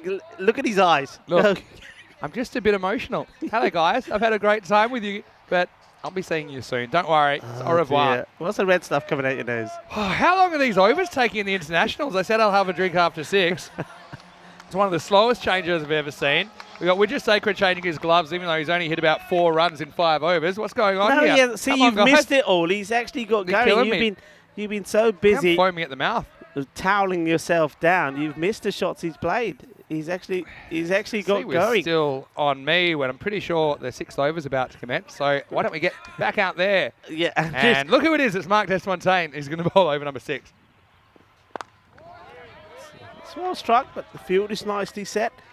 So it will just be a singles. So you can see good Austria. though. You know you're alive though. I feel like I'm alive now. I am really looking forward to the end of this 6th over. Hey, nice to see Mark Desfontaine getting another bowl, though. I think he's been a bit underutilised, to be honest. One thing about his hair, it will not move.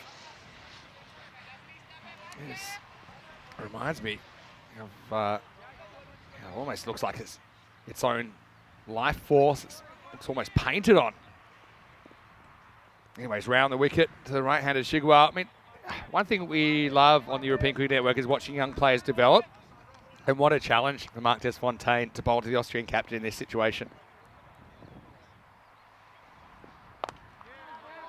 Once again, drags his out onto the leg side. Take one. You can see both batters, they know. I mean, this is the thing. In their mind, they know there's so many big hitters to come. I mean, you've got Arman Randhawa there. You've also got Miza Ashan. You've got the likes of Umar Tariq, Dada as well. But it's not as if they're deliberately not trying to get these on. They're attacking, they're throwing the bat at everything. But at the moment, it's just not happening. Yeah, that's true. A bit like what happened yesterday, the first time these two teams met. This one is high, but he does go to it. So, I mean, first of all, it will be a boundary. I think they're checking when it goes all the way. I think it probably just drops before. But you see, he's come such a long way down. And that's on a downward trend. So I don't think that is a no ball. I think it's going downwards, and he comes a long way out. But where does this go? I think they're also having a look at the boundary here. Does it go all the way? Yeah, it does. Hit 6 runs. So it's going to be Manos Arriba from the arbitro. There he goes. Nilkesh Patel puts him up in the air like he just don't care. And a good shot, though. Look, he comes down and also hits it straight. Doesn't get tempted to drag it on the leg side. Okay. Yeah, just got it wrong there, didn't he? Mark Desfontaine. Yeah. So, I suppose the batter kind of gives up the benefit of those when they're so far out of the crease. And that's one I still think, I think it's one that may not have been coming down enough, but the chilies had gone to your head. Of course it was coming down. I don't think it what are you seeing? It wasn't a slow ball. No, I think I'm fine with the decision. That's borderline, that's what I'm saying. That's why it's good to get the freeze on the ball there, because you can see the trajectory. And you kind of almost draw a straight line to where the batter would be at the crease. Yeah, I'm loving this. Good bowling from Mark Desfontaine, the young bowler, and every ball is being applauded. He's getting a lot of good support. And, hey, big delivery. Last ball is 6th. That's the one I've been waiting for. Please not a wide. Ooh. This one is pretty high. Well, it gets dispatched. It will go all the way. This one, I suspect, is more closer to being called. First of all, gets absolutely walloped. He doesn't charge it this time. He stays in his crease. Yeah, that's going to be called. Yeah, I actually think it's almost the same ball. The difference is this time he is at the crease. And, yeah, guess get away with it once. Not going to get away with it again. Yeah, it's unfortunate. That's my worst case scenario. Not just the bowlers. That's a 7 up and a free hit to come. Austria needing a spark. And Widja Sacred, well, you're right. Actually, ever since I've started hallucinating, he's gotten going. He's 33 now. He's got a free hit to boot. Well, the chili oil you drank has fired him up, that's for sure. It is getting spicy out there. It's getting spicy in here as well. Where's that water bottle? Somebody run off with his water bottle. Well, that's a good shot down the ground. Fielder coming across, or 2 coming across each other. Really well done. Well, those 2 up there are stronger together. And this over, it will go for 16. And it's the acceleration they really needed. Yeah, it's a pretty good bit of fielding there. I know Gabotrok's a really good 12th man. Do you reckon he could run me a drink? Anyway, test us to the end of 6 and the score 60-1. Having said that, I mean, just 10 and over. Austria still looking for a final push. Look at the batting they've got to come. Randawa, Mirza Hassan. Okay, Moment. I'm not sure he'll bat that high because he did bat last time. You've got Chima, who haven't seen too much of in the series. Uma Tariq was one of the best 6-hitters yesterday. Yeah. And plenty of other options. You know, they've done some changing around, some different combinations. I would love to see someone like Jawid Sadran and Uma Tariq, you know, just go with those two opening. And then maybe, I mean, Randawa could come in at 3, or even Mirza Hassan, who hasn't really hit the slots yet. But two good batters that have been in good form, Uma Tariq and I think Jawid Sadran, the wild thing opening up in the power play. That'd be worth something worth seeing. This one, he waits on this and he just puts it away. What a good shot this is. Just have a look at how he just waits. He doesn't go early. Look, gets into position first, then he waits, and then at the last moment, he whips it away through the line. Good shot, 4 runs. And Navin Wijesakera is really turning it up. And I bet you all the snazzy boys are loving watching their captain performing here at international level. Yeah, they are. Malik Zada getting an opportunity. So, yeah, we haven't seen too much of him this weekend. Again, just the angle in. Dicing with danger. Wijesakera puts him away. He really has turned it on. And short and dispatched. Balle,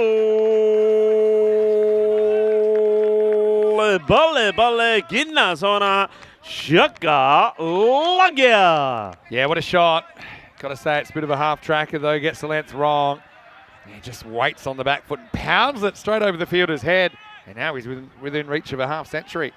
Yeah, but all of a sudden that acceleration, you're saying they were going at 10.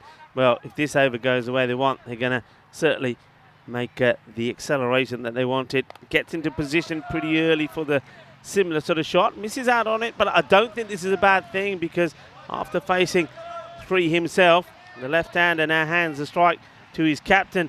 And Rasman Shigwal hasn't quite got going yet. He's at runner ball 6. He's waiting to hit a few out of the park himself. I think he's decided in his mind already. I've got to go for this. I've got to get boundaries, otherwise I get out of the way. They've already got the 10 off the first 2 balls in this over, so they can really attack it, try and get stuck into Malik Zada. And he gets stuck into it. It will go all the way despite the one-handed attempt from the fielder. He can't get anything on it. Over it goes. 6 more. This is exactly the over that they wanted. Malikada, well, they're taking him to town at the moment. Hey, I'll bet you any money you'd love one of those ice lollies we had the other day now, I would wouldn't you? actually love one. But you know what? I'd also love if I was batting and I got a bunch of half trackers at this stage of the game because Austria just needing a bit of a spark. And Malik Zada, you know, we've seen him play some good cricket in Hungary. Just has to get it right here. Why are you struggling to get your words out? What's wrong? I'm just super excited about this acceleration. Yeah, well, acceleration. There you go. That's more acceleration. There's another one. It goes whacked away. How good did the water taste? Did you have some water? Yeah, well, I haven't yet. I'm on the fizzy drink. I know you shouldn't do that, but I'm taking whatever liquids I can. Right now, Shigawal, you know, he's played that shot really well throughout this 2 weeks. That kind of length ball. It's kind of a half pull, half muscle. And, this over's gone magical. Last ball to come from Alex Zada. And this one will also go big. Shaba. Ginnas on it. Well, the fireworks have started. And fireworks all around this beautiful Seabarn cricket ground as Rasman Shigiwal turns on the style. I suspected when they took the single of ball number 3 that it was a good idea just to get Rasmal going as well. And just like that, he goes from, remember, he was 6 of 6 deliveries. Now he's 24 off 9. And that one, 29 off it. The issue is at that pace, I couldn't really envision a length that was going to trouble Shigawal. Just a reminder that if you go on our website, EuropeanCricket.com, have a look at this article. It's about the partnership between the Austrian Federation here, Austrian Cricket Association, and ECN developing an extended partnership, which obviously attempts to do a number of things, obviously showing more cricket, developing cricket as well in Austria. So you can check that out, all the news and more on our website, EuropeanCricket.com. Ashfaq, and oh, here we go. Good throw, hasn't been trouble here. And I think he's gone. I don't think he has the ball, does he? I think he does. I think he has it just long enough.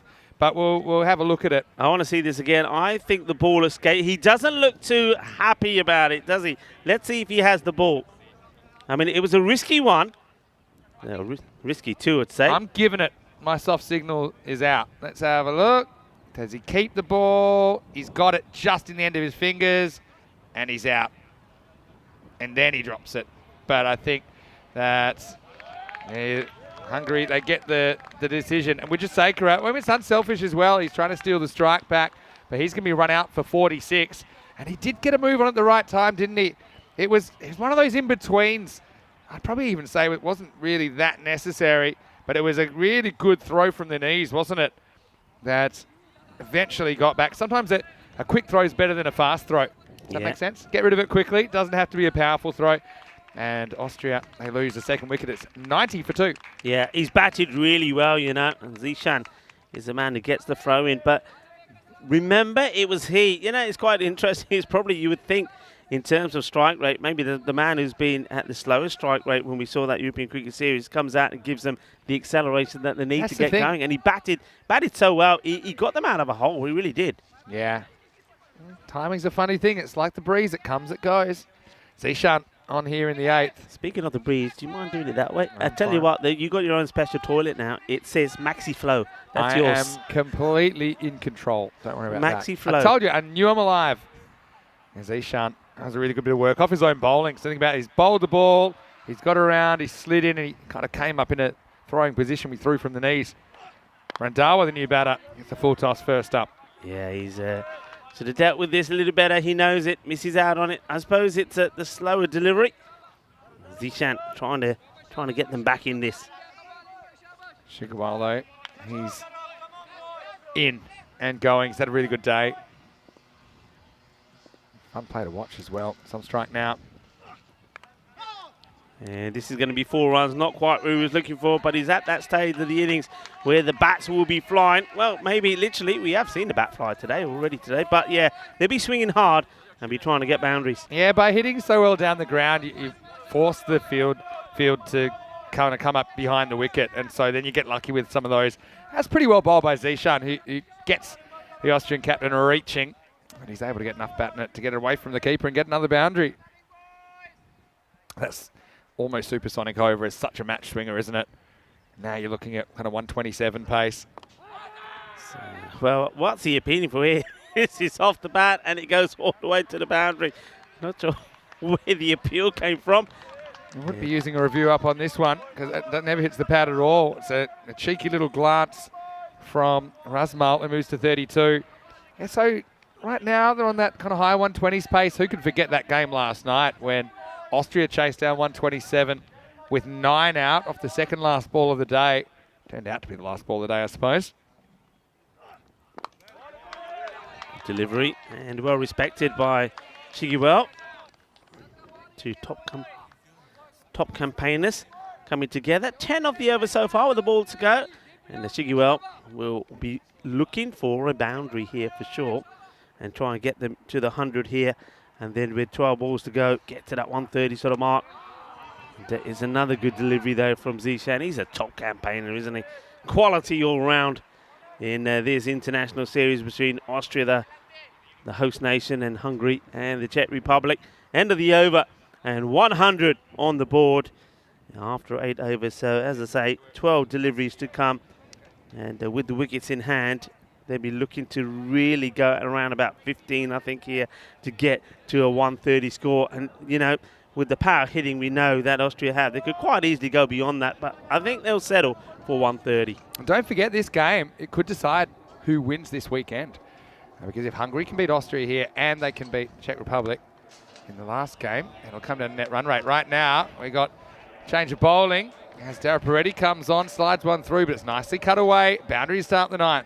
Yeah, well, this is how classy he is, the captain of Austria, Razmal Chiguel. And we know he's already shown he wants to go down the track, so the bowler just gives him a little smidging of width, does Dara Peretti. And Razmal on it straight away, 4 runs on the first ball. It's a shot that many have tried off Dara Peretti, not many have mastered. This could be a wide, it will be. Yeah. Draws Shigama almost into spoiling it, but he misses out. Hashrith has been so impressive. So let me just explain a couple of selections. So Dara Peretti and Ravindran are in the same boat. Sheikh Razik's another one, actually, a domestic player in Hungary that Love an opportunity. Firstly, let's have a look at this one because it's up and it's out of here. Maximo. Shigawal into the 40s, staring down back-to-back 50s. And good players perform in the big situations. It's a big game for Austria. Rasmussen has looked very composed. Yeah, he has. And it just goes to show, you know, that you can take your time to get in. He was 6 of 6. And a lot of people would be saying, that's too slow, whatever. But if you know what you can do and what you're capable of, he'll take that. And, well, Hungary will take this as well because Mark Desfontaine, he does take it. He takes the catch, looking super cool and super slick with that hairstyle and the shades on. May I add, takes a very good catch to remove Rasmus Shigiwa. Yeah, couldn't have picked him out any better, could he? I mean, a little bit either side. It probably gets to the boundary or close, but Desfontaine does well as Shigiwa departs, so it won't be back-to-back 50s, but still a very, very good contribution from the Austrian skipper. He goes for 43 off just 16 balls, and it's 111 for 3. Yeah, Dara Peretti with the breakthrough once more. Dara Peretti, you know, I think his name's got to be right up there for, you know, MVP of this one. He's got to be right up there. Everyone else playing catch-up, I think. There's a few contenders. I mean, Shigawal's probably in the conversation. Mark Simpson-Parker. I think Paraskari from the Czech Republic has been brilliant. But I think, you know, as it stands, Dara Peretti is head and shoulders above the rest. Mirza-san comes out. He could desperately use some runs here. He's coming off a golden this morning. He's got 9 balls left in this innings. He hits this pretty well, and it will go all the way. Manos arriba, arbitro. Well, Mirza Ashan comes out, and he hits this sweet out of the middle. Sweeter than a bowl of rasmalai. Good hit. Classical shot from Mirza. We tend to kind of associate him with, you know, clipping way over the leg side. You know, uses the wind here at Saban very well. But that is just a very, very good shot and a confident shot first ball. And he wants more. Hasn't had too many opportunities to bat for a long time in this series. Can you imagine the damage that these two out there can do? Yeah, exactly. He leaves it. I don't get it. Why does he leave this? I'm telling you why. He sees it early enough. No, but he freezes. He's hoping he can get under this, and he realizes it's too full, and he basically just locks up. In baseball, we say it locks you up. He freezes. He freezes. And I guess it was fuller than he thought. And then by the time he judged it, he'd forgotten to swing. Anyway, it's the end of the over, and it's 118 for 3. So Yeah. Andrus has agreed that he will have 1 drop on the tongue in the innings break, and we'll bring that to you Well, in the second half of this game. You heard what I just said as an actress. Don't do it, you loony. No, But only if he does it after the very last ball of the day, because otherwise, I know we've lost him if he does it before. I know Andrus. Andrus and me have challenges sometimes where he knows I hate carrots, and I do, especially raw carrots. So he'll bring me a carrot, but if you're going to do that, I'll bring him a chili, and I've seen him suffer. That oil will do him. It will do him. Don't spook him out of it. That one hangs, that slower ball, and that's going to be baseballed out of here.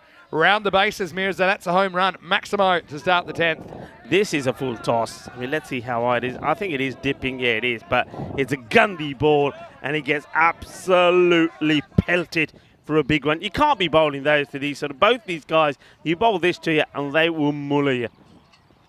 We're in the 120s now. And this one, no, says Nilkesh Patel. Let's see if the signal is leg buys. Pretty close, you know. It's either missing leg or it's not. Leg buys. What's your call at home? I thought this was closer than you think. And yeah, it is drifting. Yeah, Good call. you know, Great umpiring. Benefit of the doubt. You can see 2 stumps, hits him in line with leg. Probably just missing, but not by much. Yeah, that's top The call. more we think about it, Andrus is the least replaceable person in our entire crew, right? That's out. This time, once okay. again. You're saying I think it's very similar to the ball before. This is further over for me. Again, this is eyeball. I saw it live like everyone else. I think this one's a little bit further across. Nah, missing. No. It's missing. Look where the ball hits him. It's on the way down. It's missing. Good call. They ain't missing the stumps. It's missing. Good call. No, it's not. You got tears in your eyes. You can't see. Oh, well, this one is a miss. He's looking to wallop this. I just don't see how this ball could possibly missing. Look. Now you can see it. Now you see it. I don't think the whole ball's missing the stumps. I'll give you its umpire's call. Yeah. But I don't. In my opinion, that's hitting some of the Well, stumps. this one is just hitting the wheat field. It's a gundy ball again down the leg side. The 130 does come up, and I was saying that Austria will be looking to get this 15 per over, I said, with 12 balls to go. Well, they've got that and a few more, because that actually goes all the way. That's 6 runs. I didn't think that was 6. Yeah. So he's hit this flat and hard. So ball to go. What can they finish on? It's gotten out of control, hasn't it? Just a few getting away from the Hungarians. Be chasing a bunch. Last ball coming up for Zishan. Wow. This is gone. Well, Zishan is going to have to turn on the style himself with the bat, because that takes the score to 144. And I think, now my maths ain't as good as yours, I reckon that's over 100 in the last 5. I think it's 102. You check on it. Yeah. What a hit. What a finish. Close. I've got 96. They were 42 at the halfway point. But, I mean, having said that, it's a magical finish. Wow. And 29 came off the 7th, 20 come off the last. And, well, Austria, they do it again, don't they? They find themselves out of a tough spot. And there was a situation there was kind of 17 balls without a boundary towards the end of the power play and also through the 4th over. But, I mean, apart from that, we saw them coming thick and fast. It was a curious one early, wasn't it? Mark Simpson-Parker started with back-to-back boundaries. Apart from that, you know, Wijesegro was his opening partner. It took him a while to get going, but these guys, once they did get going, they never looked back, and Hungary didn't really have the answers through this 10 overs. Yeah, and as you said, the power play was pretty quiet. Only 24 came from it, and MSP played some really nice shots before. Gamage took a very good catch to get him, and then we saw a great little fight back, and it was from the unlikely source, Nevin Wijesegro, or this one hurt, and well, Abid Prashar, he's been in the wars a little bit today, hasn't he? And he was in the wars again here today, and when that one was smashed right back in. But this is when Wijesegro turned it on. They were into over number 5, and nothing had happened. The last boundary was of the 8th legal delivery, and then, well, Navin turns on the style. He goes big, he goes ballistic, he plays some great shots, and everybody, including the umpire, was ducking and diving. Nice bit of work there from Zishan. They're sliding in and making the stop, but, well, some you could stop, some you couldn't. And Wijesegro, I just think he played a beautiful, beautiful innings, and I think he was bolstered and boosted by having some good knocks in the European Cricket Series here. But he just kept going, and then all of a sudden, his captain, who was at runner ball 6 for a long period of time, he got the opportunity and he opened up as well. And it all happened, unfortunately, in over number 7. Where after a good over for Mark Desmontaine, it was 60 for 1 after 6, so they were at 10 and over. Then all of a sudden, well, Milakahada, he went for 29 of 1. And this was the end as Nevin went. He was unlucky, really. I think he'll be disappointed that he doesn't bring up an international half century for himself, but he should be proud of the way that he got his team, Austria, back and running and helped them to get the acceleration in. But once he departed, Razmal was still there, and he fell just short of a half century himself as he hits this one to Mark Desmontaine, and the young man takes a very good catch. But you know, this Austrian side is loaded with big hitters. Mirza Ashan, after getting a first baller in his last match, he had a point to prove. He came out hitting big, and he scored 25 with just 8 deliveries. And Arman and Ranwana, who normally himself is used to hitting those sort of balls, just sat back and watched. He only faced 2 deliveries himself and had 2 on the board. So big score on the board. Austria, remember, they know if they can get victory here, then they will win this European Cricket International Series between them. Their rivals in this one, Hungary and the Czech Republic. But I will say this, that there's runs out there to be scored. There certainly is. It's a beautiful day for batting. And you saw Navin Wijesegro show that, 46 of 26. Razmal Shigawal, another good score from him, 43. Takes him to 181 in the series, not far behind Ashrith Dadapareddy. And with the ball, it was good work once again early on from Sandeep Mohandas. He's been really good, really getting that swing to cause all sorts of problems. And Prashad, despite having a few issues himself, he bowls tidily. A great economy rate from him, just 7 and over. So he does his job as well. But then, like I say, there was that one over that changed things, and that's when Milakahada, he went for 29. Then after that, the run just kept flying pretty quickly. Even Zishan Kukihill went for 30 of his 2.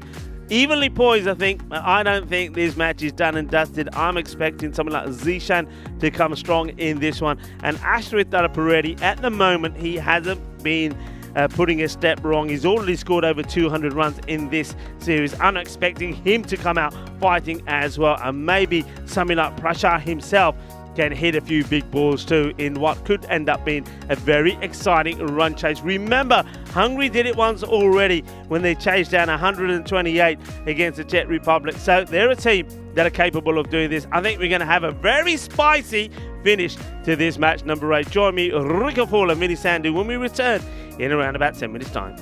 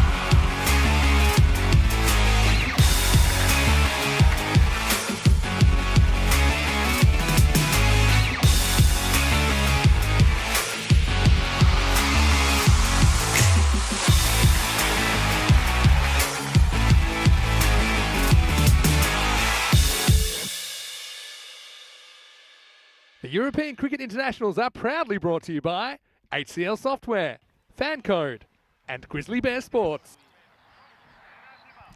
Hello, cricket lovers, and welcome back to match number 8 in this European Cricket International Series between Austria, Hungary, and the Czech Republic.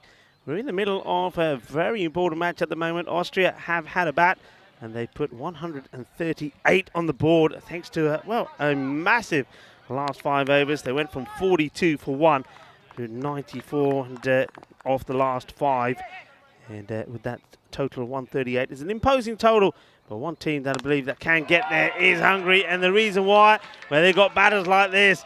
And Zishan Kukiel, he knows that he's got to perform in this one, and he starts with a biggie. It's a Maximo first up, and well, Iti goes big.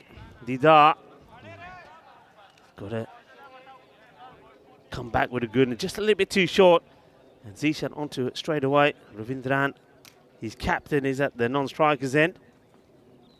And this time he goes a bit flatter. Oh, well, I can't believe this has happened. I can't believe it's happened. Maybe it's time for me to retire.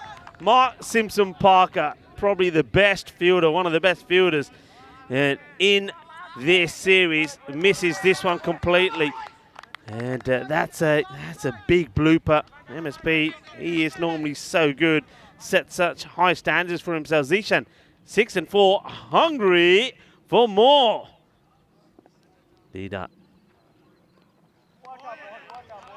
That gets this one inside that wide guideline. So dot ball, good comeback. He needs to put that behind him. Have to be going at around about that 14 run per over rate. And like I say, I don't put this past Hungary. What I've seen from them so far, and the batting I know they've got, and the form that already has been in. So this is hit well, but to the fielder. This fields, incidentally, they've got MSP on the boundary at long on, and also third man, who's pretty wide, looking for the miscue or the wild swing from the batter. Everybody else is then on that 30-yard circle, walking in like a ring of fire. Gets the width, gets cut away, gets 4 runs. That's a beautiful shot. A lovely cut shot played there by Zishan. And rocks back. And this one is pretty close to him. He doesn't really get that much width, but he's still able to get right on top of it. 14 is what I said they need to be at. 14 they have with the ball to go in the first.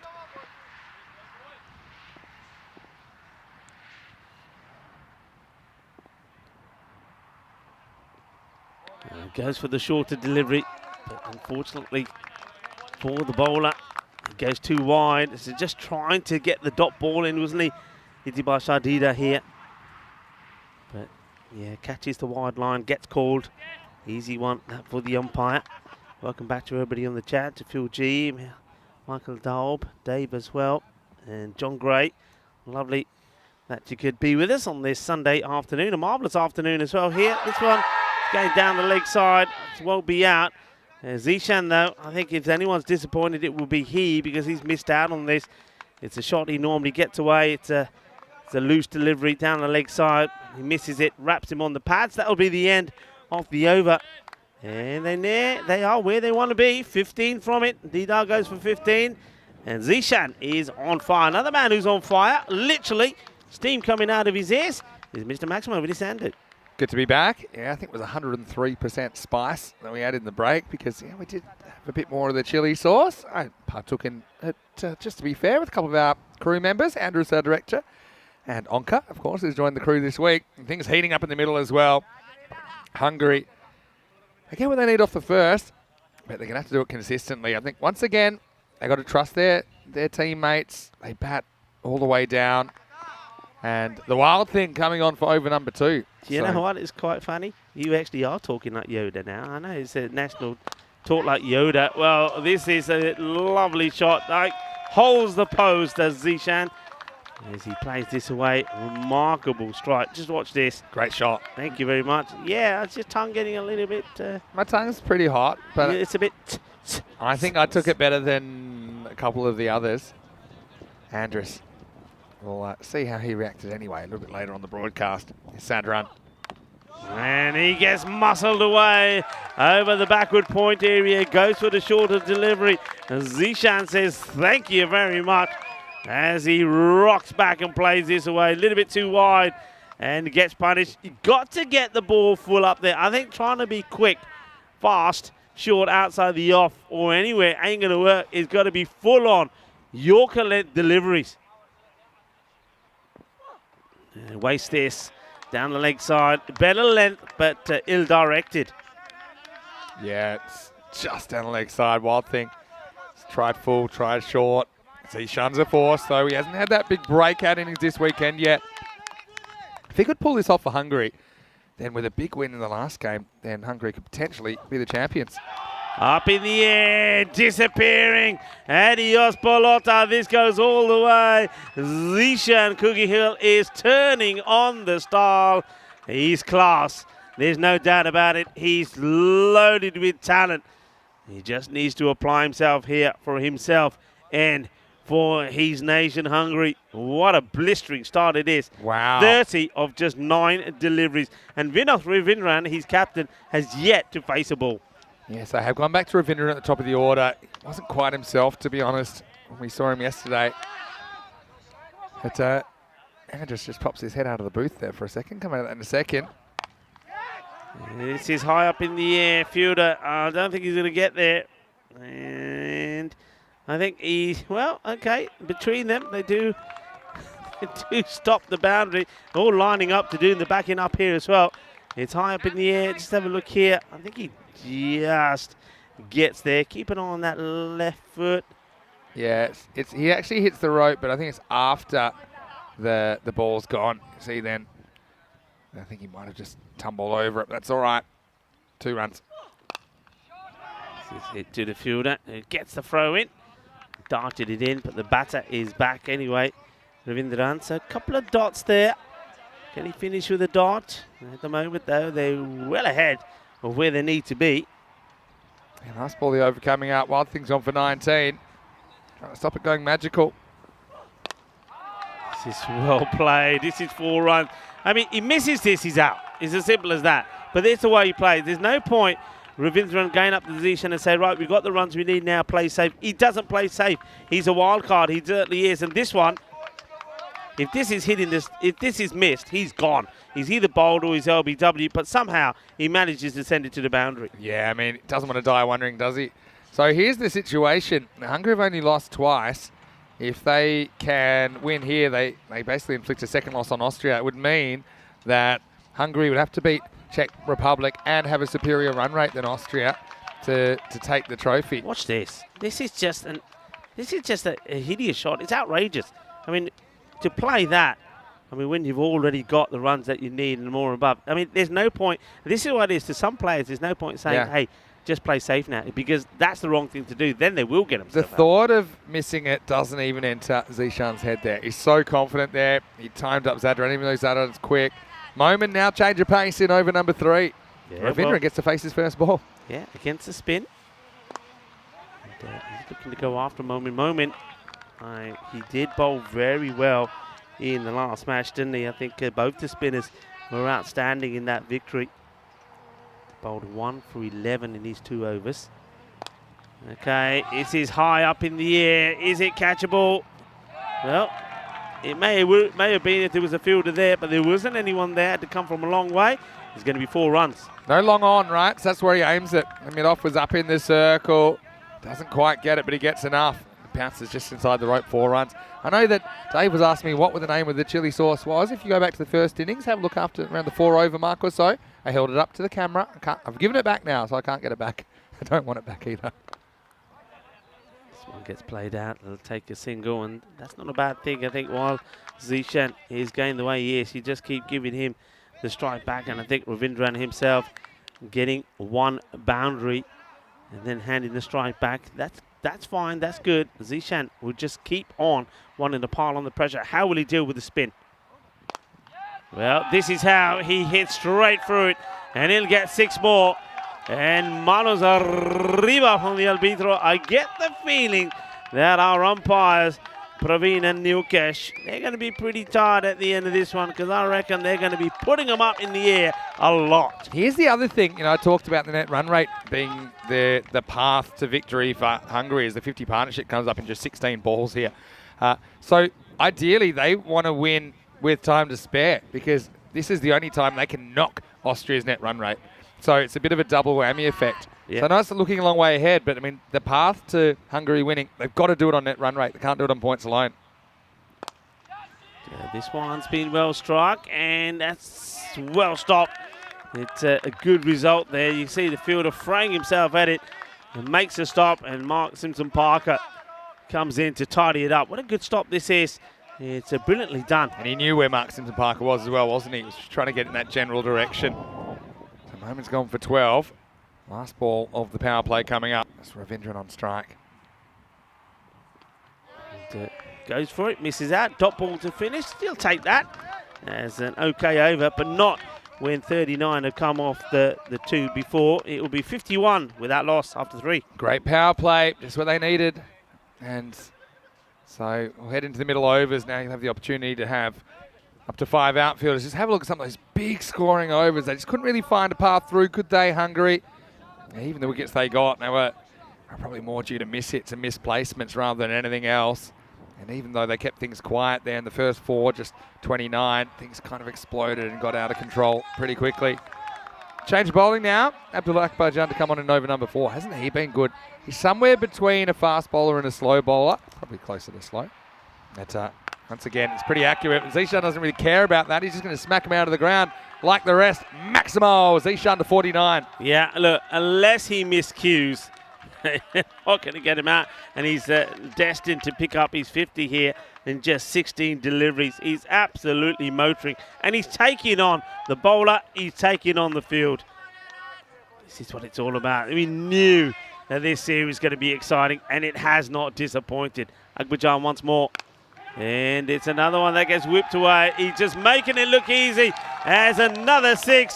Shaba brings up his half century, and he does it in 16 deliveries, 55 of 16. This is the Zishan Cricket Hill we know. This is the Zishan that was missing in the European Cricket League. Dominant display from Zishan Cricket Hill. And this is the thing, what does Abdullah Akbarjan go to now? Because, he's a consistent bowler. That's how he makes his name. But right now, Zishan is proactive. He gets down the full. He kind of knows exactly what's coming and exactly what he's going to do to it. He's one step ahead at the moment. Austria need to get rid of him quickly. Oh, well, this one, does it catch anything on the way through? There was some sound. He chops into the ground. It's actually clever bowling. Akbarjan goes a little bit slower and a little bit wider this time. So, yeah, it's not as straight as the previous ones. You see, just jams that down past Chima. It's not far from going onto the stumps, is it? Looking at it from that angle. Jump. Okay, this is where they can maybe sneak in a few dots, perhaps. Yeah, they'll be hoping. But right now, they've taken about 2 points off that required run rate since the beginning. Captain doing the right thing. And look, that's the biggest cheer that you'll hear because he gets Zishan back on strike. Yeah, Ravindran reading the room. Just saying, all right, well, you're hot, you're hot. You go for it. How far can Zishan get them in this chase?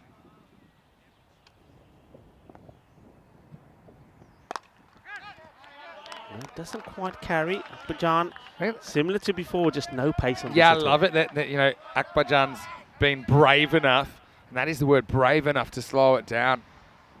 Going to play on the ego of Zishan a little bit. And swings hard across this one, and once again, no pace on it seems to be the key. As Mandawa makes a stop. They still get the 15 off the over, though, and they score 66 without loss after 4. Yeah, can someone come and bowl the over to shut this down? And obviously getting Zishan, that's part of the solution, but it's not the whole solution, is it? Because you look at the batters to come. I mean, Safi has been great batting in the second half today. You've got Prashar, you've got Dara Peretti will probably come in next. So it's not getting too much easier, even if they do get through the openers here. Yeah, look at that. Looking good, isn't it, at the moment for Team Hungary? I told you, folks, it was far from done. A lot of people thought that Austria had batted Hungary out of this. No way. And Hungary looking to pull off what would be another remarkable run chase. They chased 129 in the earlier game today. Goes with pace, and what a shot. This is just exceptional. Hand speed, timing, hand-eye coordination at its best.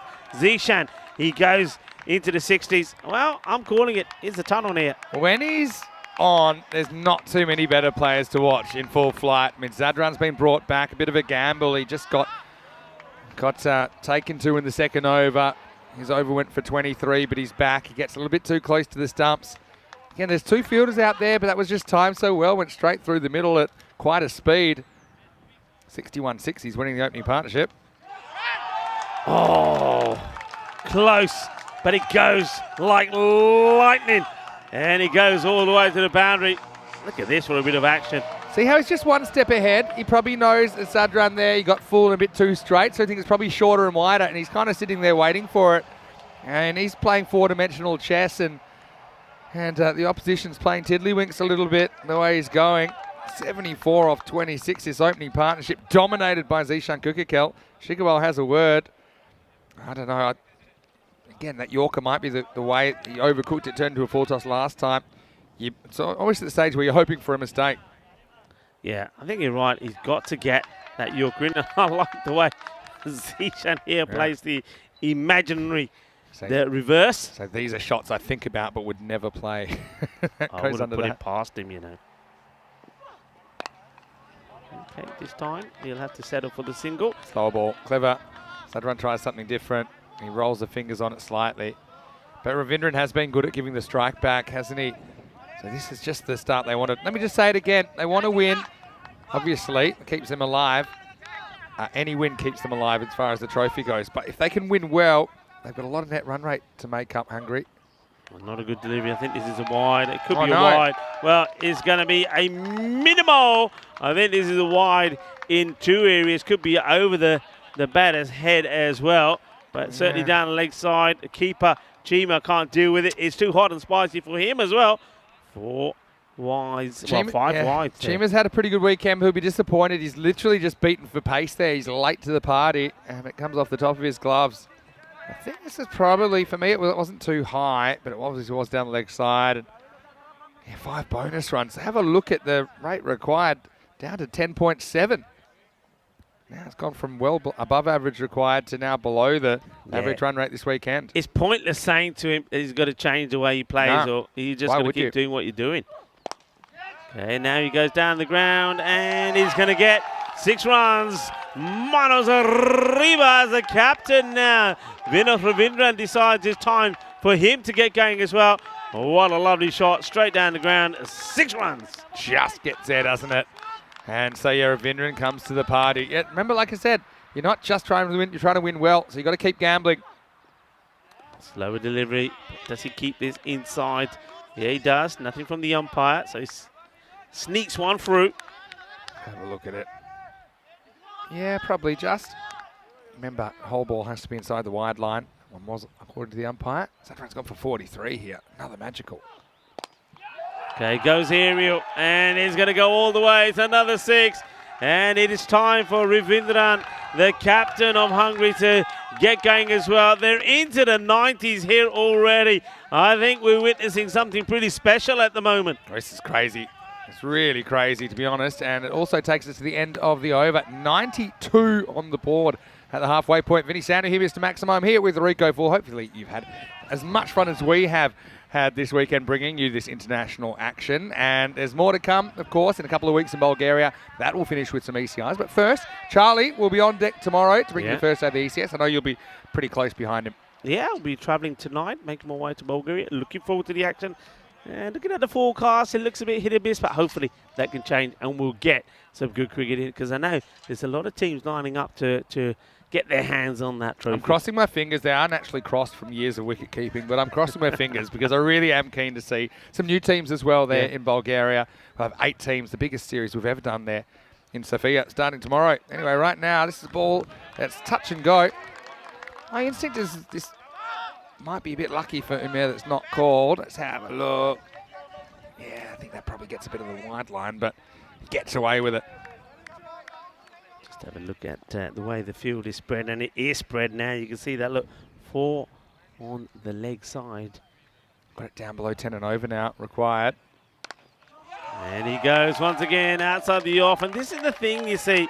I mean, he's not the sort of batter where you can say, right, okay, keep it outside the off.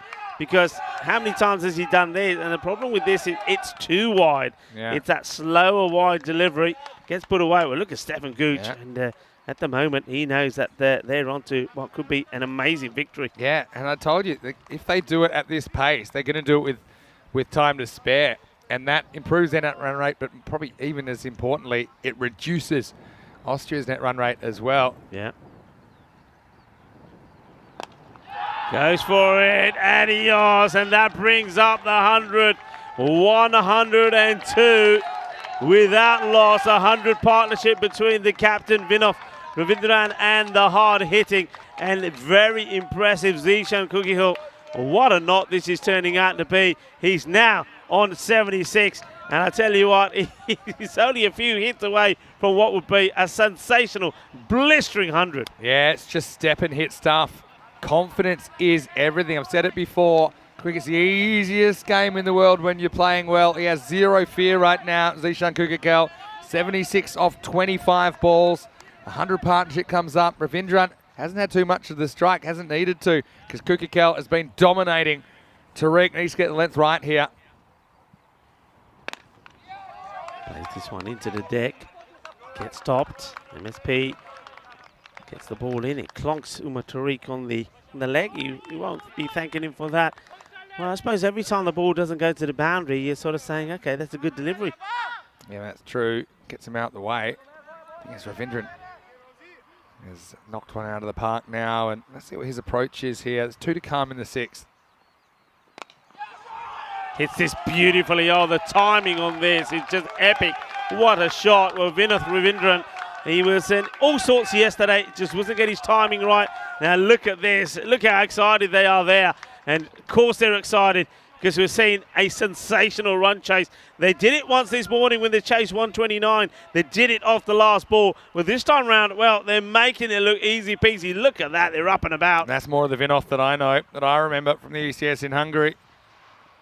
It's a wide delivery and gets called. Oh, wow. So, yeah, the key is you don't want to eke your way there. Like I said, throw the bat. You know, win and win well now. They've got all the momentum. 29 required of 25. Yeah, Ravindran, even the way he eased that over cover, that's a shot that he played really well when we've seen him making runs for UCB.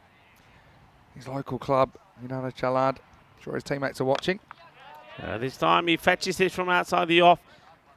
Maybe first time there's any real luck involved. That one could have gone to hand. It doesn't. Just ends up being a single. He'll take himself back on strike. 111 on the board. 6 overs down. And they are cruising here. Austria don't know what's hit them. This is the beauty of this format of the game, Rico, is that you can have 1 or 2 guys win a game for you. Particularly Kukihill right now. He's the man.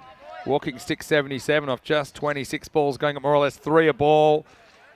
Just look at the batting to come as well. Thing is, they don't really want to leave it to them. If they do, they want to leave him just a handful and no more. Ravindran to face up now. Mark Simpson-Parker's going to bowl for the first time in the series. So they've kept him back, and he's played just as a specialist bat. I think he's batted very well. But now, you know, they're just searching for something different, and maybe MSP can be the man to break this partnership, maybe get Austria back into the contest. Yeah. Hart bowled his first. And he starts with a full toss, and it just gets carted away. It's a Gundy delivery, going for the Yorker, overcooks it, and it gets walloped. Lovely jubbly, 6 more. And they're on a roll here. Well, this is just outstanding. The other thing when you're into match 8 and you're bowling for the first time, I know he's had a fair bit of cricket in the ECS, but you know it's not easy to get it on the 20-cent piece straight away. It was a knee-high full toss. Ravindran dealt with it. This one is into the pads, gets away with that one, does Martin's Bargain. Yeah, he would have said, yeah, thanks, Skip. You know, when you got 111 on the board after 6 overs, now you want me to bowl, he says. Now, all the times when we had a team in the ropes and I said, can I have an over? Nah. And now we need something special to happen. MSP gets given the ball. Michael in the chat saying Hungary seem to have a real sense of team spirit about them. Yeah, that's pretty obvious. And this one high in the air, fielder gets hands to it, can't hold on to it. And that's Dida out there. He's had a few issues. He did take a nice one in the last one. Well, like you said, he didn't take it in his hands, took it more in the body and the chin. This is like the one that he caught with his windpipe earlier. The only problem is this time it blows back when he's not quite there. Slightly to his side. It does get Zishan back on strike. Slower delivery, well bowled, and Zishan well watched. He's keen to try and see if he can take two, but he's not going to. Good skills there from MSP. I mean, what do you do when you bowl into this guy at the moment? You don't want to become like a bowling machine. You don't want to be predictable. But again, considering he's hardly bowled, or he hasn't bowled at all last couple of days, to bowl that slower ball, to get it right, that was well executed. Ravindran back on strike now.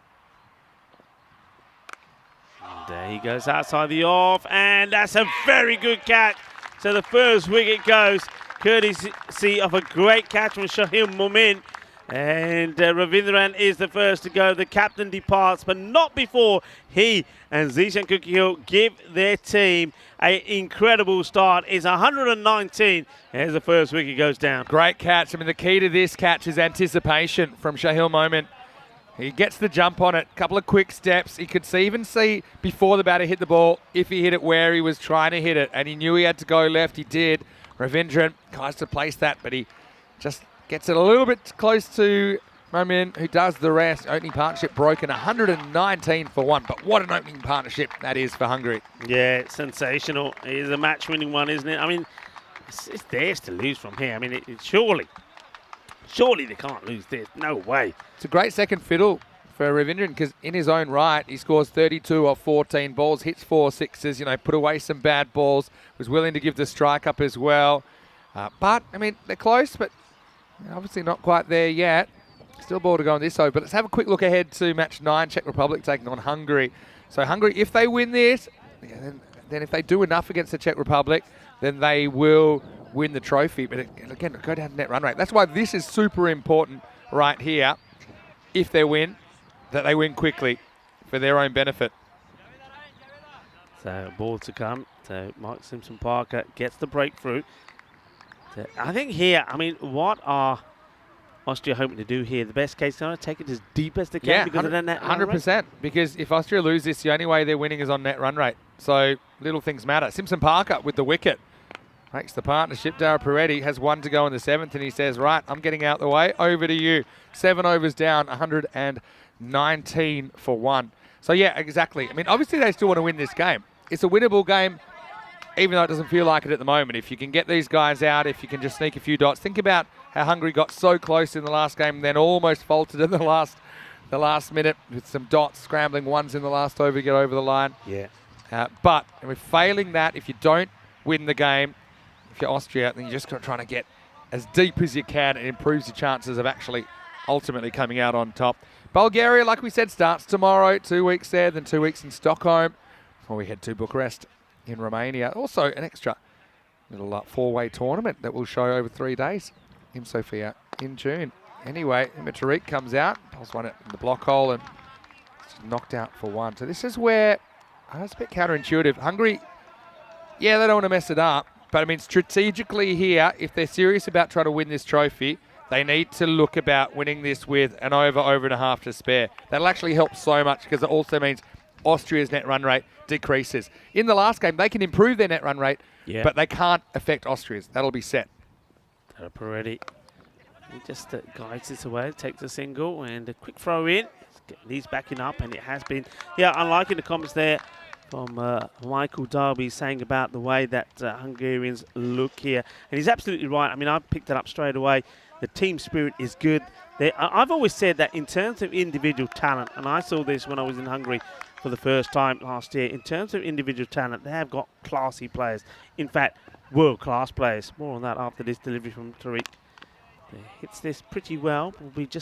Should be just another single. MSP, who bowled a great over, feels it. So they've got great individual players. What was lacking for me was just the team bonding, playing as a team, not playing as individuals.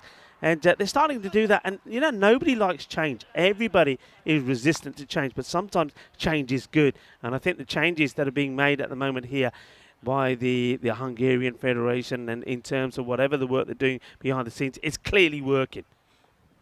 This is a bit wild, and it will be dispatched, will it? Yep, not a good delivery from Uma Tariq. And this is, for me, one of the issues that the Austrian national team have to work out pretty quickly, and that is the irregularity of the bowling. They've been a little bit too wayward. And this is no ball as well. No ball forward, so that's 5. It was wastish. You know, that's the way they've been umpiring. I mean, you got a really good look at it there on the replay. Yeah. And, you know, it's at the lower end of what would be called a no ball, but it is called. It's way too full from Tariq now. He's got to deal with a free hit. This gets hit pretty well, and this will go all the way as well. And they are nearly there, aren't they? Listen to the roar from the Hungarian bench. Oh, yeah, what a shot. And this man just has been a class act. And Ashrik Darapareddy, and remember I said the players that they've got, how outstanding they are. Adding this name to that bunch, well, it makes him even stronger. I am really looking forward to seeing this outfit in the European Cricket Championship. I really am. And these two will play each other in the ECC. Yeah. What a rivalry they've already built in this format of the game. 6 to win. This could do it, you know. Going, not quite. They'll get one. Like I said, it's quite possible that, you know, we'll look back. There's a lot of cricket still to play this afternoon, but we might look back and look at these little moments that might get down to a ball or two, a few runs here or there, because it could be really close. I mean, that's not to say that the Hungarians are a shoo-in to beat the Czech Republic, because don't forget the Czechs beat them yesterday. Yeah, okay, yeah, almost there. 5 would do it. And, well, that's an interesting one. I think Zishan here is, well, maybe that's not the right approach. Perhaps he's thinking, you know what, I'll take the single, I'll go and strike, and I'll finish it off in the next. But maybe he just wants more time out there, maybe. Yeah. But I think the word has to be finish it quickly. And that's true. I mean, I suppose he wanted to keep the strike, and he does. But if he hit it for 6, there'd be no need for him to keep the strike because the game would have been over. Anyway, Uma Tariq doesn't really go according to plan. None for 35 off 2 overs. I think what you're seeing here as well is players know in this game it's an unpredictable format. Sometimes you'll have a good game, sometimes you won't. Sometimes you might play well, might not have the numbers to back it up. But Hungary, once they got up, they've never looked back. And yeah, the key is, go for it. Get them as soon as possible. 4 runs required now. Akbarjan comes back. Hits this pretty well. Will be just, well, he's sending him back. He's sending him back. He's not taking, he wants to finish it one more. I don't know about that now. I mean, he can't get his 100, so there's not that. Okay, he's just saying, okay, give it back to me. But I mean, this is where you got to kind of read the situation. What if he gets out here now? I mean, this time again. I know we're a long way from the end of the day, yeah. but you can only win on that run rate. When you see the last ball of the previous over, it could have been done then. He could have walloped that to the winning runs. He doesn't. Probably now, do it here. A couple of more balls here. Well, this is what he wants to do. He wanted to finish it with a biggie, and he does. Manos arriba from the arbitro. Balle, shaba, shaba. Okay, what a match. Que guay, que genial, que grande. And that was just exceptional. Well, they're happy. Of course they are, because that was fantastic. And, well, Zishan cooking hulne aptana.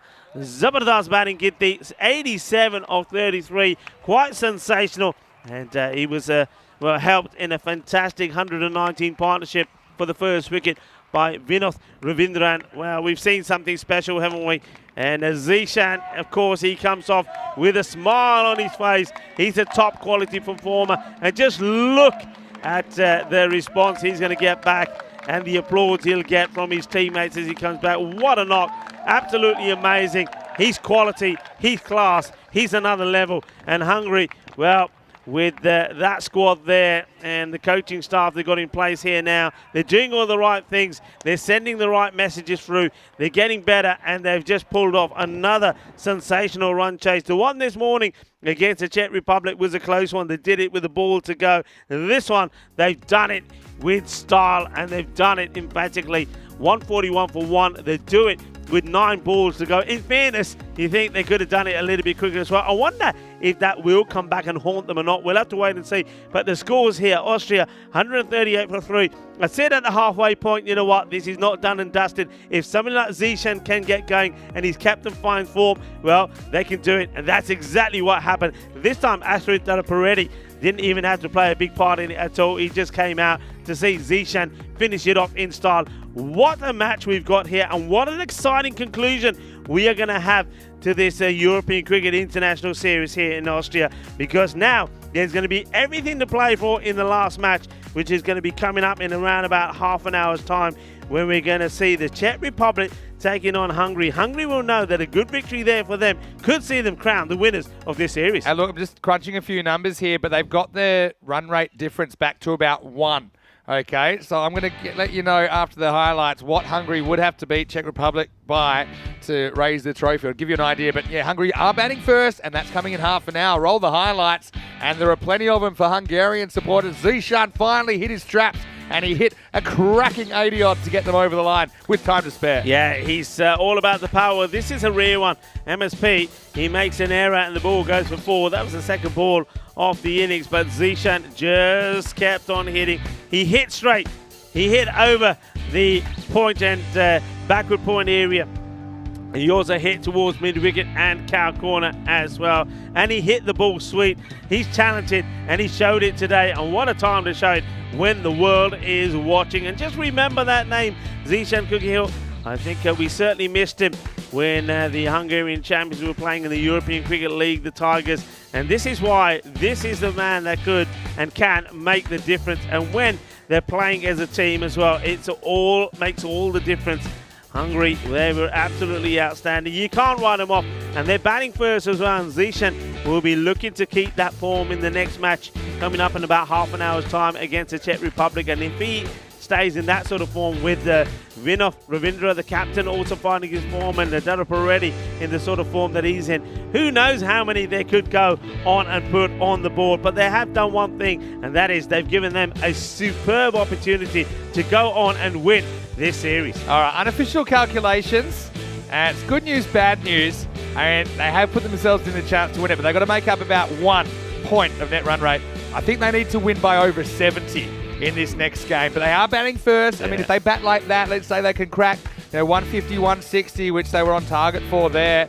And then Czech Republic, they've had their own woes. And Czech Republic can play the role of spoiler here. Yeah. But still, I mean, the good news for Hungary, I suppose, they can send out the same opening combination in that last game, and they can just pick up where they left off. Yeah. And that's what they'll be hoping. They'll be hoping that Zishan doesn't cool down too much. But, I mean, this so far has been one of the innings of the tournament. Dida, again, couldn't catch up with that one. Was blowing back towards him.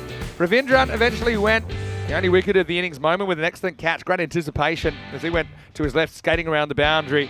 But he got a good reception, didn't he, the Hungarian skipper. Daraparetti came out, didn't have to do too much except smack a beamer to the boundary, and then he hit the free hit for 6. And yeah, so we knew that every ball would matter potentially with the equation, if you like.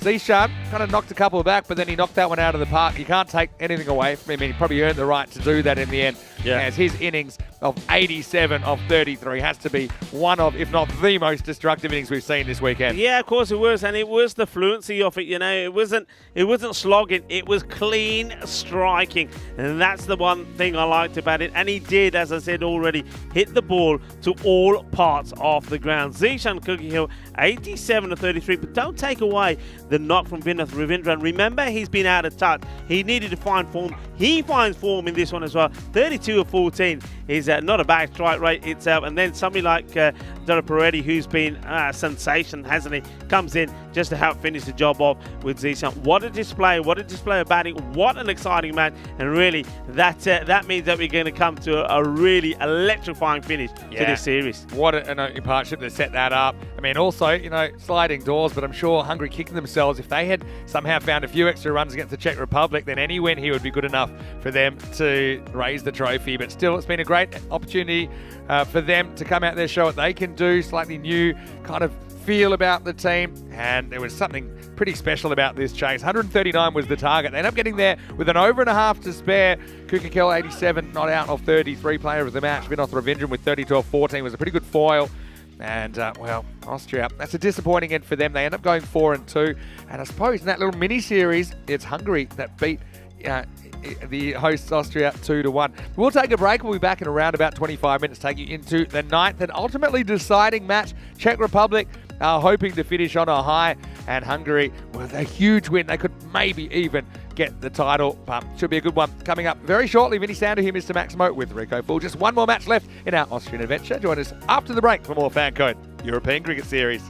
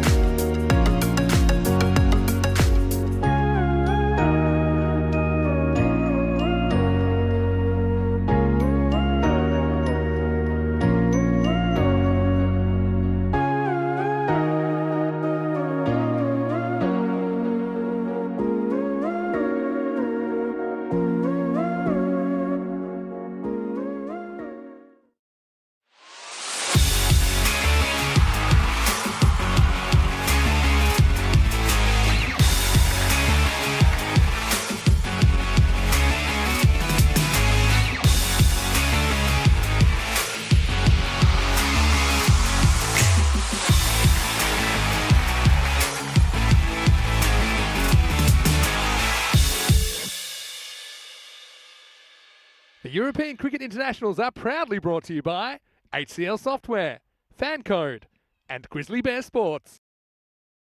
Hello and welcome back. Well, big thanks to Class Catering for their efforts this weekend in feeding us some of the best Sri Lankan food that I've ever had. I've got Onke here, I've got Andres, our director, so two members of our blue crew, and I also have the Death by Chili Oil. So this is going to feature in a moment, but first let's go out to the middle because the final match of this ECI is on the way. It's match number 9 between the Czech Republic and Hungary. Let's see who wins the coin toss. Hungary to call. Heads. Head is the call. Bang, it's a head. We'll bat first. Okay. So the news from the toss, as I've got two very nervous people next to me. News from the toss is that Hungary have won the toss and they've elected to bat. No surprises. The Czechs have had their problems chasing in this series, and we saw the batting kind of falter again in a big chase against the Austrians in the last game, chasing 146. But still, the Czechs, at least they've had some time off. They've been able to kind of regroup and regather their composure, hopefully going into the last game of this series. And if they can beat Hungary here, then at least they can say that they won that mini-series 2-1. Hungary, though, they want to finish strongly. They've done some good things this weekend. I think Dara Paretti's had an outstanding weekend. He's in the MVP conversation. All right, enough about the cricket, though. I've got the chili oil here. I've already had it, and Onka's volunteered. So I'm just going to go say our tongue out, guys. Just a couple on the tongue. Now, Andres, I know you can't stand it. That's it. I'll even have some. I'll go over to Rico full. And we'll check in on Andres a little bit later. But for now, big thank you to Class Catering. Big thank you to all of you guys here. And, well, good luck, guys. And good luck to all the players as well. Thank you very much. And I can vouch for this that Andres was not too well after that. And I know Onka, when he was to my left doing the scoring, is struggling a little bit as well. Yeah, and as I say, you know, if you can't stand the heat, get out of the kitchen. Well, maybe the same applies to the teams here because, well, what we did see, talk about heat, well, Hungary certainly did turn it on, didn't they? Well, they have started a fire. They were blazing out there against Austria, chasing 139 and doing it with 9 balls to go, which means that this is really, for them, destiny in their hands. If they can get a good win here, I know that we'll be playing around with some figures and give you some updates on how and what and when. But the thing is, though, one thing I will say, I know everybody's talking about Hungary. Everybody's talking about how if they win this by this much or that much, net run rate. Hey, they still got to beat Czech Republic. And don't forget, the Czech Republic did beat them yesterday, 108 to 101. So don't take anything away from the Czech Republic. I know they didn't have a good knockout there in their match earlier. They've had defeats on 2 occasions. A close one against Hungary. Victory of the last ball by Hungary. And then I think Austria just blew them away by 68 runs, 145 to 77. They're not going to go down without fight. They're going to make sure that their last game is going to be a memorable one as well. So they could themselves spoil the party for Hungary. So stop thinking about Hungary winning this and how they win it and how they have to win it. Let's start thinking about they got to, try to win it full stop because the Czech Republic are not going to make it easy for them. See the openers making their way out there. These two, well, they were extraordinary, weren't they? In a 119-run partnership. And they'll be looking to give them a good start again this time. Zishan Cookie-Hill, 87 of 33 deliveries. He was extraordinary in that player match performance in that last match. And the captain, Vinith Ravindran, who will be facing the first ball, was pretty decent himself. Let's see how this goes. There's the batters may swap, and I believe that they have swapped. So the information coming through to me was the other way around. So it will be no surprise, really, Zishan opening up. I was going to say that I find that a bit weird. But there you go. He does open up. And, well, how does this happen? How does this happen? Somebody who just could not be removed blasted the ball all over the place. 87 not out of 33 is out first ball. And once again, can I just say, he did this before the other day when he was out for a 2-ball duck. Is a ball down the leg side. It's not a good delivery. It's a gunny ball. And just like that, he plays at it, hits it straight to the fielder. And Zishan Cookie-Hill, a man that could not be removed, has, well, all of a sudden, well, they put some freeze spray on him. They put him on ice. He can't believe it. He thinks he's getting a boundary. He puts it straight into the hands of the fielder. Just like that, he's gone. Oh, well, I tell you what, not just I think people around the world are gobsmacked. And, well, Dave is saying, hungry for more. They probably are. I tell you what, Czech Republic, like I said, they're not going to lie down and say, yeah, okay, here you go, Hungary. We'll give you a chance to win this series. No, they're going to fight. They want to win themselves. That's an incredible start. Zishan Kukihill will go first ball. And first ball of the innings. So he will go for, wow, what a duck.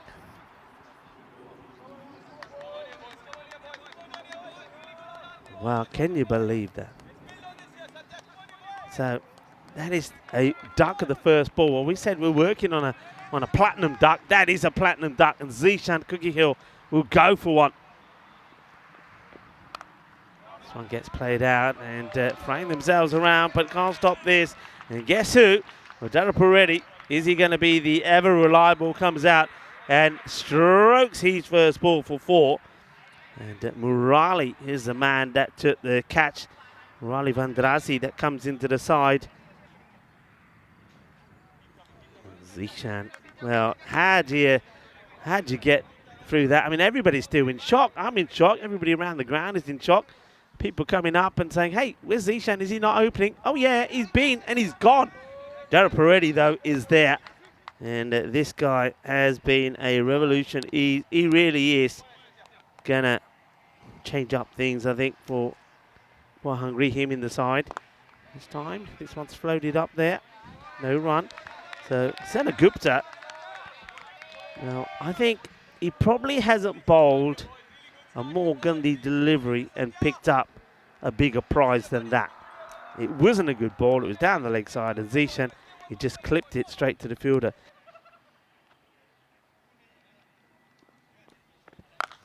Oh, this one has been clobbered. And, well, Daraparetti, he says, don't worry, Zishan may have come and gone, but I'm ready. I'm up for this. And just like that, the silence that was in the Hungarian camp once again comes back to life, because he's saying, hey, boys, what are you worried about? Remember me? When Zishan wasn't firing, I was, and I'm still here. And, of course, don't forget, the captain, Vinov Vidran, has also found form. He says, it does come back. It looked like it was going to go down the leg side. I think probably Daraparetti, if he does leave this, it may have still been a while, but he doesn't take the chance that the ball could come back and maybe go onto his leg stick. It does start to come back a little bit. So no runs of that one. 10 off the over, ball to go. You'll take it. I mean, even if this one is smashed for 6, you'll still take it. 16, and you got the wicket of Zishan. And it doesn't go for 6. It's going to be out. It's another one. Daraparetti chases a wide ball. It was a big-time wide. Gets no power on it. Well, look at them. And Senagupta, not only has he taken the prize wicket of Zishan, well, Senagupta now takes the other prize, and that is of Daraparetti, who, well, he goes searching for this one. I still believe it may have been a wide. The catch has been taken, and Venkatesh makes no mistakes. So they are 2 down at the end of the first over, 10 for 2. Now, this is cricket for you. That sport, you just never know what's happening. This was the first when Zishan thinks he's clipping the ball for a 6, hits it straight to Vendrasi, and then now we see Daraparetti hitting the ball straight to Venkatesh. So what a start. And the Czech Republic, as I said before the start of this match, they're not here to be a statistic. They're not here to lie down and say to Hungary, there you go, boys. Let's see if you can win this series.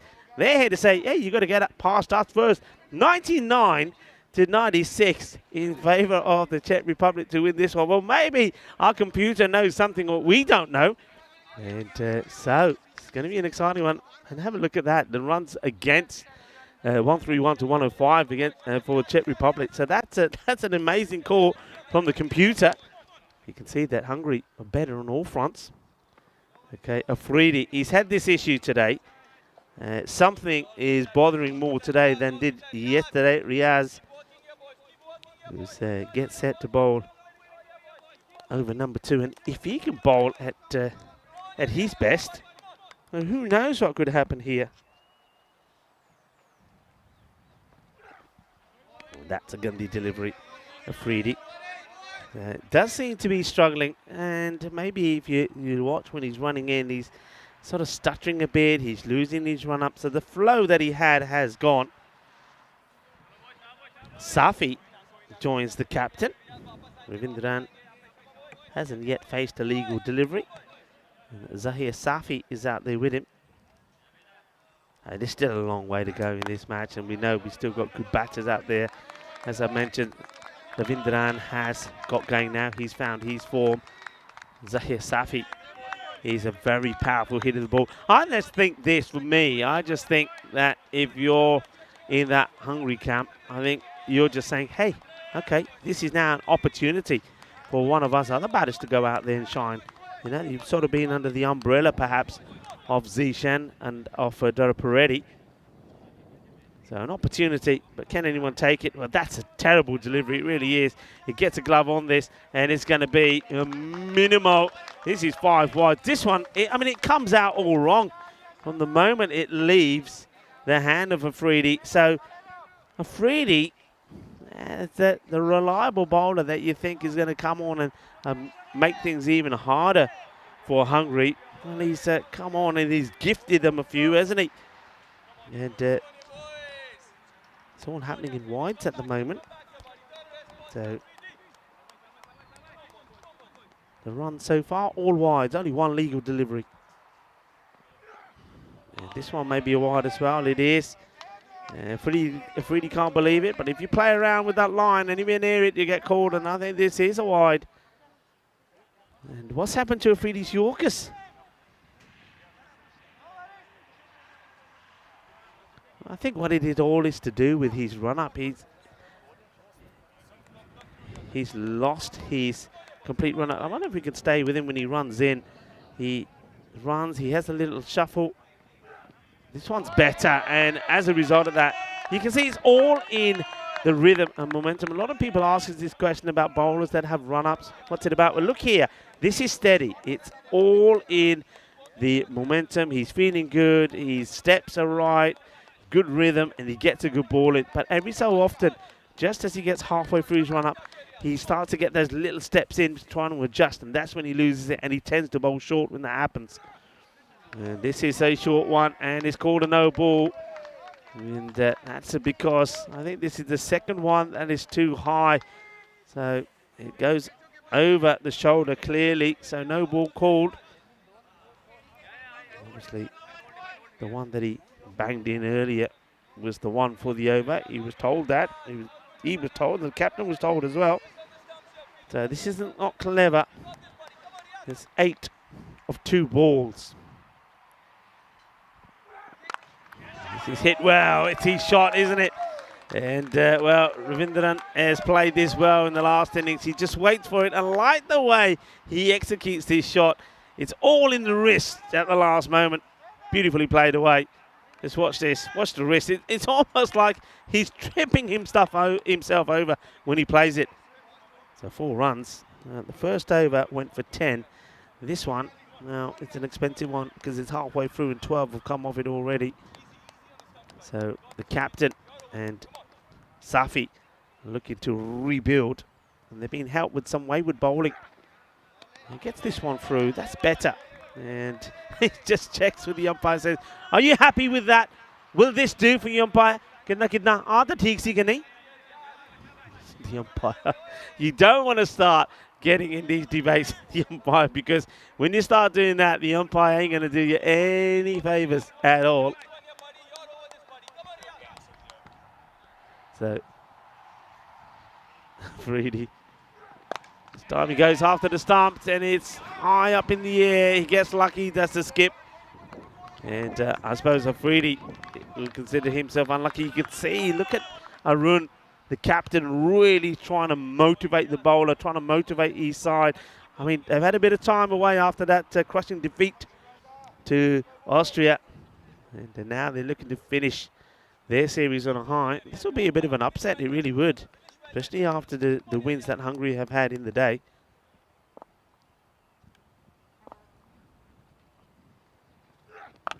And, high up in the air. Who's going to get there? Should be the keeper's catch.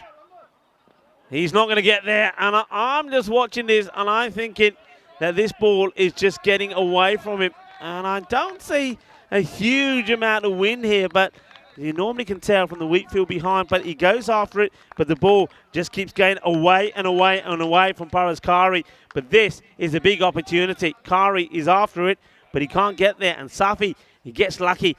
He gets dropped on a duck. Good time at the end of that over. 2 overs in here now, 24 for 2 to bring back Mr. Maximo Vinisandu. Whew, well, spicy start to this one. Look, you see the table there. If Hungary win their 8 points, same as Austria, but they have a lot to make up. And in fact, we know that they have to win pretty much by over 70 runs in this game if they're going to overtake Austria and take that ECI trophy.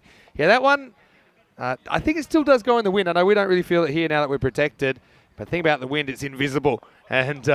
And Kari always had that one blowing away from him. Doesn't even get a hand on it in the end. I don't really know who else might have caught that. I suppose the outfielder coming in.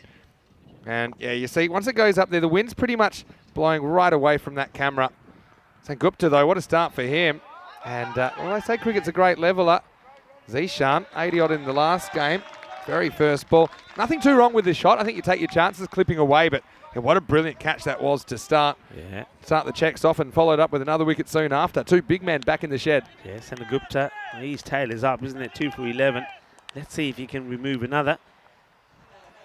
Ravindran, the captain, on strike. And he hits this beautifully. This is such a good shot. It's a risky shot because this is right on the pegs as the ball gets whacked into the Stronger Together European Cricket Network banner. But this is right on the money, the ball. There's nothing wrong with it. But all of a sudden, the captain is full of confidence. And Ravindran hits this beautifully. Solid stroke. Yeah, I've seen him do it before, you know. He's such a talented player. I know we didn't quite see the best of him yesterday, but that might just get him going. Sengupta, another good player. And he might get an easy return catch. Well, this is total luck, really.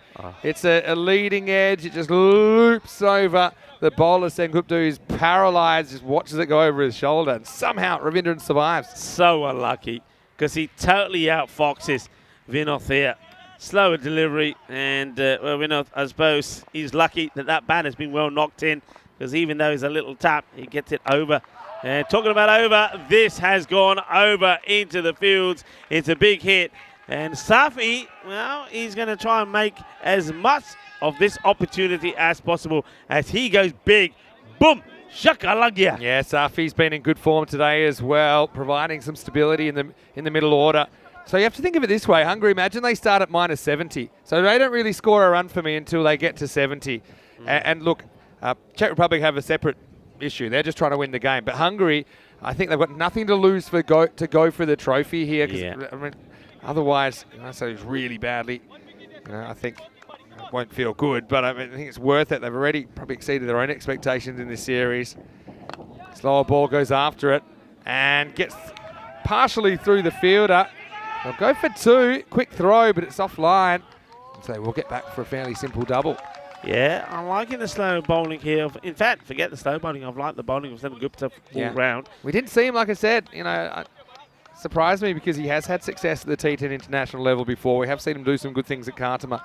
Yes, I mean, Hungary, they're going to be second no matter what. So even if they lose by heaps, it's only, I suppose, the feeling of finishing with a loss. But I think it's worth going for broke, and this one's asking for it, and it gets it. Sengupta gets it wrong. Safi doesn't. Maximo on at the end of the power play. Yes, they lose 2 key players, but they have put on some good runs as well. 46 for 2. Yeah, this is where they always would have wanted to be. I mean, wickets lost or not, they're going well. They're, I think, over 45 to try and get yourself to sort of, I would say you're looking for a 150 score, really 140 to 150, and then having a perfect time in the field. They're going in the right direction, 10 of the 4th, 14, and then that one goes magical, 22 from that over of Sengupta. So like I say, it's ambitious, but the only way to do it is put up a really big score. I mean, if you just get your kind of 110, you can kiss the 70-run win goodbye. You're not really going to keep a team to 40, but I mean, you can see how if you start to go, okay, 150, 160, and we have seen those kind of scores here.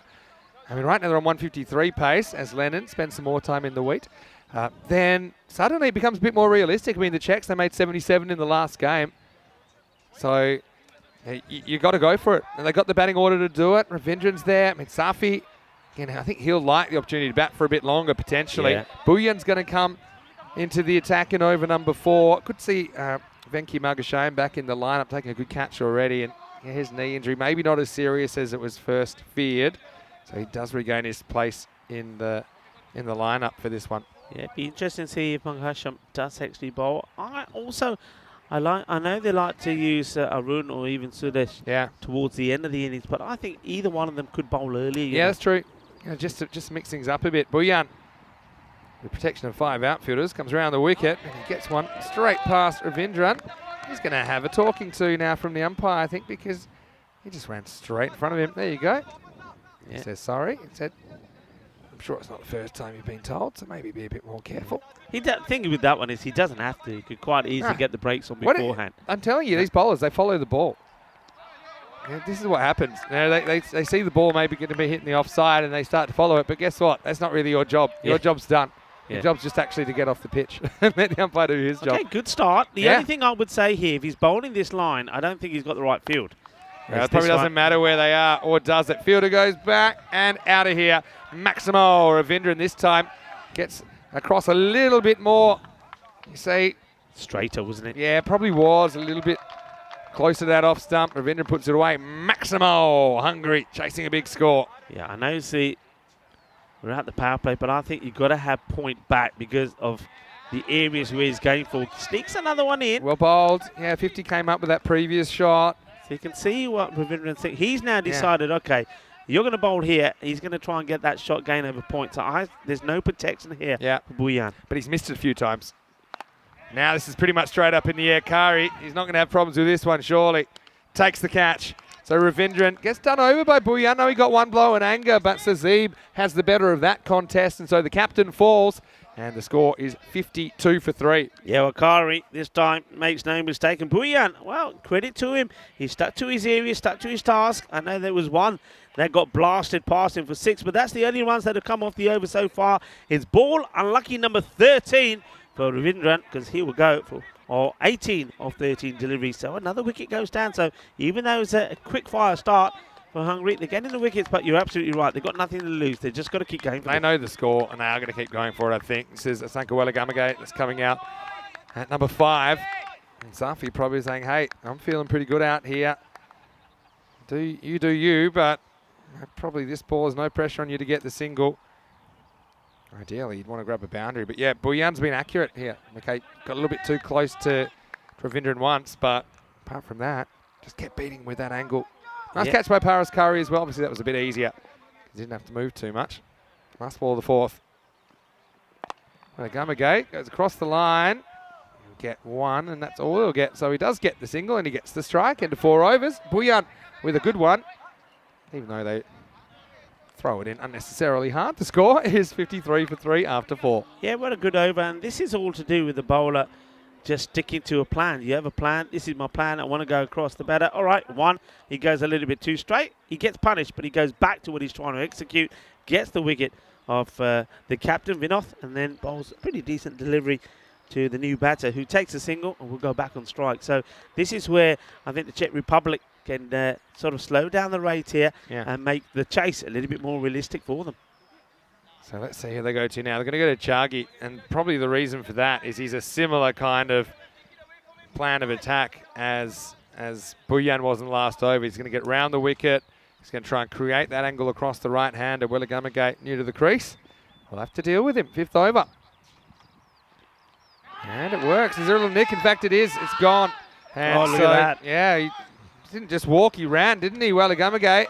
And well done by Chagi. This is, I suppose, a bit of bad luck. I mean, we've seen plenty of these missed, but obviously a little touch on that, and Asanka has to go. Oh, and look at the delight from the bowler, Tyagi. Isn't he happy? Oh, yeah, he's celebrating. And why shouldn't he? This is international cricket. This is an international wicket. He's excited, and he should be Welagamagate. He's not. Asanka, unfortunately, would go for just one. Good sportsmanship as well from Asanka, playing the game the right way. Even though Tyrone's fingers started going up pretty much straight away, Asanka wasn't sticking around to find out if he'd been given or not. Paras Kari, another catch behind the stumps. Yeah, so maybe that's something new to the game that we're seeing in ECN for the first time. Not batters that walk, batters that run. Good for the cardio. Well, here's Mark Ahuja, very experienced campaigner. He's coming out at number 6. Now, one thing about Mark, people say things like, he's a very technical player. He's a longer form player. We've seen him turn it on in the T10 as well. We've seen that at Kartama. Obviously, he's a very senior member of the team. I think, obviously, the way this weekend's worked out, he hasn't had a lot of opportunities. In fact, I think it's the first time we've seen him bat. Yeah. But let's see if he can find his touch straight away. And potentially, with big innings here, he could secure the trophy for Hungary. Chagi with his tail up. Mark just guides it into the gap. Get one, and that's all they'll get. It's the acting captain, Kushan Mendon, that does the fielding. So, yeah, Noah Shokin in the lineup. You probably noticed that already. And so it just hasn't been a great weekend for Aaron, unfortunately. Hasn't really got going. Give you an opportunity for someone else to get in the 11. Yeah, no pressure in the lineup here for Hungary, so that's also a big one. Now, I wonder if that's got anything to do with an injury. Remember, he did stop one that was blasted at him. Well, this is one that the wicketkeeper doesn't stop. Maybe disappointed with this, Kari. I think, once again, perhaps it's a slightly slower delivery. It bounces in front of him. He can't take it, but he doesn't get anything behind it. No body behind it at all. Doesn't really get up from Chagi. Paras is kind of weighing up, getting everything behind it versus potentially getting a ball in the face. So that one partially stops it, sneaks away for a bite. It's Mark Ahuja. He drives and he'll get one here again. So yeah, Hungary, like I said, they only really start when their score gets to 70.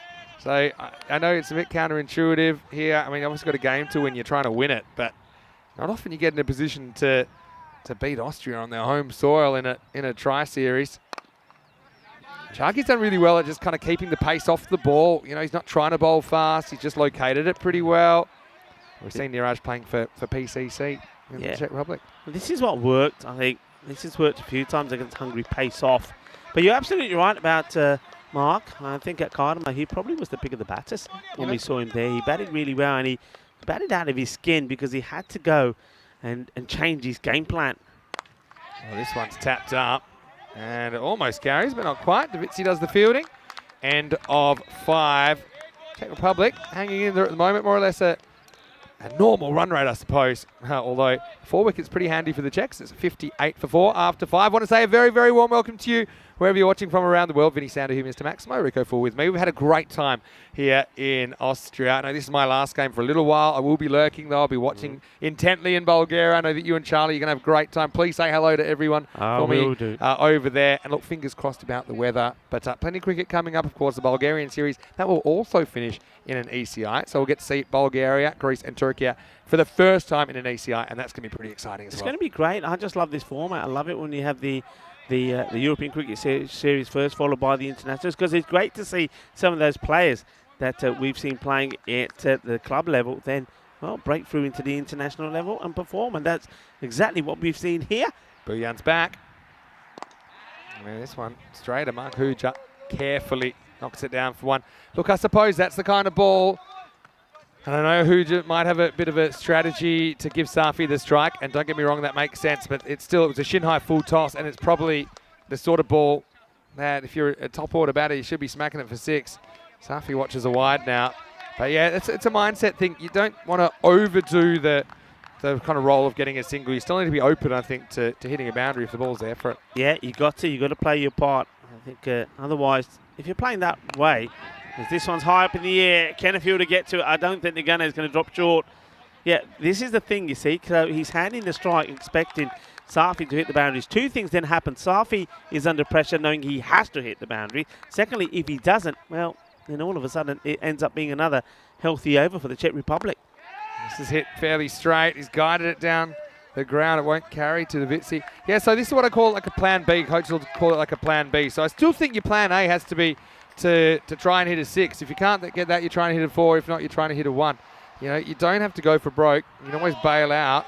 But yeah, as you can see, they struggle to get going. How's this miss? I'm expecting this to hit the stumps. It's a very different seeming over, I think, if Buyan gets banged for 6 first ball. Instead, Safi, yeah, you're right. It's just kissed the off stump, not quite knocked it over.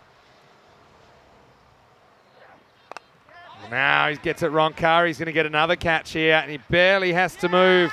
So Safi goes, and this kind of angular attack from the Czech Republic bearing fruit, as that's 5 wickets down now, and at the 6th over at 62 for 5. Yeah, credit to the bowler, Buyan. He's bowled really well. The other point I wanted to make there, and maybe we'll see it after the next ball he bowls. Remember when he first came to bowl, the umpire had quite word with him, say, hey, you know what? You're running where you shouldn't be. You need to be over here. Thank you, umpire. I won't do it again. And he hasn't. And all of a sudden, it hasn't affected his bowling at all. In fact, he's probably bowled better. And that's all it takes. And I'm liking seeing that. And hopefully, that's something now that we're going to see more and more of, to try and get these bowlers that are bowling around the wicket to stop running in front of the umpire. Yeah. I'm liking the way the umpires have worked here. Yeah, the thing is, you've got to have teeth. You know, it can't just be all warnings. I think, first warning, final warning, and can't bowl anymore. I think that's the way to stamp it out. It's already kind of written into the laws. The intention is more about protecting the pitch, but we're more about protecting the umpire's view. Probably more important in these conditions. Abasghani, we'll see him again. He's throwing up the top of the order. Didn't really work out for him earlier, but he comes out at number 7. Buyan, 2 for 11, has been brilliant. Again, you've got to be brave here if you're Hungary. Still 25 balls left. What can they get up to? Beats him outside the off stump. This just sneaks in, I think, and Sazib bowls a really good spell, 2 for 11, and at 62 for 5 after 6. Again, you got to look at the angle here. Where does it pass the pop increase?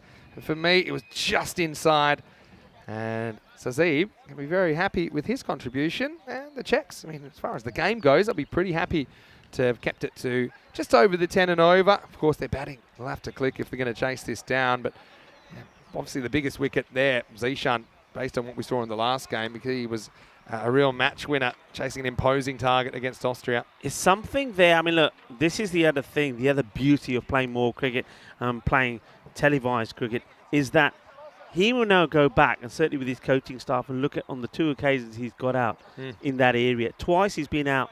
He's been a 2-ball duck. We played a similar shot. The ball going in that direction. He got the back of the bat and got caught. And that one where he's put it straight to field. All right, you'll say it's unlucky because he hit it pretty well, but you can work on it. Yeah, the coaching staff can work on it and say, hey, Z, when you get that delivery, this is what you're doing wrong. Try not to lean back on it, lean into it, keep it along the deck, whatever. Those little things, because you can see how much talent he's got. Oh, yeah. And just by little subtle changes, all of a sudden, you can become somebody who is regularly performing. 63 for 5. As we head into the final 4 overs, Chagi has almost been out-Chagied by Buyan with the approach that Sazib had, but it's been an effective approach. We've never really seen some dramatic moves. I'll tell you what I'm talking about in a minute. As this is a thick edge away. I don't think it goes for 4, but they should get 2. They'll only get 1. Happy with the 1.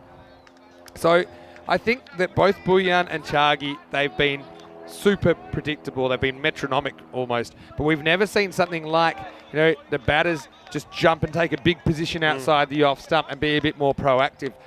They have bowled well, but the batters have kind of allowed them to have the game on their terms. And this time he actually backs away and gets an outside edge. Think about what we saw in the Austrian ECS.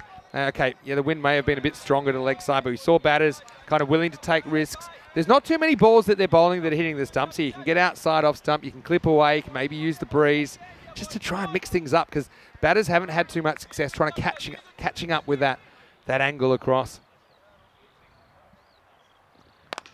This is hit pretty hard and straight to Davitsi. So Ghani, disappointment for him. He cracks this, but doesn't keep it along the deck. Doesn't really get under it either. So Hungary lose a 6th wicket now, and more success for the Czech Republic. They're 65 for 6. Well, Davitsi will be glad that this one goes into the palms of his hands, because his fingers are pretty well busted. I'm liking this from Tyagi as well. I'm liking the way the man likes to celebrate. That's been hit pretty hard, but he hit it flat, does Ghani. And Sabawundi Yasi makes no mistakes at all. And, Tyagi, just like that, well, we saw that that Buyan picked up 2 for 11. He's 2 for 7 now with 2 balls still to go in his spell. Yeah, and Czech Republic, what they've done pretty well here is they've taken their chances. Okay, there's a ball that came from the clouds that Kari couldn't quite catch up with. But, yeah, it's reward for that plan. It's been a plan that Hungary just haven't dealt with that well. Like I said, it's pretty predictable. Again, he tries to kind of just stand and deliver and muscles it, but he hits it straight into the breadbasket of Sambu and Davitsi. So Mark Desfontaine gets the bat here at number 8. Again, nice to see him getting an opportunity with the bat, show what he can do. He's still 17 years of age. I mean, he's definitely man-sized if you look at him. big frame. Seen him bowling some good overs, and obviously he's trying to make his mark. Let's see if they can get a wriggle on here. And still, what could they get to? Could somehow sneak to 120 and hope the Czech Republic fall over. They are a bit of a collapse risk in game 9, I think. Noah Shokin in the lineup. I mean, you wouldn't imagine they could still win by 70 from here, but as you know, Rico, this game is highly unpredictable, and we know Hungary know what they need to do. Yeah, anything can happen, but like you said, they've got to get to that 70 first, and you basically, when you get to 70, you start from 0, and they're running out of time. There's only going to be, after there's 18 balls left in the innings. Yeah, they're -5 for 6 at the moment, which isn't a great position. Desfontaine gets off the mark, and he'll keep the strike. Chargi, I said he got out-chargied by Sazib, but maybe Sazib chargied himself at the end of that over. The score is 66 for 6, all the sixes. All right, Rico, here's some practice now. These are some of the teams, 4 of the teams you'll see, of the 8 in Bulgaria. And set your alarm. I don't want you sleeping in, Rico, because it's going to be an earlier start. 5:30 a.m. GMT, 7:30 in Central Europe, 11 a.m. in India. I'm looking forward to seeing a fair few new teams like Trakia, for example. The other teams there on day 1 we've seen before, MU Sofia as well as Plovdiv. And don't forget the Pleven 11. We'll also see Istanbul KSK, guests from Turkey, including some of their stars. In fact, quite a few of them from the ECL. Remember the run that they made in Group E. I'm looking forward to the Turkish delight already. Oh, yeah. You know that Necit's definitely going to be bringing some treats. We'll see Indo-Bulgarians as well. I think we'll see Sofia Spartans and Barbarians. They're the 8 teams you'll see. As we have started a new over, and it's the tank, Ritik Tomar, who's going to bowl over number 8. How Ritik really stood up. So did Sazib Buyan, actually, in that ECC campaign last year. Didn't go according to plan for the Czechs. They just couldn't get something going at all. Had a rough time. But, you know, certain players did themselves proud. I think Tank's one of them. Hasn't really been able to turn on this weekend yet, though. It's driven by MDF, and just a single. Well, it's almost like the ground troops of the Czech Republic have done the job, and now they're deploying the tank to finish things off as Tomar comes in.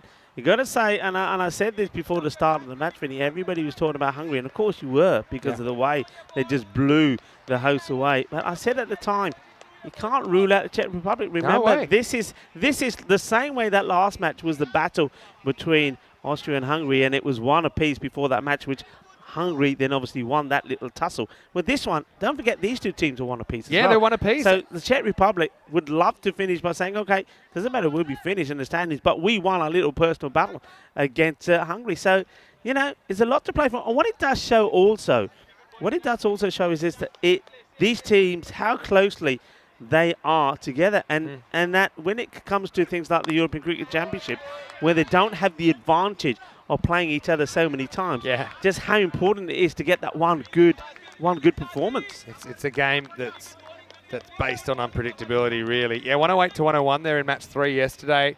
The Czechs, after watching Hungary pick apart Austria, they picked apart Hungary, didn't they? So right now, like I said, they've pretty much got it back to 0. Hungary. What can they do in the last 2.5 overs? Now we're getting to the point that Czechs would have to bat horrendously badly for Austria not to win the trophy. And still, I mean, regardless, it's not just about who wins the trophy, obviously. It's about gaining international T10 experience in the lead up to the ECC. And, of course, the summer, which involves a lot of T20 internationals as well. I know the Austrian team are going to be heading to the World Cup qualifiers pretty shortly. Ahuja on strike. Love to see him go up a gear. Tries, walks at it, and picks out the sweeper, so just a single. Yeah, I mean, he's got a good technique, as you mentioned. I think the difference is here maybe with somebody like Stan Ahuja and Mark Simpson-Parker, for example. I think they both have the technique, don't they? They're very correct players, whereas MSP just has the knack of being able to put those sort of shots over the top. He can extend a bit more. Yeah. I think you gave a shout out to Stan Ahuja there, but this is Mark. But okay, sorry, Mark. It's okay. Stan Ahuja, I'm sure, is watching. Hello, Stan. Missing you here. Hopefully you're well. Well, you might as well give him a shout out because he does make your suits, doesn't he? Yes. Big thank you to Stan Ahuja. I think this is probably coming down at the crease, so I don't think it'll be a no ball. It will be the end of the over, though. And at the end of 8, it's 71 for 6. So, yeah, Stan, hopefully you're well. And I wouldn't be too far away. And, every so often, I will need new suits. So I'll make sure I stay on the right side of Stan Ahuja. Didn't he play well for the Royal Tigers in the ECL earlier this year as well? He was a bit of a standout with the bat. I know things didn't go quite to plan for the Royal Tigers during that campaign. It's going to be a very competitive summer in both these countries watching right now, and Austria for that matter, to see who wins the domestic championship and who features in ECL 24. I mean, Royal Tigers have had that slot last couple of years, although they almost Are they looking for balls? lost it. Are they finding balls? Are they looking for our balls? Oh, well, can we have them back? How many you found so far? Wow, I hope they've got a survival plan. I mean, they're going pretty deep there, aren't they? They probably know what they're doing. Anyway, Riaz Afridi is going to come back. He's been more hit than miss in this innings. Looks like that was his run up back. Pretty good shot from Desfontaine first up. He charges the big fast bowler and gets one. Yeah, so obviously Prague CC represented Czech Republic in the first time that they were at the ECL in 22. Brno upset them though in season 22, and that's why we saw Brno at the ECL this year. As far as Hungary are concerned, like I said, Royal Tigers have represented them twice at the ECL, although it's a pretty tense fixture between the Tigers and the Blinders last year that decided that qualification. For Austria, it's probably anyone's guess. I mean, Donnerstadt, they cleaned up in that ECS recently, and they did qualify for the ECL, but never got to take part because of the pandemic. So I'd say, they'd be early favourites. They're desperate for it, but we saw Vienna CC taking part this year. We saw Austrian Cricket Tigers. That's the thing about Austria. It's going to be pretty unpredictable, especially in the slightly longer format. Anyway, Ahuja, 9 off 10. 10 balls left. He hits this top of the bounce once again. Picks out the sweeper. Doesn't matter because he's going to get 4. No. And have a look at that. Bouillan's been pretty good. Probably still in credit in this innings, but this is one he should have stopped. He should have stopped this, and he won't like looking at that highlight. He left the door open, didn't he? And the Grizzly found its way through. The worst thing was the only part of he got himself in such a position, a fairly correct position. The only bit of his body he could move was his neck, so he could turn around behind him and see that it was going for 4. Anyway, this one is stopped, and still Riaz Afridi. It's a rhythm thing. When we saw bowlers forced to shorten their run-ups, and we had all that rain here over the kind of last weekend and start of this week, we actually saw a lot of bowlers improve in their control, because the shorter you run up, the less can go wrong. Okay, you might not be able to generate as much pace, but I think if you have a choice between pace and accuracy, I think the accuracy is probably more important. Yeah, that was the first boundary that we've seen since the start of the 4th over. Wow. And that it shouldn't have been as well, really. Exactly.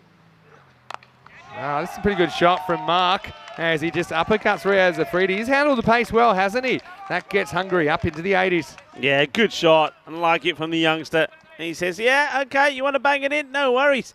I'll just draw you a map to tell you where to find it. It's over there. Good shot. I'm probably a generation older than Mark, and this is the same shot that I'd be accused of being scared, of backing away. But now it just means you're proactive. Yeah. And he hangs the bat out and gets 4. That'll do his confidence a world of good. If I was Riaz here, I'd be going, I know how he thinks. Let's see what this last ball involves. Goes forward at the stump, smart. But yeah, Mark's handled the bat well here, hasn't he? He's coming in at 8, and that's the end of the 9th over. Hungary 82 for 6. So what it sets up here, okay, let's say that the 70-run wins off the table. It does set up a really good challenge for the Hungarian attack with no Prasharan at this time to see if they can defend this total. Yeah, it does, and I think the opportunity with Zishan and Durapareddy, and I suppose with the Ravindran game pretty early, there was an opportunity for some of the other batters to shine. It hasn't quite happened, but you're right, they can still take the opportunity in the field with some of the other bowlers, and I think maybe someone like Mark Desfontaine, who out here is putting in a good show with the bat. I mean, he could be pretty key with the ball as well. You got options like Gabor Tarok as well, who's come into the side as well with his off spin. 10th overtime. Here comes the tank. Have a look at Bouillan and Chagi, who are clones of each other in this innings. They combined for 4 overs, 4 for 19. So really, that's where the heart of this innings got ripped out. But it's over to Rittik in the 10th. And he starts with a dot. Desfontaine not able to catch up with it. Yeah, well bowled, just short of a length, outside the off stick. Just comes back a little bit. And Fontaine misses out on it. So dot ball to start off with. So keeping this score to a realistic chase. Remember, they did have a blip chasing 145 in match number 7 from Austria, and they only got to 77. So they're looking to come back to winning ways here. This is It's a full ball. Strike 2 for Mark Desfontaine. Just wants a quick hello. And I see Phil G in the chat. He's watching from the Czech Republic. Big supporter, of course. Marnus reminding everyone that Mark's only 17 years of age. Marnus loving Afridi's work, saying he's an elite bowler. Very similar to Javid Zadran and Prashant. He deserves a wicket. Well, didn't get a wicket, but has had a good series. Well bowled again from the tank. The control's been there. They take on the run anyway, and they'll get one. But, yeah, you know, Hungary, they could have to field and bowl out of their skin if they're to do this. Like I said, 1-1 in this mini-series between these two teams. And this is all you hope for, I think. In this format, it is a bit of an evener, but it's great to see this competition where every game's unpredictable and all teams are challenging each other. And Jurassic goes back to a deep third man. Mark can swing away, 3 to come. He turns this into a full toss and hits it for 4. It's good batting, just times it. Tomar just gets a fraction too full. This is all in the placement, Rico. Cuatro carreras. Yeah, in the placement and also in getting to the right slot. Look how quickly he moves. That little skip forward. Make sure he's getting to the ball before it pitches. And then, yeah, you're right. He places it in the gap, 4 runs. You know that Marnus was loving the work of Mark Desfontaine with that cut shot. Slower ball. It's fouled off. This will be a good race. I reckon that's out. Let's have a look. Well, he's pretty quick, is the young man, is Mark Desfontaine, but how quick is he? Didn't get a good jump, that's the thing. So I just thought the bowler's winning this race, and I still think that he is just out. Yep. So it's unfortunate that Mark is out that way, but it's the price of doing business, isn't it? He's run out for pretty tidy 11, considering he came in when he came in. And he's the 7th wicket to 4. It's 87 for 7. Yeah, well, the tank outruns Mark Desfontaine. And only a photo finish decides that. But, yeah, he is out. But I like what he did there, the youngster. He's got a very bright and promising future ahead of him. And I'll teach him to dive, and he would have made it. I reckon dive gives you an extra metre. We did a few studies on it. That's if you know how to dive, though, I should say. It's quite important. Yeah, so Marnus comparing Mark Desfontaine to perhaps a young Marco Janssen.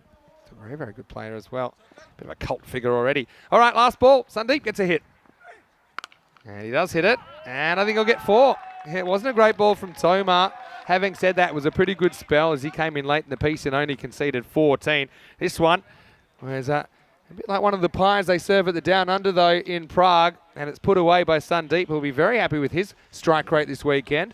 And Hungary, they're going to finish 91 for 7 off their 10 overs. Well, I make it that they'd have to keep the Czech Republic to 20 or less or something like that. So I can't see that happening, but there's a game to win out there. These two are locked at 1-1 in their mini-series this weekend. I think all the players out there, they'll want to finish well because it has been a very, very competitive ECI series. And it's always great to finish with a win. Yeah, it is. And it's always great to get somebody like Zishan out first ball. And that's exactly what the Czech Republic did. Well, a man who was unstoppable in match number 8. He goes for a golden duck. And, well, that wasn't the only blow that Hungary suffered, because another man who said, well, don't forget me, Paretti. Well, he chases a wide one, doesn't get any power into it. And it's a good catch taken by Venkatesh. And so, well, the early bowling of Senagupta was fantastic. And Afridi, though, he was having a few problems. His first over was a long one, and he certainly just couldn't get it right. And as try as he did, but then this one was skied up. This was a difficult chance for Paraskari. He came a long way, and I just think that ball is moving in the air, always getting away from him, but he was going to be in the action sooner than later, and next time round he does take the catches that matter. Zahir Safi, he played some lovely shots, and we thought maybe he was going to take the opportunity and get a big score himself. And he got to 18 before, well, he was to sky one up in the air, but not before he sees this one. And as he said, this time there's no issues at all, as it was the turn for the captain to be caught by Curry. But once again, it's Buyan that's doing the work. And then Tiagi, he comes to have a ball. Oh, didn't he like taking that wicket? He was up and about, wasn't he? Yeah, well, here's the thing. It's a tale of two halves and kind of power play and the rest, as we saw Paraskari cleaning up behind the stumps as well. As soon as Buyan came on and they had this Buyan and Chagi kind of identical twin-style bowling, the scoring stopped because Hungary, they scored 46 in the power play. In those 3 overs, 46. The whole other 7 overs, they couldn't even get that many. They get 45. That's right. So they've gone from kind of 15 and over to around about 6.5, and that was even with that blooper there from Sazeeb that he won't want to watch again. So even with that though, just slight lack of urgency I'd say as well towards the end. We saw Mark Desfontaine, he got run out by a little bit. The tank was able to hit the target from close range. That wasn't the best effort, but still it carried Hungary into the 90s. So yeah, confirming if the Czech Republic make it to 20, then we'll know Austria are the champions. We have seen some lower scores than that. Can't see it happening, but really for me, it's game on here because in the 90s, the Czech Republic, their batting's been a bit suspect. Okay, with some exceptions for sure. I know Kari's had a good series. Yeah, other players have played their role at times, but Noah Shokin in the lineup. Who will stand up and who will get these runs for the Czechs? 91, the score in the end for Hungary. 3 players top score with 18. Ravindran of 13 balls, Safi of 10, and Ahuja of 14. But yeah, I mean, like I said, it was the power play and the rest wasn't it. For the Czech Republic, they took some chances, didn't they? Obviously taking Zishan early on. Vandrasi takes a good catch that was travelling. Sliding doors. This could have been a very different innings we're talking about if they hadn't have got Zishan. And to be fair to the Czech Republic, that's something that they didn't do well earlier. Players from Hungary gave them chances and they were dropped and they paid the price. But 2 for Sengupta, as well as Bulyan and Chagi. But Bulyan and Chagi, like I said, they combined 4 for 19 off their 4 overs. I think the tank, Tomar, did well at the end. Again, no Davitsa used. We know he has a slight finger injury. Maybe we'll see him back at the top of the order for the Czech Republic. But when we return, Rico, we'll have the last innings of our Austrian adventure here. 68 matches over 2 weeks, a lot of cricket, and I can't wait to see how it finishes. Yeah, I can't wait either. And you know what? I think it's going to still think it will be a close match. I don't think the Czech Republic are going to fall for less than 20, so I don't think that's going to happen. They'll be thinking of winning this match. Hungary are going to try and keep it as tight as possible. I think Sandeep Mohandas is going to be key again. And you know what? Maybe, just maybe, we can reset the clock to 0 for the golden ball for the start of Bulgaria tomorrow. Yeah, well, it's that kind of total, isn't it? Please join us in just a few minutes. We'll be back, and it will be the Czech Republic chasing 92 for victory here in Game 9. Vinny Sandu, Mr. Maximo, with Rico Full, back with the final instalment of this adventure. After the break, you're watching the FanCode, ECI Austria.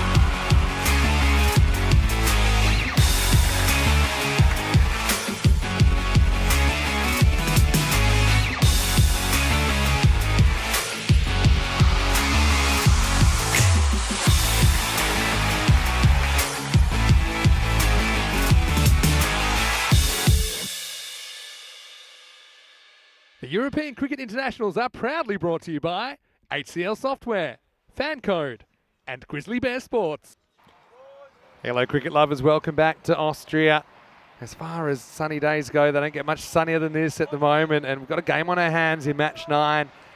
It is Hungary who are coming out to defend their score of 91 against the Czech Republic. These two have had an interesting kind of history this weekend, with the Czech Republic beating Hungary first time they met in match number 3. It was a different story this morning in match number 6, as Hungary held on. A last ball thriller broke the tie. A run-out opportunity missed meant that Hungary got up by just the single run. And so now, I suppose, this 10 overs decides who gets the bragging rights between these two teams. We also know that mathematically there's a chance that Hungary could win the trophy, but to do that they'd have to restrict the Czech Republic to 19 or less. I can't see that happening. But, you know, expect the unexpected. We did see Isle of Man bowled out for 10 earlier in the year. Collapses do happen. I don't think the Czech Republic are worried about that. I think they're more worried about trying to win the game here. That'll give them a lot of confidence to beat Hungary here and go 2-1 up in that mini-series. 92 off the 10 overs required. Davitsi regains his spot at the top of the order with Noah Shokin in the lineup. Ritik Tomar, the tank, is his opening partner. Mohandas, who's been swinging the ball around corners, he's going to open up for the Hungarians. And this is a really good test for their attack to see if they can defend what I think is a below par score. You know, the par here has been around about 123, I think, the last I saw. And we're almost ready to go. There's Davitsi. It's a mercurial player. Let's see what he comes up with here. Starts by carving one away, and he's going to get one. And I don't know where that's gone. Rico Full comes back in the commentary box. Well, I know the protractor's not here, but that was a funny angle. But somehow Davitsi off the mark and gets 2. Well, yeah, I mean, he's flipped his back so far that he probably almost has to run as far as he did get to the ball to get to it again the second time. I was worried he'd flick that into the wheat, to be honest. But yeah, I think based on what we can see, there's no evidence that it touched the rope. So that'll be 2. Mohandas. Oh, well. That's one way to do it. This ball has got some Grizzly action. The Grizzly is alive here. Yeah, I mean, it gets away from him. Variations are important. I reckon, there you go. Just knocks it out with his hip. Tyrone. Very quick signal dead ball. Floating slip in place now against the left-hander. And, this is called wide.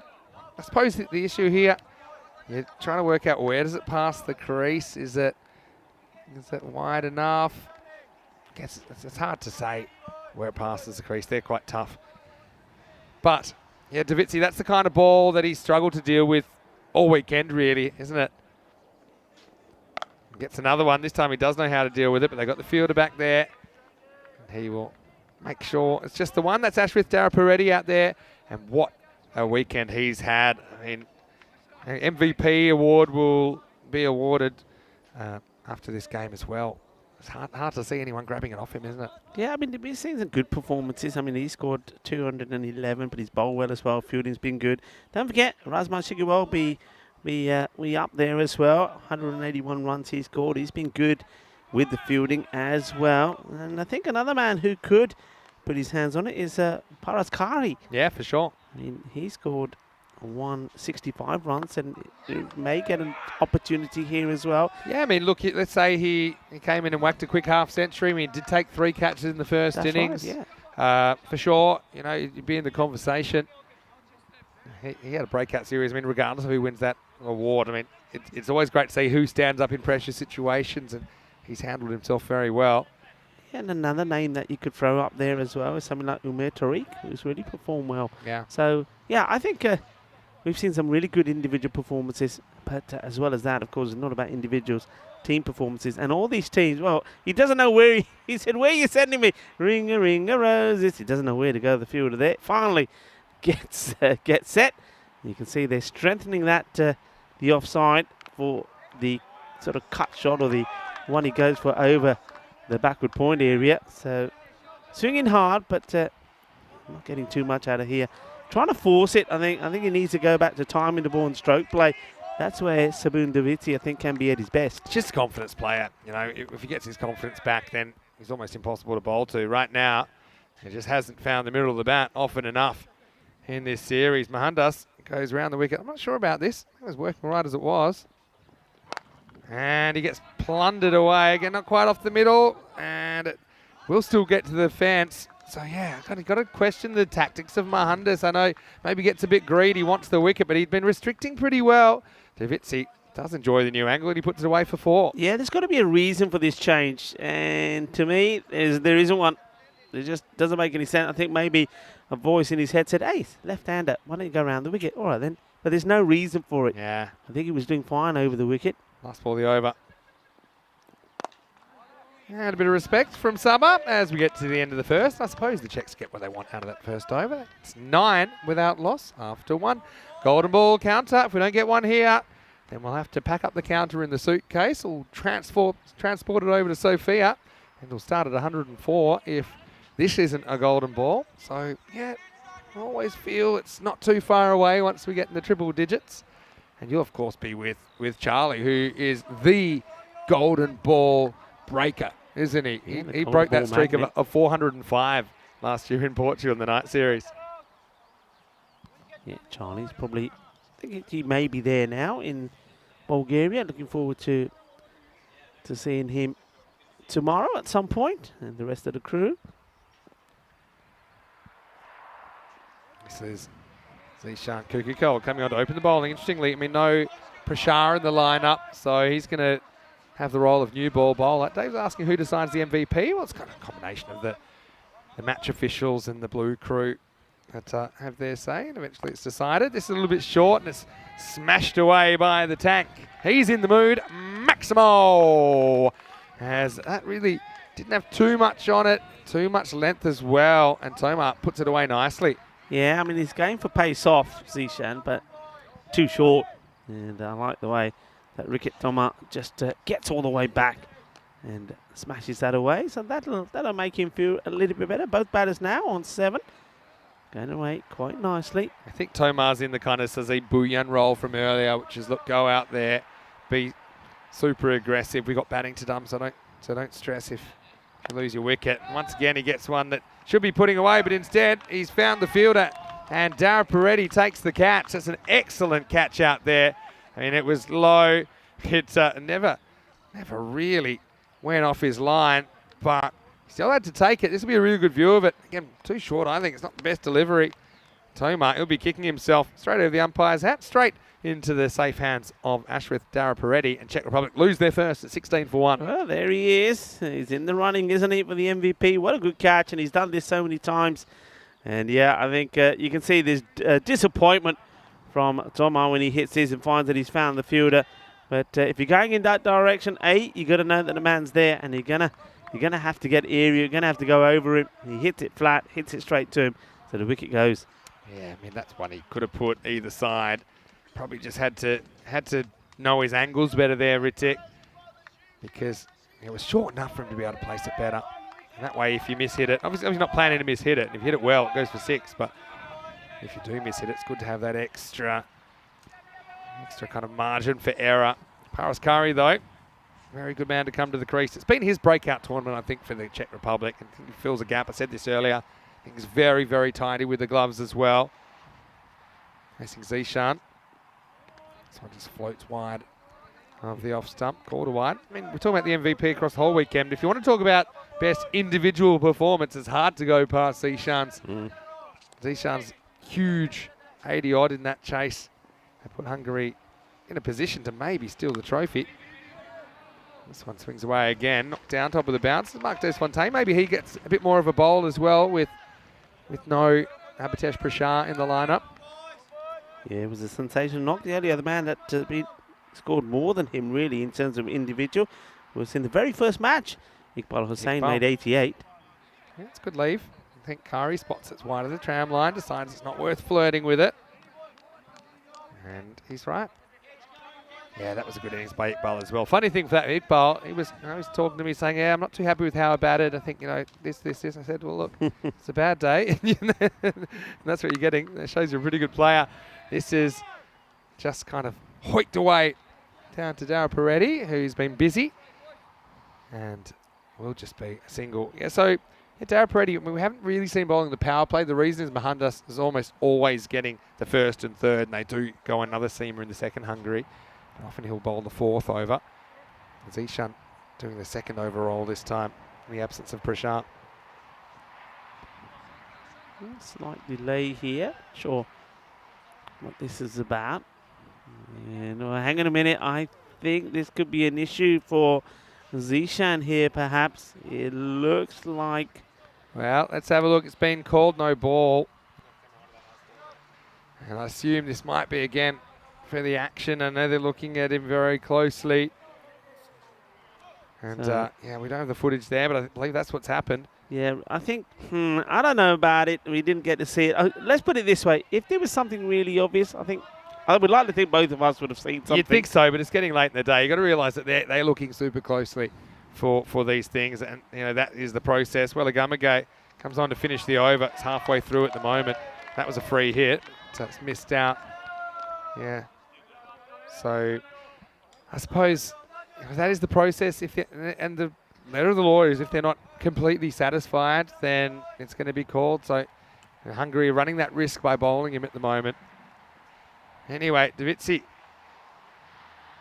faces up, gets one well outside his legs, and he leaves it for a wide. So, I mean, yeah, the fatigue factor probably setting in a little bit for both these teams now. I know it's only been 2 days, but, the intensity of the cricket has been pretty hot, hasn't it? And also, the weather has been warming up as well. This time Davitsi cracks it, and he cracks it straight to point. Well, the change works. And Welly Gamagay is the man that breaks through. And guess who? It's Dara Peretti that takes it. His second catch. Czech Republic lose their second wicket. It's 21 for 2. Well, Welly Gamagay gets the wicket. I like the celebration from Welly Gamagay as well. I don't know if you get it on the camera, but he is absolutely delighted. But there he is again. Well, Dara Peretti, he's always ready. He's always ready for a highlight. And this is before... But you can see, well, Davitsi, he's not too impressed. He has to depart because he puts it straight into the hands of the fielder.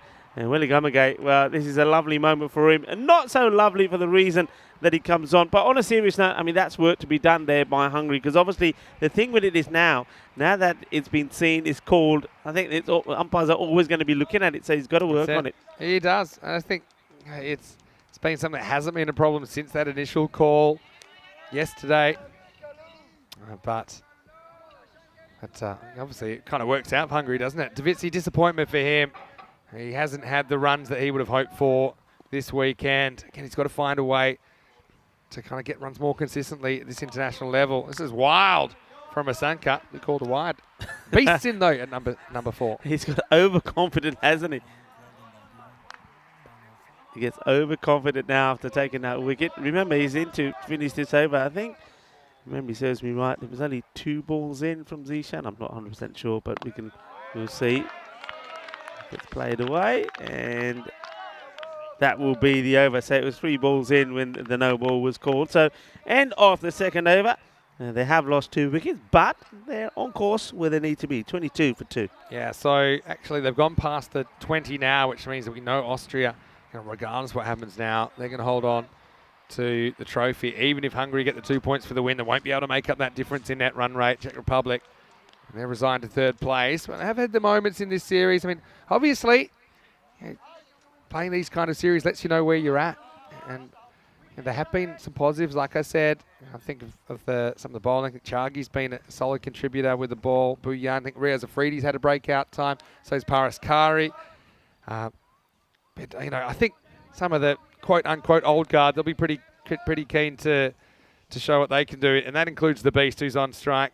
Well, actually, he's not on strike just yet. He's not on strike as in. He will be on strike now as Paras Kari works away Mohandas for a single. Well, I mean, you're talking about highlights. This guy, Paras Kari, he certainly has been a highlight, and we're going to see a lot more of him. I've liked him behind the stumps, and I've certainly liked him with the bat as well. So you've been attacked by a wasp, by the way. I think it likes a spicy curry on you.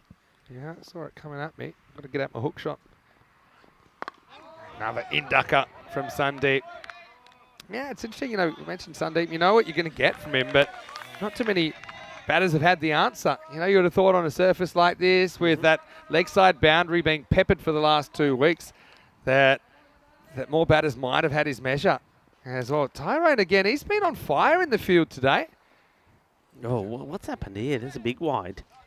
So I think he just tries to get, because he knows that everyone is expecting to see the in-swing, and this one just catches the edge of the strip. I think that's the one that goes, it's the variation basically, where he tries to bowl the leg cutter, but it's the first time we've really seen bowling goes completely wrong. Almost a no ball for off the pitch. Just pitches on, according to the umpire. And the next one is a shin high full toss that gets the treatment. Maximo, that's horns, baby. It's a crouch down sweep off the medium pacer and not a good delivery. Something's just lost his mojo a little bit. Well, Superman, a.k.a. Dara Peretti, is out there, but not even he can get to that. It was a gentle full toss around about knee high, and it just gets dispatched by the batter. Thank you very much. And it goes all the way. Dara Peretti just says, yeah, that's 6. Yeah, didn't have left planet Earth too far. It was pretty flat. Good timing from Paras. It was a bit of a gift, wasn't it? Hungary just need to try and find one last effort, don't they? See if they can hang on to the points here. It's more like it. More like his stop ball. He's worked away for one. It's Gabo Tarok that does the fielding. Yeah, now this guy, I want to see him chase one, because you know, we normally say the Grizzlies always win the race, but I don't know, because I think if Torok gets chasing it, I don't think there's anything quicker than him. We saw him run on as 12th man yesterday. The sprinter's form. Anyway, this is up and it's out of the ground. Well, that's beast mode activated. We haven't seen enough of it, but we see it there. Maximo! Big 6 to Sudesh Wickramasekara. Yeah, Wickramasekara goes big, and it's just in the slot, isn't it? We've seen him play this shot a number of times. He doesn't really have to get too much movement on it. A good, nice swing, clean out of the middle, goes all the way.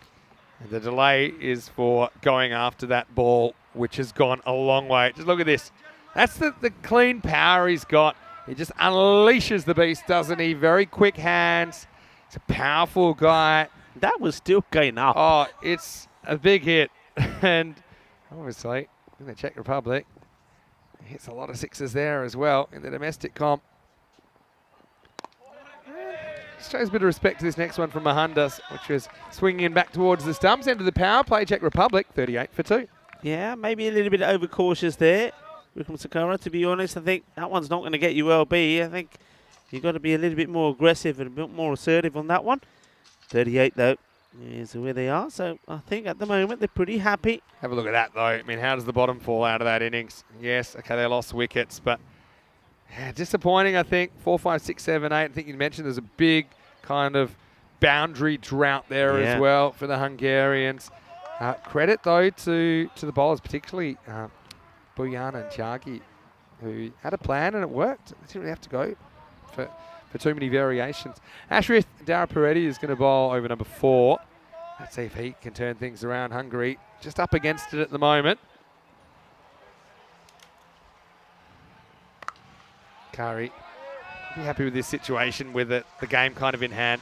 We saw him struggle a little bit against some of the slower bowling earlier. I don't think it's really a weakness, but I think it's more that they had to go at this rate of 14, 15, 16 and over, and he didn't really have the answers when he had to do it. Right now he doesn't really have to do it. He can be a bit more selective, and also he's got the option of taking the one, giving it to the beast, who knocks this one down the ground for a single. Yeah, he's happy to take the one rather than opt to leave this. I think this was playing with the wide line if he had left it, but he's not going to leave too many. I think this match sort of just in that zone where it could really go either way. There's not too much happening at the moment. There's not too much excitement, but you just get the feeling that the one big over may be coming from the Czech Republic, puts them in the driving seat. A couple of wickets from the Hungarian setup gets them up and about. So both teams, it's like a game of chess, I would say. I'm watching a game of chess there. Little moves are being made, subtle moves, but nobody really going for the kill as yet. That's true. Kari, better kind of play the anchor here. You could do that. It's a pretty clever shot, really, because you know Dara Peretti is hanging it out there. Doesn't really get out of the middle. Just gets one. But it shows again, Paras Kari is quite a clever batter. And he's got those reverses, which obviously puts the question back on the bowler. Maybe do something different. Last ball of the over. Beast after if he doesn't get it, should be gone, and he is gone. So again, just doesn't get this out of the middle. I think he slightly loses his shape here, and Dara Peretti will just continues his dream start in international cricket. He takes 1 for 3 in that over, and perhaps he opens the window a touch for the Hungarians. It's the end of 4, and it's the end of Wickramasacre for the weekend. It's 41 for 3. Yeah, Dara Peretti, he's already, he's got his name in the book for every wicket so far, hasn't he? He's taken 2 very good catches, and now with the ball, he gets the wicket off the beast. So just once again highlighting just what a key player that he's been, not just for his side, but in this international series as well. And it's the captain, Ravindran, that takes the catch to remove the beast. Pretty good catch as well by Ravindran under pressure. I mean, yes, it should be taken. It's a bit breezy out there. It's kind of blowing away from a little bit, but he accounted for it nicely. So 41 for 3. Like I say, there's an opportunity here for Hungary if they can keep picking up wickets. But new batter comes out, and obviously Paras Kari, he's having a brilliant weekend, but it looks like Sazi Bhuyan that's coming out in the 5-hole as, look, he gets the bowl. Zahir Safi gets the bowl over number 5. We call him a part-timer at best. First one, it's worked away to the leg side. Happy with just the one, so we'll see Sazib on strike for the first time. Yeah, Bhuyan, he can hit the ball pretty well. Andrus, I know that he had the chili, but he forgot to tick over the golden ball counters. This is 104 matches since golden ball. If there's no golden ball in this game, then he will start the ticker at 105 in Bulgaria tomorrow. This is short, he takes it on, he gets it into the gap, but he doesn't get a boundary. And just a single to get Bhuyan going. Yeah, so we'll either be starting it at 105 or golden ball 0. They're the only options for tomorrow morning. Of course, we'll get to golden ball 0 if it's a tie here, 91-91. Now, once again, short ball from Safi, but this one is dealt with from Paras Kari, who gets it behind square, and he gets it out of the ground. Maximo! Paras continues his dream start to the Czech Republic representation, and that one, just too short, wasn't it, from Safi? It's a very good shot. He's onto it very quickly. I mean, it sneaks onto him with a bit of pace, but Kari, quick feet, quick hands, whips it away. He has been impressive. Let's see if he can make the difference here between the two sides. Well, there's more of the same. Again, too much length to work with, and Paras goes bang, bang, and he breaks the back in this chase, and he brings up the 50 for the Czech Republic. Yeah, and not trying to do anything special, really, just playing each ball on merit. Those ones are too short. He's a good hooker and puller off the ball, and with that fielder inside the circle, it's always a free hit. And that's what he does. He puts it away on 2 occasions, so 55 for free. Still a couple of deliveries to come in the over. 14 have come off Safi. Let's see if he tries to go a little bit wider outside the off. That's where he needs to be trying to be. No, he doesn't. It's at the stumps again. This time, Kari just stops the shot. Eyes up, going down the ground, but he's quite happy just to see this one out.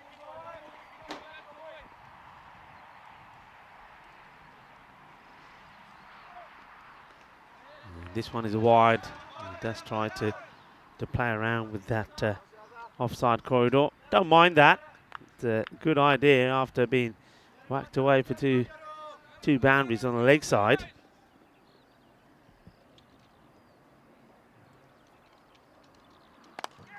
A lovely shot, delightful. I think he anticipates this Paras Kari that is going to be outside the off. He knows what the bowler Safi is trying to do. So he's already, look, he's on the move already. He gets there, hits it on the up, clears the fielder, and gets another 6 to his name. And, well, he puts him in the driving seat here, the end of the over. 60 on the board after 5 overs. Yeah, it's really one they shouldn't lose from here. Just a reminder that you can send us a message at European Cricket. And don't forget, you'll catch lots of highlights there. Of course, we had quite an interesting incident yesterday. You were alluding to it earlier, where Chima didn't run out one of the batters, Wickramasacre, when he collided with his partner. That's, I'm sure, has got a few more comments and thoughts. If you haven't already, make sure you subscribe to our YouTube channel, ECN European Cricket Network. We're edging towards 350. I'm pretty sure by the time I come back, Rico, if we haven't done it today, that we'll get there by the time I come back. Give us a count. Does it give us to the... I only got to the nearest 1,000, so I'm still in the 349s. Come on, folks. Come on. So let's click it over. Come and tell everybody you know to go and sign up, subscribe. Let's do it today. Come on. I want to hear by the end of today that we're there. Let's send Vinny away on a happy note. Asking the question here, the umpire is shaking his head. So wide or out? Yeah, well, so what does it... It catches something then. So what does it catch? I didn't feel it hitting the pad. I think it does just catch the top of the thigh pad. Seemed wide of the pad to me. Let's have a look. Yeah, just hits the... You reckon? Yeah, just hits the top of the pad. Okay, I trust you. I suppose there's doubt there, so we know it hits something. When I first saw it straight on, I thought it was outside the pad. Yeah, still think it might have been outside the pad. Yeah. Maybe just hits the hip on the way through. Hard to tell with those ones. Anyway, doesn't matter. The batter survives, and now he thrives. As he goes on the upper here, Bouillon will get 4, but most importantly, gets into a gap.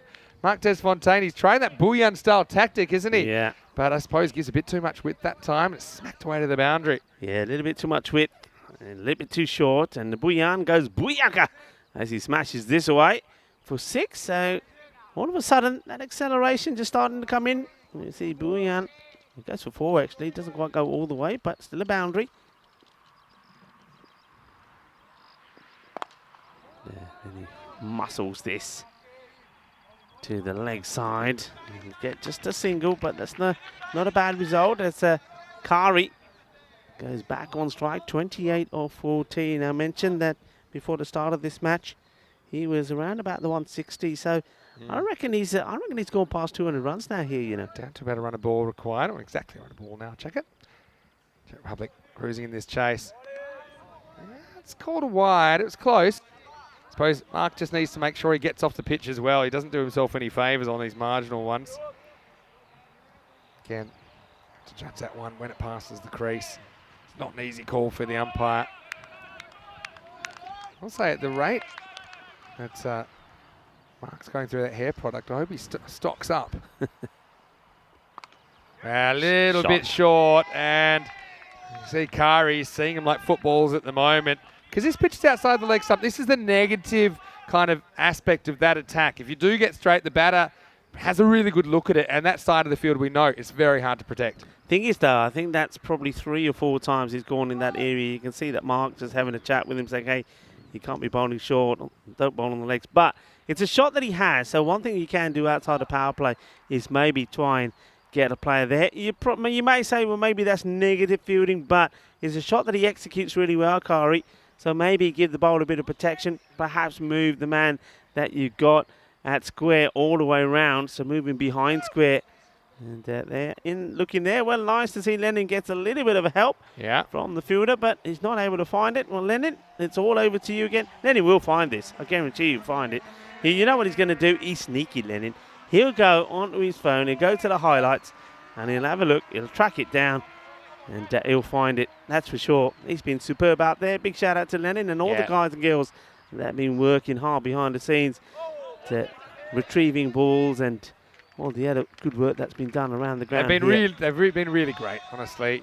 People probably don't realise how much work goes behind the scenes to make this happen. You know, a lot of volunteers working very hard just to keep things ticking. And obviously the result is tremendous opportunities for young cricketers like Mark Desfontaine out here, obviously you're seeing right now. And it's been a very, very successful 2 weeks here in Austria. Last ball of the over coming up. Probably not a great one. Almost gets a wicket. Sazib, but really love that one back as they attempt to run up because Curry's not watching, and we'll go to the 7th over at 71 for 3. Yeah, and I think Curry at the other end is probably hoping that one was bowled at him because it was right in the zone where he likes it. But they're going away nice and easy here. They can do it with quite easily with a run of ball. Is there going to be a final twist in this, the last international that we're seeing here on this International Sunday? And Kari, though, I reckon, by my calculations, Vinny, I reckon a few more runs and he'll be over 200 runs. And that would just be 2 players that have achieved that, him and Dara Peretti. So certainly he is putting a strong case for himself or Dara Peretti for that MVP. For sure. I'll tell you why this weekend's been super interesting for all three teams is I can really think of three big positives for each of the three teams here. Okay. And I'll list them right now. Yep. In this over from Dara Peretti. First one, cracked away. Bit of a task for the field, but he does well. Welly Gumagay, he loves to fly. Keeps it to 1. So Austria, positives. They're going to win the trophy. That's a big positive, right? Hungary, big positive with the wins over Austria, and we're in a position to win the trophy. You know, I think they've outperformed the expectations. Czech Republic, positive. The way things are looking, they've beaten Hungary twice. They've got two wins out of their 3 games against Hungary. Well, it looks that way, and obviously the form of a couple of new guys in Riaz Afridi and Paras Kari. But, you know, other side of the coin, I think there's 3 things that the teams will be disappointed with as well. It's pretty unusual you'd have that in the one tournament. Austria, I think they'll be disappointed in a couple of those clashes against Hungary. They underperformed. I know they rotated, but their whole thing is they've got depth. They'll be disappointed that they dropped those games. And they're in a position where they wouldn't win the trophy, win it comfortably, especially after having 2 weeks of cricket under their belt. Hungary will be disappointed, I think, that they got into a position, but then they needed their batting to click and click well in this game, and they weren't able to. And they look like the negative for them is that they didn't have a winning record against Czech Republic, who'll finish below them. Couple to come from Ashrith. Really slows this one down. Kari works it away for 1. And the Czech Republic, well, they'll be disappointed that their big 3, the tall poppies, didn't do that well with the bat. With the Shokin, again, not in the 11 this game. Just gave himself an opportunity today a couple of times, didn't click. Davitsi, I think, has been disappointing at the top of the order. Needs to go back and work out, I think, a few more ways to score runs against good attacks. And obviously the Beast, there's been signs of it, but it's only been flashes. So, I mean, this weekend's been so useful, I think, in ECC preparations for all these 3 teams. They all have things I think they can say, yeah, we're happy about that. But then also there's the other side, and there's definitely things they can work on and things they can hope to do better. Anyway, 7 overs down. It's the walking stick, 77 for 3. We'll turn our attention back to the domestic T10 in Bulgaria tomorrow morning, nice and early. Set those alarms, people. 5:30 a.m. GMT, which is 7:30 in Central Europe, and 11 a.m. And Rico, he'll be there for day 2, I'm sure, but Charlie will take you through day 1, starting with MU Sofia versus MU Plovdiv, a battle of the medical universities. Yeah, looking forward to it. It's going to be good. And look, all of those things that you mentioned, you're absolutely right. Highlights for the teams, negatives for the team. But remember one other thing. After we see this delivery, and I'm liking this. This is what it's all about, isn't it? It's about teams going out there, performing, working well as a team, improving, and getting the young players coming, like the likes of Mark Desfontaine, for example. And also, you get your home talent showing up as well. And I think this is a fantastic moment for Gabor Torok. And I think seeing this, there's only one thing to say, is this one gets smashed away in the sunshine of the late afternoon Austrian Seabarn Cricket Ground. That at the end of all of this, cricket is definitely the winner. It is. And in a more correct way, Czech Republic looks like they'll be winners of this game. Yeah, Gabor, great to see him out there. Probably a few nerves when you haven't had an opportunity, then you come in this situation. You're just trying to get it right. I think he drags that one down. Probably tries to bowl it a bit too fast. I mean, it's actually quite an accurate off-spinner. Now he overcompensates. This will be a no ball, and it's going to go for 4. So, Kari is in touch of perhaps another half-century.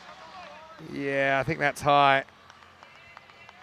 And you can just tell by the way he played it. Yes, he's a step out of his crease, but it's not coming back down below the waist. So, yeah, well, like I say, probably a lot of storylines. We'll keep an eye on these teams during the year. I'm not sure if we'll see Austria again in the ECIs. Hopefully we do at some point. But I know we'll definitely see the Czech Republic and Hungary in July at their home ECIs. And we'll see if there's any other players perhaps used. Kari needs a boundary to bring up a 50 here. He's got the free hit to do so he can finish it right here. And he will. So congratulations to Paras Kari. He'll finish on 52 off 22 balls. Got to feel for Torok a little bit. It was put in a difficult situation. And Czech Republic, they do win the mini-series against Hungary 2-1. So they can take that away. I know they'll be disappointed that they dropped those games to Austria and weren't a bit more competitive. Paras Kari, again, fantastic series from him. Very tidy behind the stumps as well. Probably a player of the match effort. Again, we'll have to see with the MVP. That'll be coming up shortly. If you stay with us, I'll have a quick A quick trophy ceremony to wrap things up here. But, you know, Hungary, congratulations to them. Again, didn't go their way in the 9th game, but they certainly did very well. They locked down second with another win against Austria, and they can take a lot away from this. I know slightly different look in the side. Some other players been given opportunities and responsibilities. But like I said, let's think about the positives. I think each of the 3 teams get a lot out of this weekend. They certainly do. And don't forget, Vinny, early season. I know that from the likes of the Czech Republic and from the likes of Hungary, these guys haven't played much cricket outside. They haven't been able to. They're coming out of the winter months, so all the training that they've done so far has been indoor. And you know as well as I do, you know, you can do several things indoor, but it's not the same as going out there and playing the game. So they're going to get better. This is a good test for them, a good start. And I'm just going to say, look, Paras Kari, I've just been so excited by him. I think he's a huge talent. And another half century for him. Well done. I reckon he's the highest run scorer. I reckon he finishes above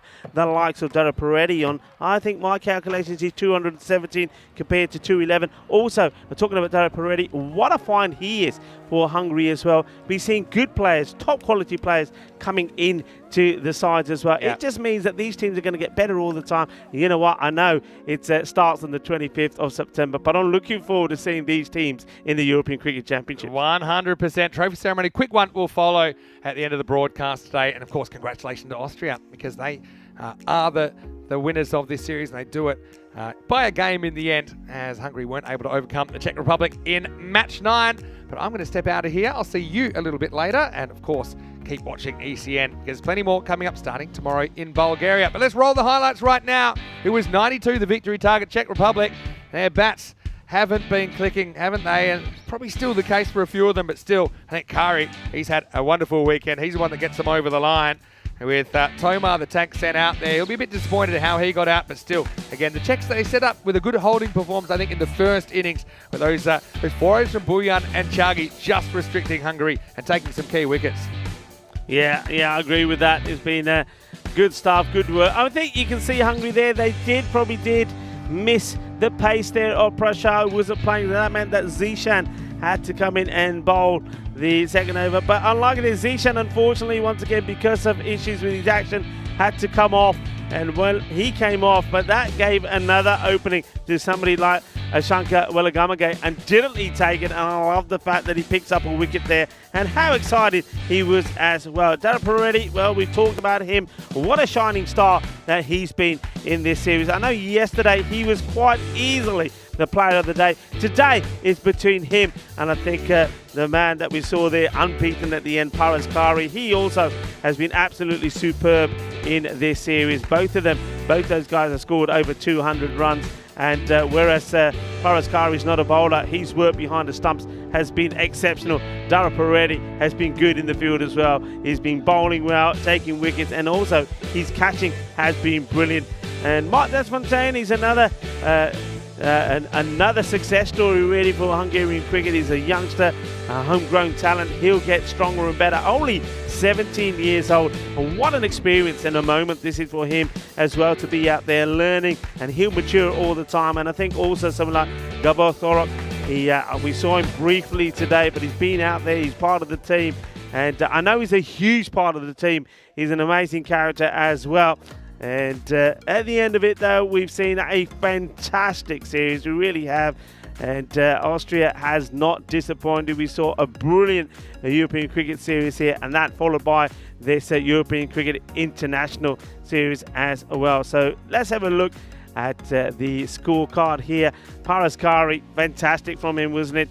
I think Sabu Windivate, he'd be disappointed the way he got out, the same as Ricky Tomar. But Paras Kari made no mistake, gets his opportunity, he takes it, he gets a very, very good half century. So well done to him.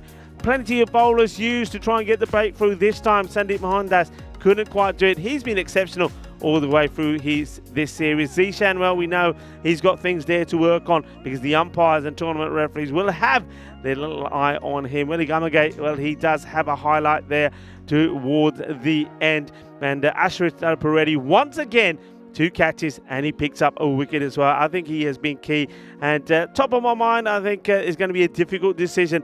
The MVP, it could be Dara Peretti or it could be Paras Kari as well, who notches up another half a century. Well done to the Czech Republic. Look, everybody was talking about Hungary and if Hungary could win by this much, if they can get this many on the board. Of course, all excited by that fantastic run chase that we saw them pull off against Austria. But really, you got to take each match as it comes. And I knew that the Czech Republic were probably sitting there pretty silently and thinking, we like all of this. We like being the underdogs because we got a point to prove as well, and they do prove it. They go out there and they are victorious in that match. So they have a little personal triumph themselves. They make it 2-1 to them in those matches against Hungary. It's been a fantastic series, and I, like a lot of people on the chat, are going to feel, well, a little bit disappointed to be leaving Austria tonight, because really the cricket here has been sensational.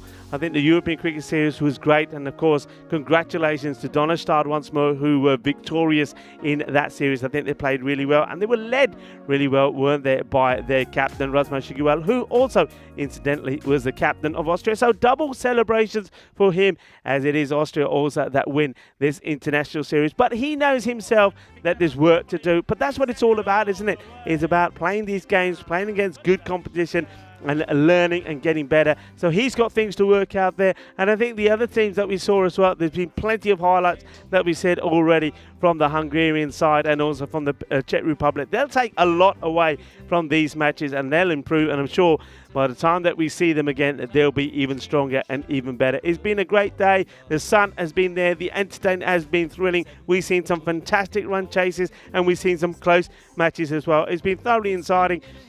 I want to just take this opportunity to thank everybody involved around the ground. The ground staff have been absolutely fantastic. Just remember those early days that we had when it was raining and it was windy. The work and the effort put in by everybody around the ground and all of the people behind the scenes, part of the federation here in Austria, was absolutely fantastic. Thank you, of course, to our production guys, and I think Andres, Keriolis and Revis have been absolutely fantastic. Well done, guys. You were top draw. And of course, a big shout out to the Blue Army, the European Cricket Network team. They were superb as well, and the umpires as well. We can't play this game without the umpires. They were top draw, led of course by Tyrone Peters. And of course, I've had a fantastic time stood next to Vinny Sandu, who's going to take a little bit of a break, so you'll see me over the series in Bulgaria. Might see me tomorrow, or certainly will see me on Tuesday with Charlie Hunt, as preparations are on the way to bring you another 2 weeks of action from Bulgaria. And don't forget, there'll be the ECIs there as well. Vinny Sandu will take a break, but you'll see him one more time as we get ready for the trophy presentation for the winners of this ECI, and that is, of course, Austria. So well played, Austria, but of course, well played to all the three teams. They were outstanding, and we saw some really good individual performances as well. So don't go away. We're going to see some of the highlights of the day first, and then we'll go over to that short trophy presentation ceremony. Ball's getting quicker with a kookaburra starting to swing. The keeper in your mind standing just behind, pressure is creeping in. Some give it flight and some give it grip as the ball really starts to spin. But our batsman's alert with the crack of a bat, the ball flies over for six.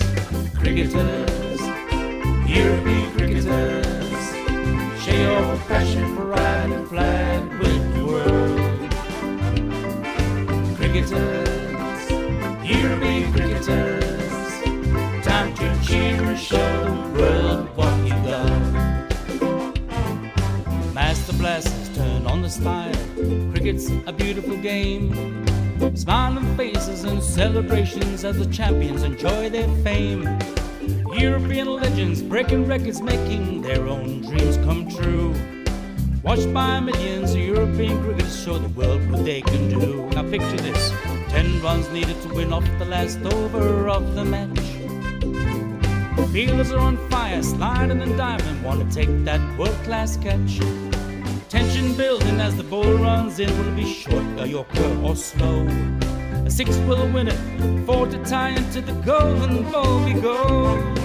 Cricketers, European cricketers, share your passion for riding flag with the world. Cricketers, European cricketers, time to cheer and show the world what you got. Another one, that's that big one.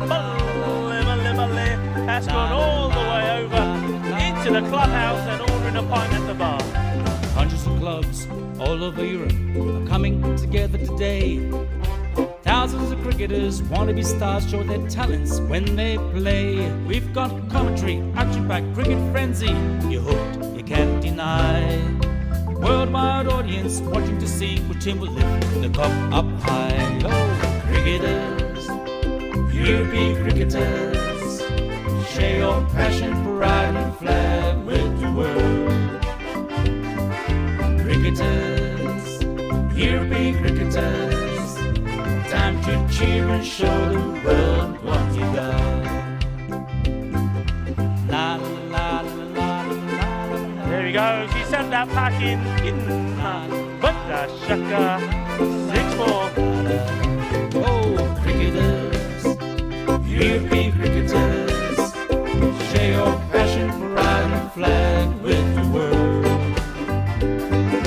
Cricketers, European cricketers, time to cheer and show the world what you got. Time to cheer and show the world what you got. Time to cheer and show the world what you Mentioned got. turbo earlier, that's supercharged. 6 runs, that's gone into orbit. It's another Kookaburra ball that's going to be circling our planet for years to come.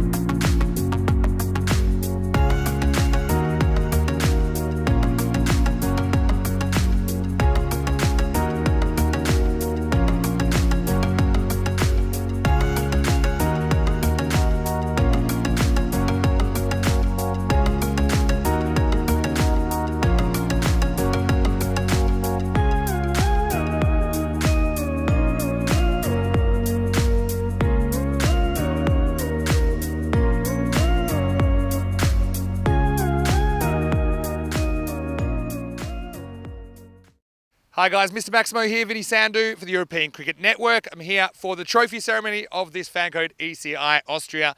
Look, it's always a quick one to finish off a series like this, but I've got to say it was so entertaining. We saw lots of competitive cricket, and I think all three countries involved got a lot out of it. Quickly, big thank you to our sponsors, HCL Software, as well as Dream 11 and FanCode, of course, Local Lifestyle for these fantastic trophies. They also are pretty handy if someone invades your house, but you know, we couldn't do it without the partnerships that we've got, also to Grizzly Bear Sports. So just quickly, I want to congratulate Austria for their win this weekend. Fantastic effort. And they ended up 2 points clear at the top of the table, but they were challenged, that's for sure. Umar Tariq is going to come up and receive the trophy for Austria. Congratulations. There you go. Congratulations. Well played. Wishing you all the best for a big summer ahead. Of course, we know Austria are going to the World Cup qualifiers pretty soon, and they're certainly wishing you guys all the best in your preparations. Finally, just big thank you to everyone that helped out around the ground this weekend and everyone that's helped us over the last couple of weeks. I acknowledge you guys at the end of the ECS, but I just want to say it again. Thank you so much for taking the time to make things run so smoothly. Thank you to the weather gods as well for providing us some sunshine. We also have this trophy, which is the MVP. Quinton Norris from Cricket Austria isn't the MVP of this weekend. It was very close in the end. You know, it didn't quite get the votes in the end, but honourable mention to Paras Kari of Czech Republic for a fantastic effort. But there was one man we thought, first time wearing the national colours, and he played out of his skin. The MVP for this tournament, Ashrith Daraparetti from Hungary.